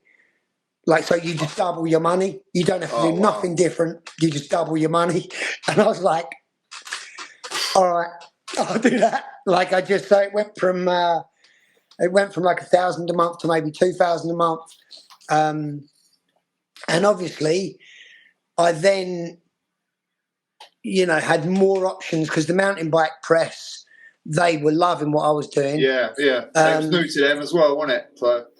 Yeah, and also I'd almost become that thing that I didn't like in the beginning, where nobody else could 360 a mountain bike at that point. And I'd got to the point where I wasn't scared of 360s, and like, even though on a mountain bike it's like 360 in a canal barge, like you'd have to kick out and carve so hard. But I got them dialed. And it was like around that time, like bike 98 and bike 99, like, it was like I think those two events were like where I was so non-stop. Like I'd announce the BMX thing because I started doing a lot of announcing. I would announce the BMX thing, the BMX street thing. Then I'd go across and I'd ride the BMX dirt thing. Then there'd be another street thing. Then I'd go over and ride the mountain bike thing. And it wasn't just me, but by that point it was like, I mean, I'll never forget one morning we got to the show, and it would have been like the Friday or something. I was having a coffee and a cigarette, and fucking Fidz is like, "Oi, come with me." And I was like, "What?" He's like, "You got to fucking come and have a look at this." So we walk through the hall and we go to where the entrance thing is. And as we go around the corner, it's like 10 or 20 meters. And then there's the turnstiles. And as soon as we go around the corner, I just hear this noise. And it's the kids who haven't been allowed to get in yet, just screaming. And it's like 8:30 in the morning before the show's even opened. And it's just like, fucking hell, man. Yeah, and you keep it in mind, this is only 5 years removed from literally nobody knowing what you're doing and just getting abused on the streets for still riding a BMX. Yeah, man. What what do you think the people like pushing the screws down so hard on Ride and you and the Nobles and that? Do you think that made the magazine better? Because I would assume it would have done. I think because you was really under the spotlight for everyone in that, and then the magazine joust as well. Like that surely must have made both mags better. Yeah, I mean, I can't speak from like the Dig perspective, but the fact that there was another magazine, especially that like with the hardcore or even with us lot, like that was considered to be the good magazine. And Ride still, because it was the old, set in stone, and it was, I'm not being critical of Noble because he obviously did a lot for me. But there was a period before I started contributing where he obviously didn't have the time to travel and go around and get a lot of other stuff from England. Like, a lot of it was Dorset. So you'd see the same guys in there, the same places. And my thing was I've always run good on on fuck you energy. Yeah. So, I was getting it hard from everybody, but I didn't that didn't crush me in a way that was like, all right, well, I'm just going to make it so good that I'm just going to be undeniable. Like you might say, oh, well, this is that and that is that, but you're not going to be able to tell me that's not a good photo. Yeah. Like I'm going to make. I remember. I can remember you debating the point quite a bit as well because we would bring up, hey, what's this, and you would be like, no, it's this and this, and what can you say about this? And quite often it was like, well, yeah, that's right. Yeah, and I didn't. I was. It was. It was a constant thought process of, all right, I'm not going to get labelled into the, you never do this, you never do that. And it was fucking, once I had Rat 1, I was fucking driving, man. Yeah, that's right. Rat 1 went everywhere. Admittedly, we never went to Livingston, but all the other skate parks, multiple times up there. UK scene was heavily covered in Ride, and you can tell some of the stuff. It did get stagnant at Ride for a little spurt of time as well, because I've been flicking through them because I knew we was doing this. There's some stuff in there. It's like bike tests that are really not good at all, even for the time. It got way better. Yeah. I mean, the other thing that I thought that Ride was doing that I didn't necessarily think that Dig was doing. Dig featured a lot of American stuff. Yeah. And that's cool because that's always been where it's been at and whatever.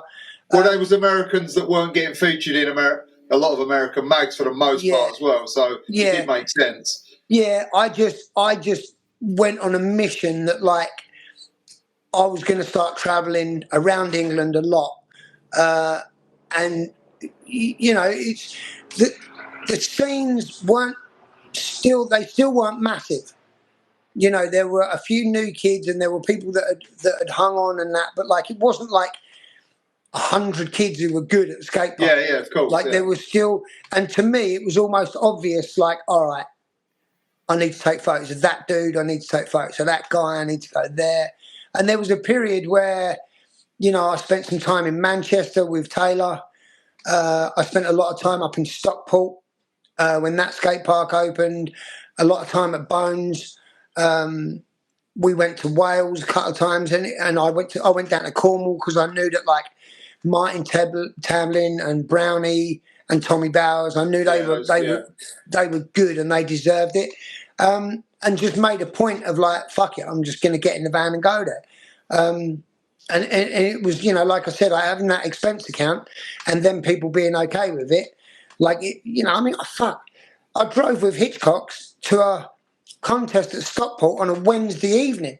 Yeah, I remember this story, yeah. Left at 2 in the afternoon, drove all the way up there, rode in the contest. I don't think I announced, I think I rode in the comp. I took photos of everybody and then come back again, and then probably went up the week afterwards to make sure I'd got the rest of the photos. That was one of my favourite parks. I had a couple of really nice experiences there. I loved all the people there. I loved Tom Holmes, Tom Baskerville, like the brothers, Mikey. It was so, I don't know, they had an awesome jump box, which I liked. And that upstairs room, because it was plywood everywhere, it almost felt anti-danger.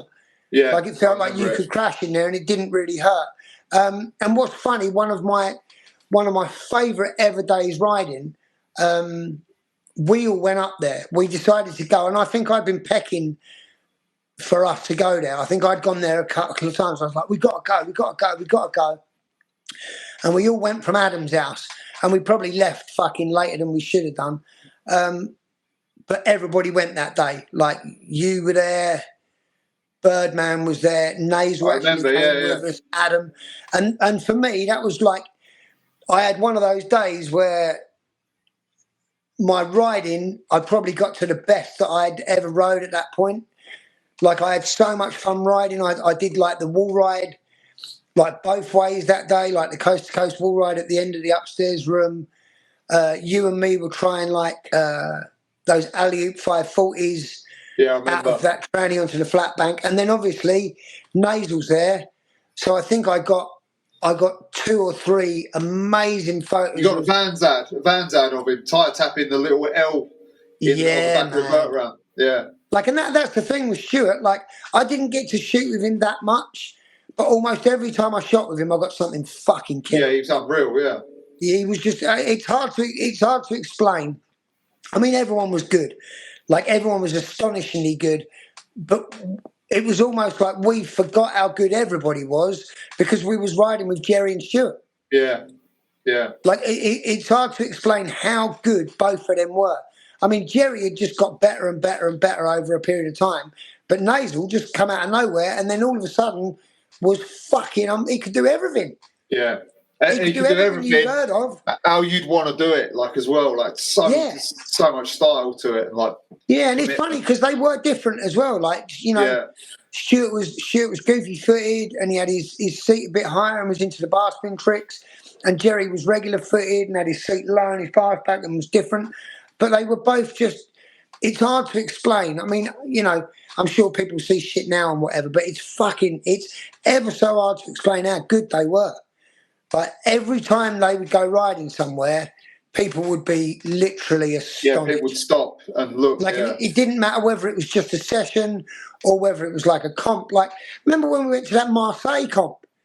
We went to that Marseille comp and Stuart rode dirt, and it was just like, unbelievable. Like, even to us it was fucking unbelievable. And that jump was terrible as well. Yeah, the worst. I mean, he tail whipped that and 720'd it, like, just mental. So I just, you know, that Stockport day, you know, that was like peak. You know, I was really in 2 or 3 modes at the same time, where I was having the most fun I'd ever had riding. I was also starting to get some of the best photography I'd ever had. I don't know if it was the same day, but there was that, it might have been later, but I got that full-page photograph of Ali doing that downside whip. Oh, yeah, the down whip. It was a different day. I think that was a different day. Probably later when I did their interview. But it was around that period where I was really starting to, you know, my photography was getting to the point where I was really actually like, you know, I'd get the photos back and I'd be like, yes, fucking, like, and it took a while where, you know, because of the whole really driving myself to make ride better and for my stuff to be good, like, I was really picky. Like, I'd really have to, you know, the photography would have to be almost perfect for me to actually be stoked on it. But it was around that time where I was really starting to, you know, I was shooting all the time, and I was shooting. What's crazy is my expense account for film and processing was fucking mental. But I think that Noble realised that, like, the quality of the magazine, and I'm not saying this in an egotistical way, but, you know, anytime you get more contributors, but like, I was working hard to drag the quality of that magazine up. Like, it wasn't my ego, like, oh, I want my photos in the magazine, or I want this, or I want that. Yeah. It wasn't nothing to do with that. It was like there was a cause there, wasn't there? Yeah. Like, it was twofold. It was like I wanted the magazine to be good, so people couldn't tell me, Ride's a pile of shit. Like, you could tell me that you didn't agree with what they wrote, or you didn't blah blah blah, but you weren't going to be able to tell me that the photos weren't good. Like, my photos I was taking, I weren't going to get. And the content as well. The content in general, it got pretty good. So yeah, what about that travelling around and knowing who to take photos of, and the other thing is, that was like, that was like, had the snowball effect of people knew who I was and they knew what I was doing. So it was like, I'd be saying like, oh, right, I'm going to this place, I'm going to shoot these people, and they'd be fucking into it. It wasn't like, oh, I don't really want to shoot photos. Like, people were into it. The magazine had got big again. It was getting good. And like, people knew that I was specifically going to come there and shoot them. And wanted to, because I thought they deserved that coverage. Like, if I thought, and it didn't matter whether it was like, when we did that North thing, it was like, I knew who Chip was because we've been riding with him on and off for a while. So it'd be like, not many people are going to know that, but I know that fucking Chip's doing hurricanes all the time. I'm going to fucking get that. Yeah, that was a good local scene, wasn't it? And they could all do good stuff. So deservedly, people should know about it. And there were those spots all around the country that I realised, right, we need to. There was pockets of that throughout, and still is. We did Mark and Chris? How did they think that people? Because they obviously knew that people gave that magazine some heat pretty hard for a while. What did you ever sort of? Did they ever talk about that, or was that just like not even an issue to them? I think they obviously heard it, and they were. But I think they were locked in with what they were doing, and they believed in what they were doing, and by association they believed in what I was doing. Yeah. So they were doing the best job they could. So they just carried on. They not really paid much attention to that bit. I guess if the magazine's successful, then you just carry on. But they were still probably driven by it. It was still probably one of the, nah, fuck it. Okay, yeah, let's do it. We're gonna keep going, and it's gonna be good, and we're gonna keep doing a good job.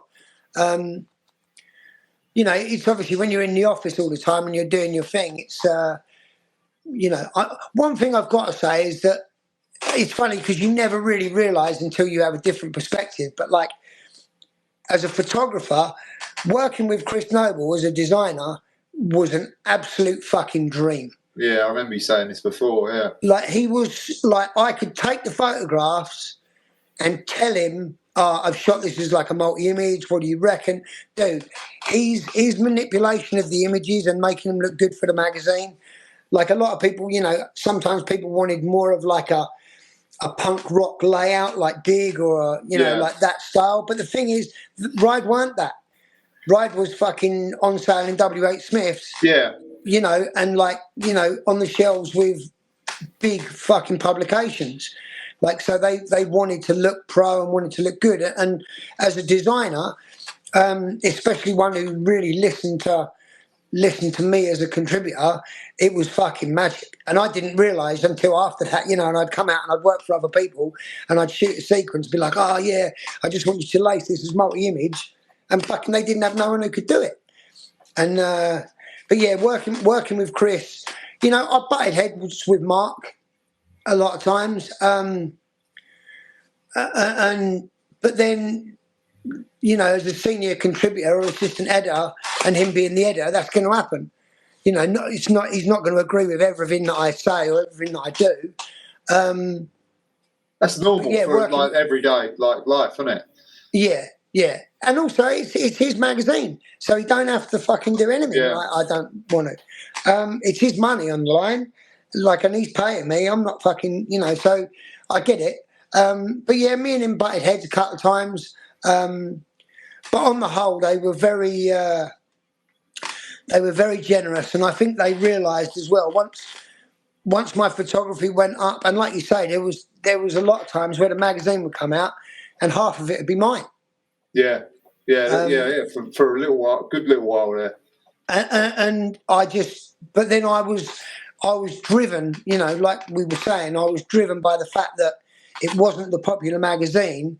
And even though I was doing good work, it wasn't, you know, it was almost like if something was good in there that I did, it was almost people were like almost begrudgingly, well, yeah, it's all right. You know, like, and also I was, you know, I wouldn't just be pandering to like, you know, one scene or whatever. It was like, you know, I'd still be going to the big events. Like we went to Germany, and I was still riding European King of Dirts at that point. But I shot an interview with TJ Lavin, and did a big interview with TJ Lavin. So, you know, as good as his riding is, you know, he's riding for Specialized in full race gear, so he's he's getting the same stick that I'm getting from fucking the Diamondback stuff. But you know, it was nice because I was, you know, like I said, I was getting stick for it. But there was a period where, probably up until the end of the Diamondback thing, I was getting, you know, as much coverage as everybody else. At least as much as everybody else. But that was partially my job. And also keep it in mind, you know, I would be in probably 2 ads an issue. Per issue, yeah. Like I was the only Diamondback guy at that point. So the Diamondback ad was probably me. I was getting like a Vans ad maybe once a year at that point. And then, you know, also, I got to the point where, like with that 360, where if I was doing something, and my standards has gone up, but if I was going to do something that I thought, oh, that should be in the magazine, or it's good enough to be in the magazine, I would get somebody to shoot me with my camera. Yeah. I would get them to set up, like I did that with you for a couple of times, where you know, I'd be shooting, and then I'd be like, oh, I'm going to ride a bit. Do you want to just fucking sit here and shoot some photos? And like you did it, like that era, you did that for me a couple of times.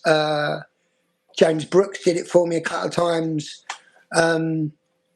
So it was like I was still getting enough decent photos of me to be used by my sponsors or to go in the magazine if it was really, really up there.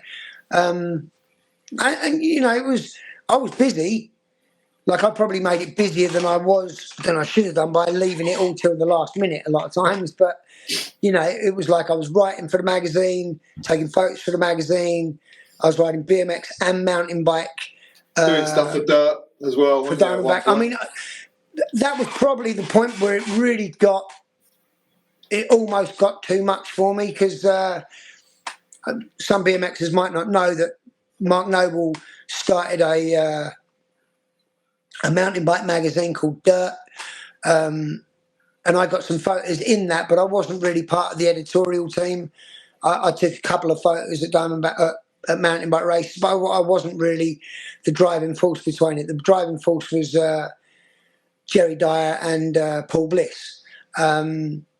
So I was only doing a little bit with Dirt at that point, and then I think they had a bit of a falling out with Noble. They decided they were going to go somewhere else and start their own thing called Grip. And all of a sudden, Mark had a mountain bike publication that didn't really have contributors, didn't have an editor. And because my photography was good at that point, I also had the deal with Diamondback where I was going to mountain bike events. So I ended up becoming like the assistant editor of Dirt, which was almost a parallel position to what I had with Ride. And they were both bi-monthly. So every month, one of them would come out. Like Ride had come out middle of one month. The next month, the middle of the next month would be Dirt, and then back to Ride again. So 6 issues a year, but staggered. Yeah. And like I was just, you know, it got to the point where like that was almost where it was no days off. Like that period of time, especially if I was lucky enough to go to America, I'd go to America, come back, and then it would be like almost no days off. Like I still wanted to go riding with us lot. So like anytime I wasn't doing anything that I had to do for work, I was going riding with us. I managed to make some of the things that we were doing like work related, but it was like, I'd have 4 weeks of shooting and getting everything ready for dirt, and then 4 weeks of shooting and getting everything ready for ride. It made it probably a little bit harder to get the stuff in ride and do it as well as I wanted, but I just, I was still driven at that point. Yeah.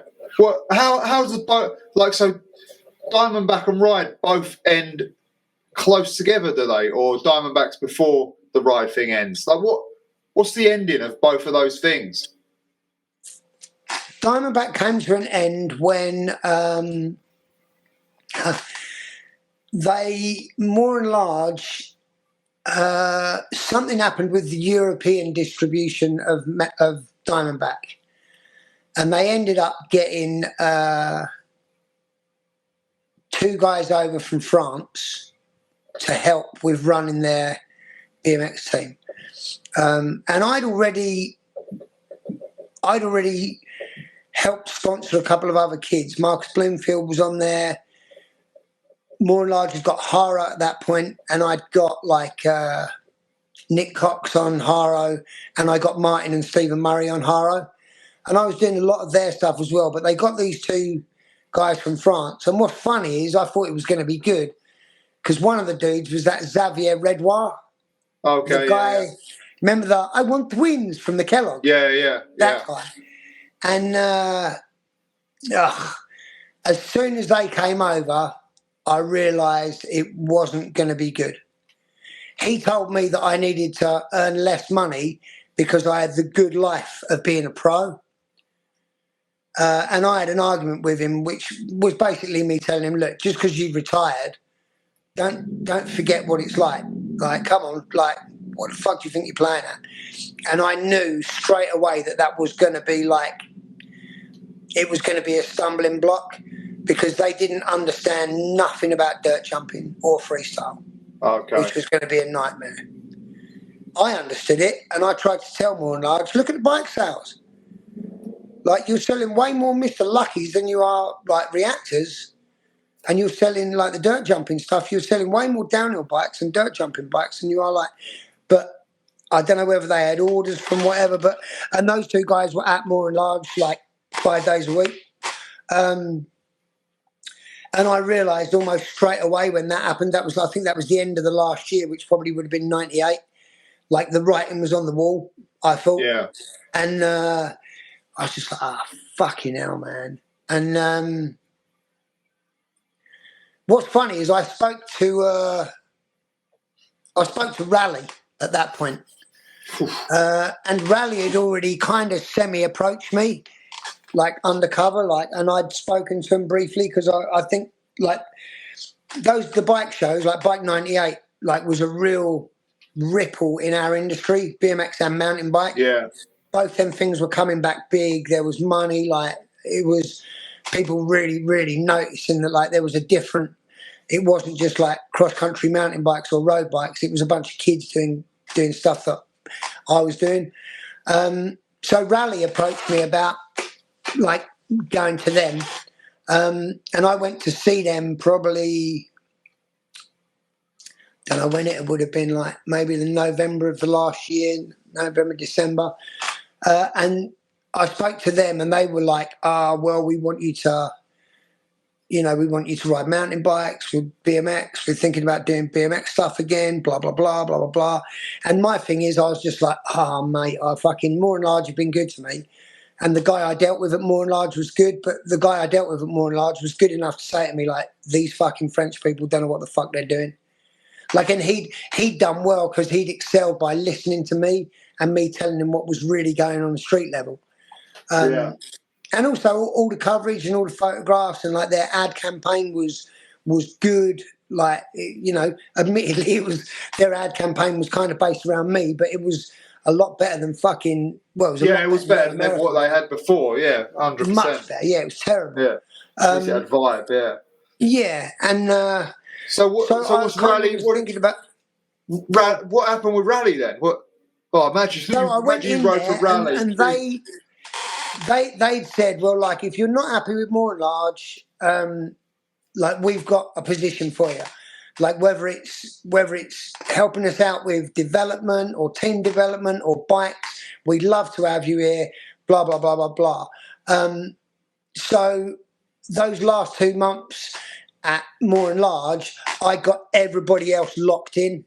So Martin and Stephen, I knew how good they were and how good they were going to be. Like, so I got them locked in with Haro, like almost locked in, so they couldn't, like, so the French guys couldn't unlock them.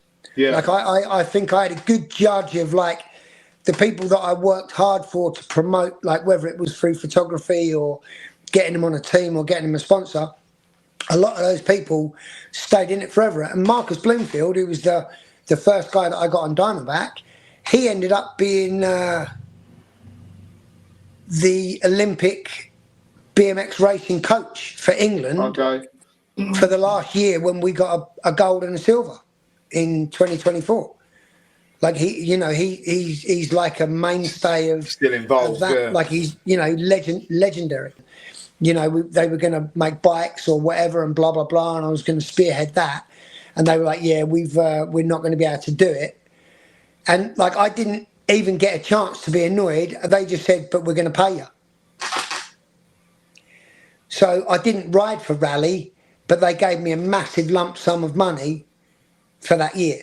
No way. Yeah, fucking amazing. I don't think I even knew that. Do the work. That's a touch. Not having to put your name to Rally. Oh man. Yeah. Yeah, and I think probably soon after that it would have probably been. I think probably soon after that, Jamie Boness maybe would have started working. Not Jamie, his brother, Jason Boness would have started working there at that point and taken over all their BMX stuff.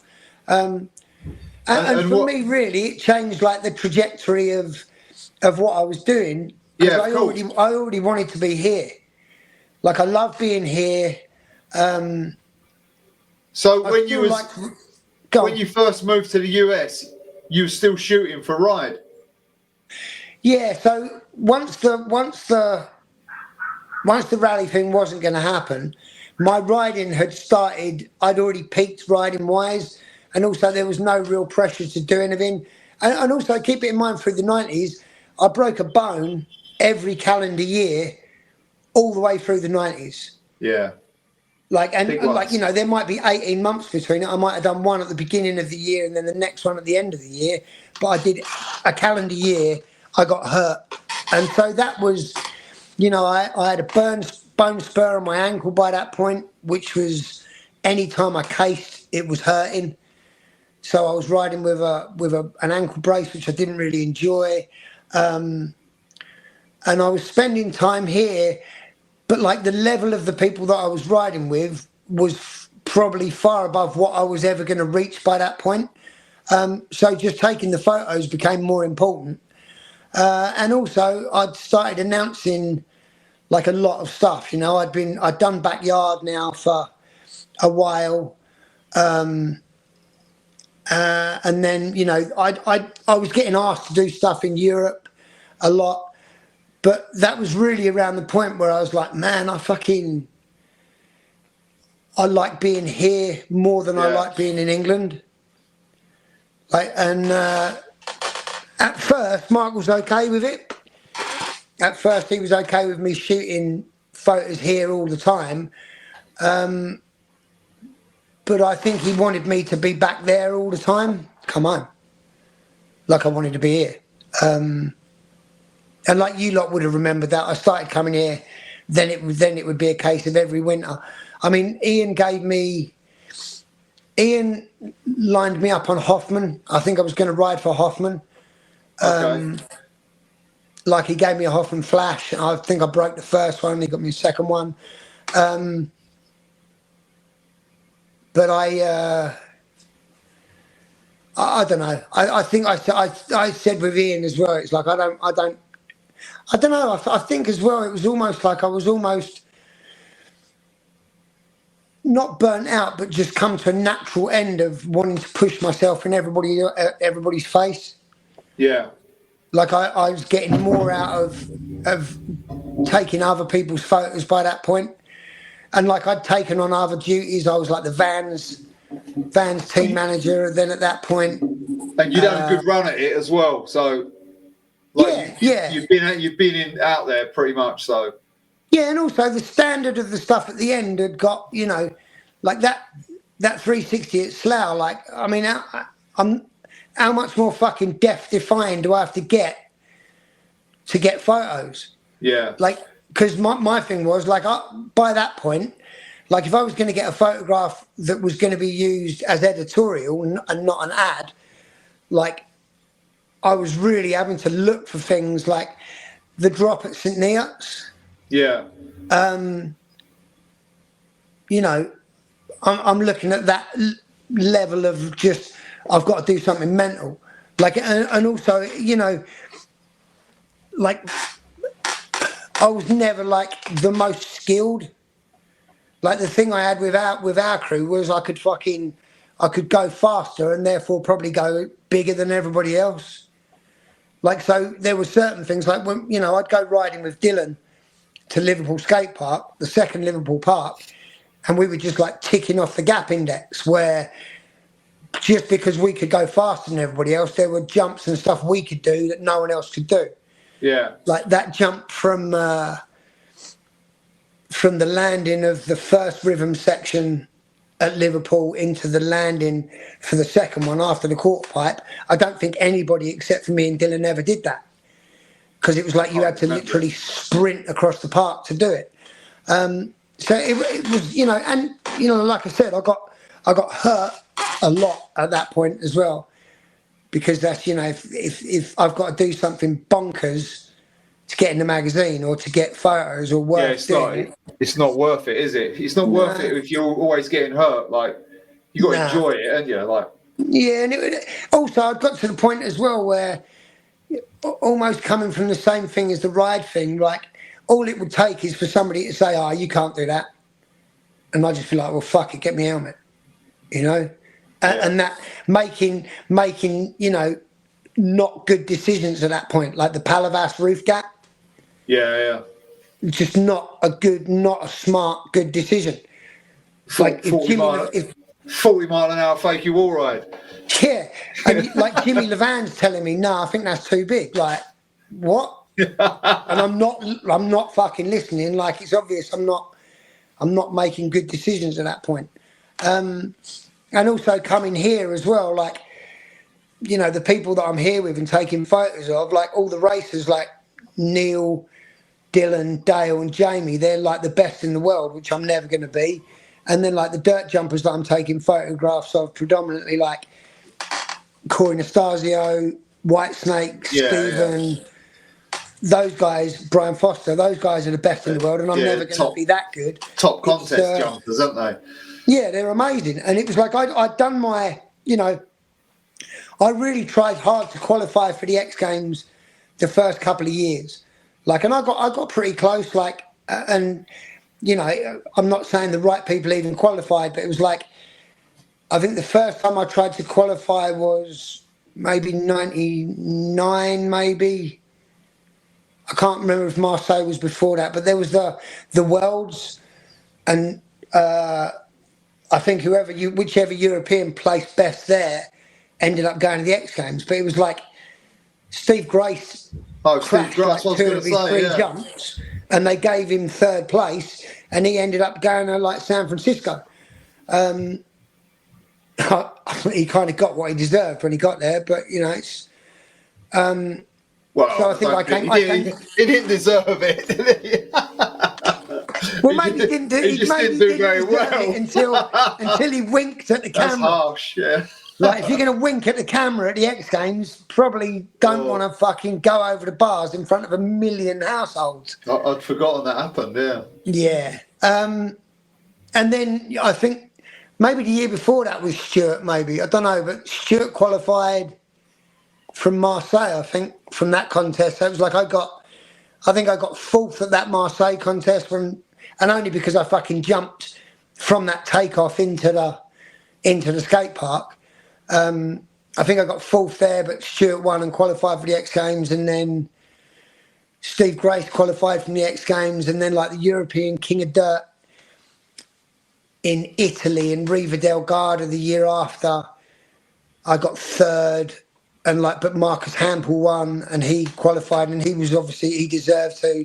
And then the year after, Timo Pritzel qualified. So I'd done my best to you've gone as far as you was going to go. Yeah, I ended up taking a lot of Vans photos that they were paying me for. They would take me on some trips as well, and then I ended up becoming their staff photographer. How long did that last? I think 3 or 4 years. Was that the last real BMX job you had? Yeah, I mean, a full-time gig. Yeah, I still did some announcing after that. I mean, the thing was, we've missed out a couple of things. We'll probably go back and see. Yeah, no, it's all right. But I was still doing Vans stuff when Stephen had his accident. Okay. And when Stephen had his accident, and they let me do it, but I spent a lot of time dealing with that. So I stayed in Baltimore when he had his accident. I stayed there after the contest. I stayed there for, I want to say 5 or 6 weeks. Okay. And then I think I came back when he flew to Denver for his next, the rehab spot. I came home, did laundry, paid rent, then did 2 or 3 contests, and then went back to Denver. So obviously they needed other people to be taking photographs at that point. And obviously with that being a prestigious job, regardless of what I'm doing and whether I'm doing it for the right reasons or not, everybody's pecking to get that job. Yeah, of course they are. And I don't really hold it against people. It's just Vans stayed cool with me, and to this day have been amazing with me. That the 90s were such a almost a period of redemption where so many people gave up. Like I said, after those World Championships in Slough, racing, the dive and the die-off in racing probably was maybe a year after it was in freestyle. Or maybe a year off in BMX, a year after in BMX, it had already started dying off. So in racing, you didn't notice because people were hanging on for the Worlds. But after the Worlds and then the beginning of the 87 season, it was fuck. I didn't care. I was still into it as much, but it was just instantly obvious how much smaller it was going to be. And then by 89, 90, fuck me, man. Yeah, there was no one. Yeah, it was zero. People. Yeah. It was, so few people. And getting if I remember rightly, almost everyone at that point, you were still probably riding either stuff that you had from the mid-80s. It was dated, yeah. Or second-hand stuff that you was getting off of somebody else from the mid-80s. Yeah. It took a long time for any of that decent stuff to start coming through, bike-wise. Yeah, for companies to catch back up. Yeah, even when I was on Powerlight, and I like that stuff, but even when I was on Powerlight, I was still using some of the stuff from the end of the first wave from China. Yeah, it's. I mean, it was nice for me because it was, getting the dirt jumping thing and dirt jumping becoming big.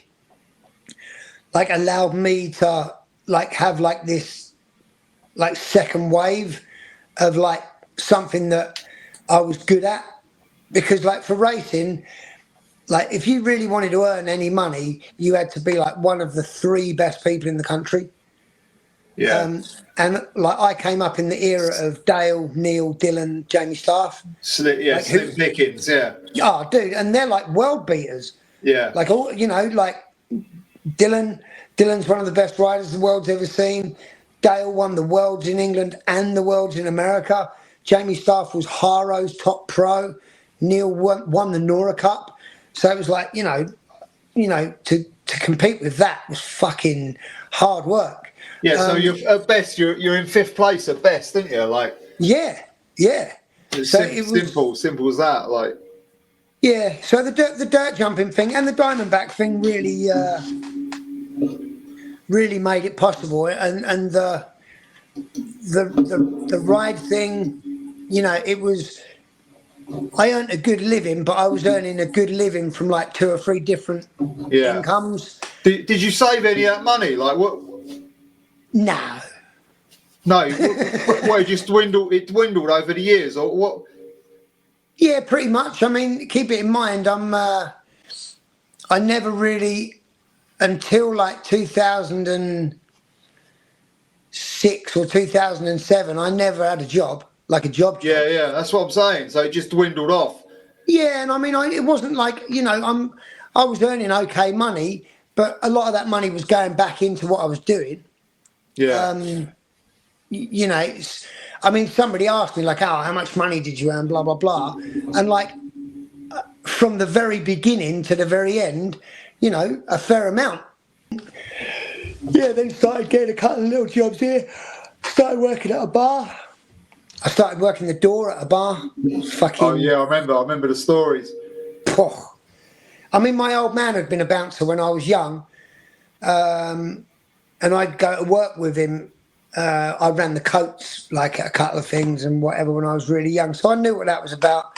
And even though I was never like super outgoing, like the pubs or the clubs or whatever when I was younger, I still knew all about it because of going to work with the old man. And like I you know, most of us were pretty streetwise anyway.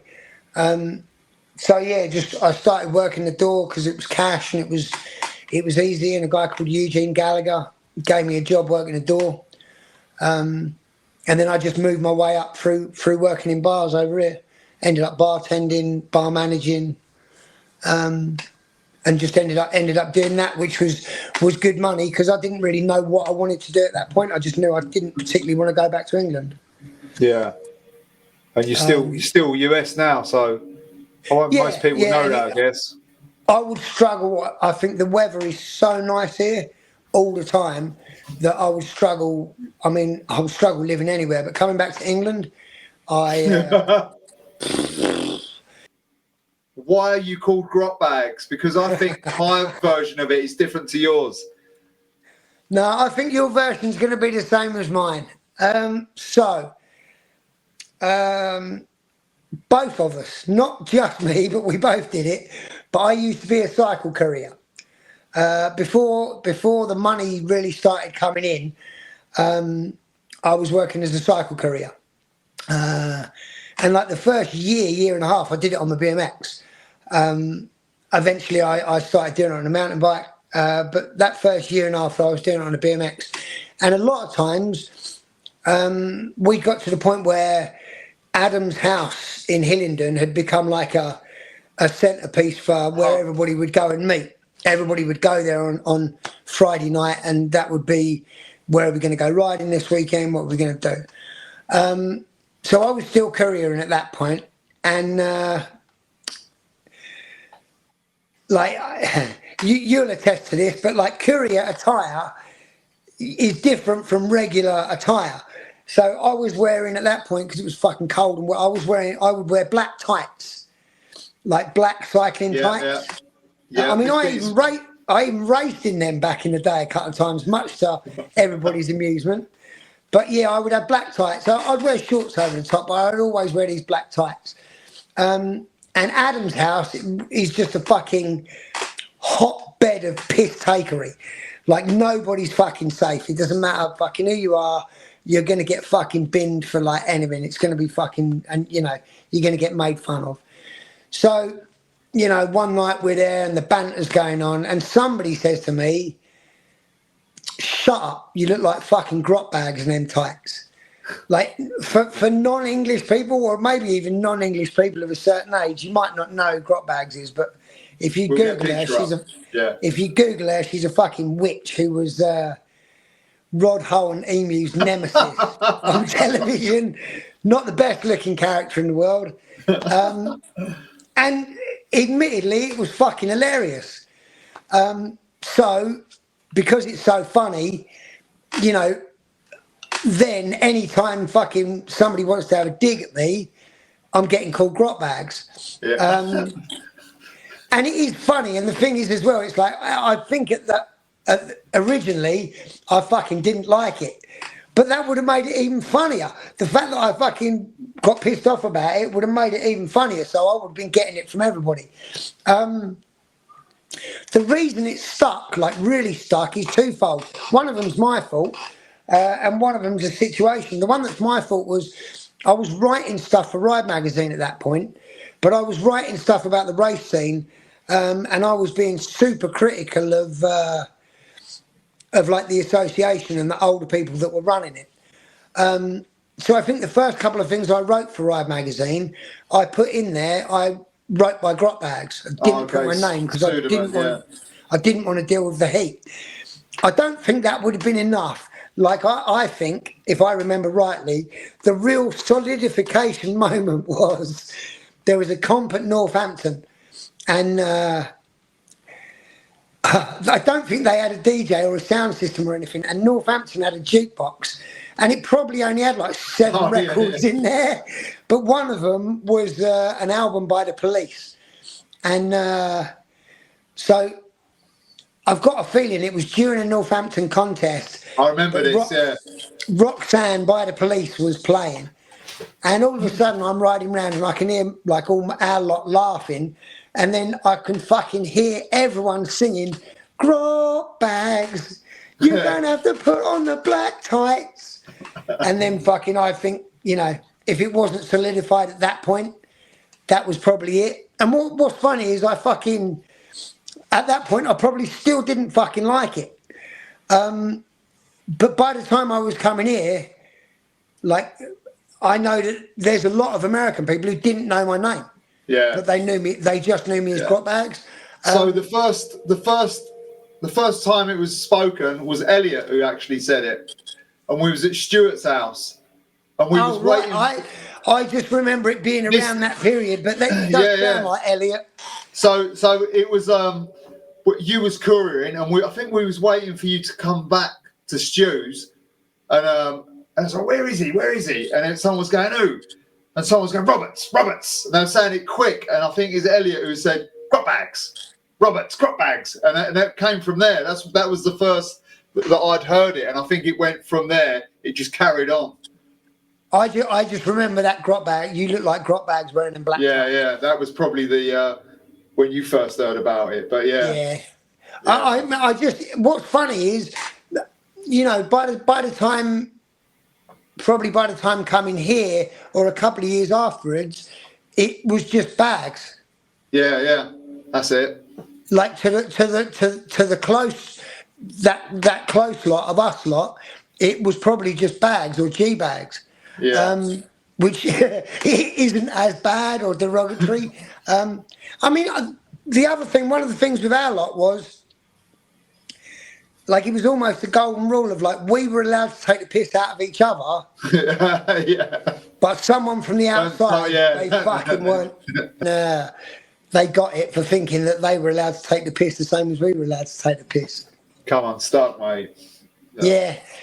I just, that period, that whole 90s period was, like, it was, like, for most of us, like, it was just a golden period where we'd been doing something for so long, like, that was so small and not recognised by anyone. Like, I mean, I overshot, like, if you went back to 1990 or 91 and told me what was going to occur in the next 9-10 years, I'd have never believed you. Same. Like, no way. What do you mean? What the fuck is the X Games? What is dirt jumping? What are trails? Like, what do you mean I'm going to ride for Diamondback? What do you mean I'm going to be a photographer? Like, what the fuck happened? But you know, the way it panned out was amazing. Like, I got to live all them riding dreams. I got to do all them things, and then with the photography and the magazine stuff, everything that I dreamed of and got for myself, I kind of then got to give that to a bunch of people that I thought deserved it. Yeah. Like, admittedly, the first wave of it was my friends, but you got to remember that my friends were the core of English BMX at that point. Yeah. There's a couple of those early ride magazines where it's like a fucking Friends of Yours magazine. But that's all photographers as well, really. Like, that's of course that's the way it's going to go, isn't it? Like, and then you branch out from there. So, I, you know, it's like, I got a lot of coverage for myself that, you know, I went out and got. But for every photograph of me that I had in a magazine, there's 10 that I took of somebody else. Good code, sure. It's that balance of, you know, learning how to do it. And I was very, very proud of my photography by the end. It was like, you know, I mean, even after Noble let me go, which, you know, I had a mild bad taste in my mouth about that at the time, but it's not really surprising because I was fucking over it. But, you know, I remember coming back where I hadn't contributed for Ride for a while, and I was just like, all right, I'm going to fucking take some photographs that he just is not going to be able to deny. Doesn't matter what he feels, he's just going to have to. And that was like the era when I did the James Brooks interview and Scotty's cover. Oh, yeah, of course. Well, you were immersed in it as well, weren't you? So, like, and that's all I've done. Everything falls into place, Yeah, and like, you know, Ian just giving me the sheets and saying, "Oh, just make the contest good." You know, there's no way I'm not going to give it everything. And that went, you know, that went from that, and then Metro over here, and then, you know, Hoffman asking me to do a CFB contest and then to do the X Games. Like, Matt Hoffman's asking me to do something. There's no way I'm not going to do a good job. Yeah. Like, there's no way, you can't stop me doing the best job I'm going to be able to do. I mean, it's trippy as fuck. Like, announcing the X Games over here for 10 years was fucking mental. Like, I think I was the first non-American to be like an on-site, and they call them commentators announcers over here, but like the first non-American to be you know, an on-site announcer here. And, you know, my accent's, it's hard for me to tell, but my accent hasn't changed that much. So it's like, you know, I would hear people like say to me, like, there's kids in the crowd like, what the fuck did he just say? What's it about? You know, like, I don't know, but it was fucking awesome. Like, so yeah, I mean, to get to do that, like, in LA for those 10, 11 years was fucking mental. And the Metro jams, and I mean, when you look back at Metro and Backyard, like, I don't, you know, I'm obviously biased, but like, even now when you look at like an old prop section and you see like how many of the best people would turn up at one of them comps, like there isn't, you know, BMX is in the Olympics now, or as these used them contests are better than the contests now. I don't care.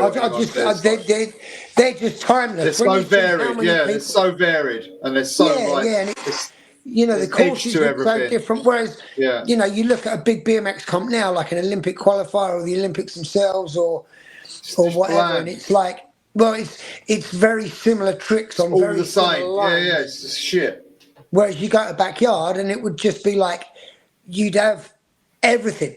You'd have spectrum, and you'd have the best from each of those things. You'd have the tech dudes, you'd have the go fast dudes, you'd have the big trick dudes. Like, and it was, you know, it just, I don't know, man.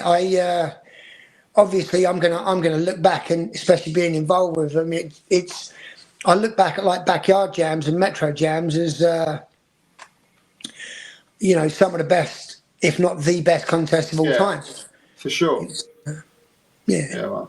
All right, man. Well, let's you got 5.5 hours to edit a waffle. Well, I've gone through the first one a bit already, so but yeah, we'll whittle this one down a little bit. I guess before I'm done, I always used to, like, whenever I did it, I would do the same thing, and I also gave everybody else the opportunity to do it when I did interviews. Like, I would always at the end of an interview, I would always thank my parents. And like, my mum and my dad facilitated like everything that I got to do. Like, there's no way I would have achieved or done a fraction of what I got to do. Like without them having that belief in what I was doing, and like emotionally, financially for a lot of it, you know, and time wise, just backing what I was doing and allowing me to do it. When, you know, especially there would have been some times where it just seemed like, you know, I got hurt a lot. There was no money. It just seemed like, why are you Going doing nowhere. that? Yeah. No, but yeah, my parents. Without my parents, my life would have been different and a lot less interesting and awesome, for want of a better word, for me. I got super lucky with the cards I got dealt with my parents. They made everything possible for me. Good, man. Cool. All right, mate. Man. I hope I didn't chat too much. It's exactly what I expected. Thanks a lot, man. Me too. I know what I'm like. I'll speak to you soon, man.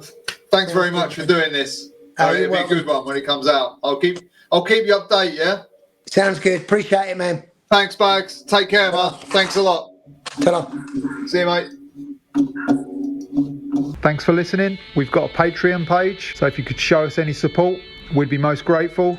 The link's below. A lot of work goes into these shows, so anything you could do would be much appreciated. Thank you.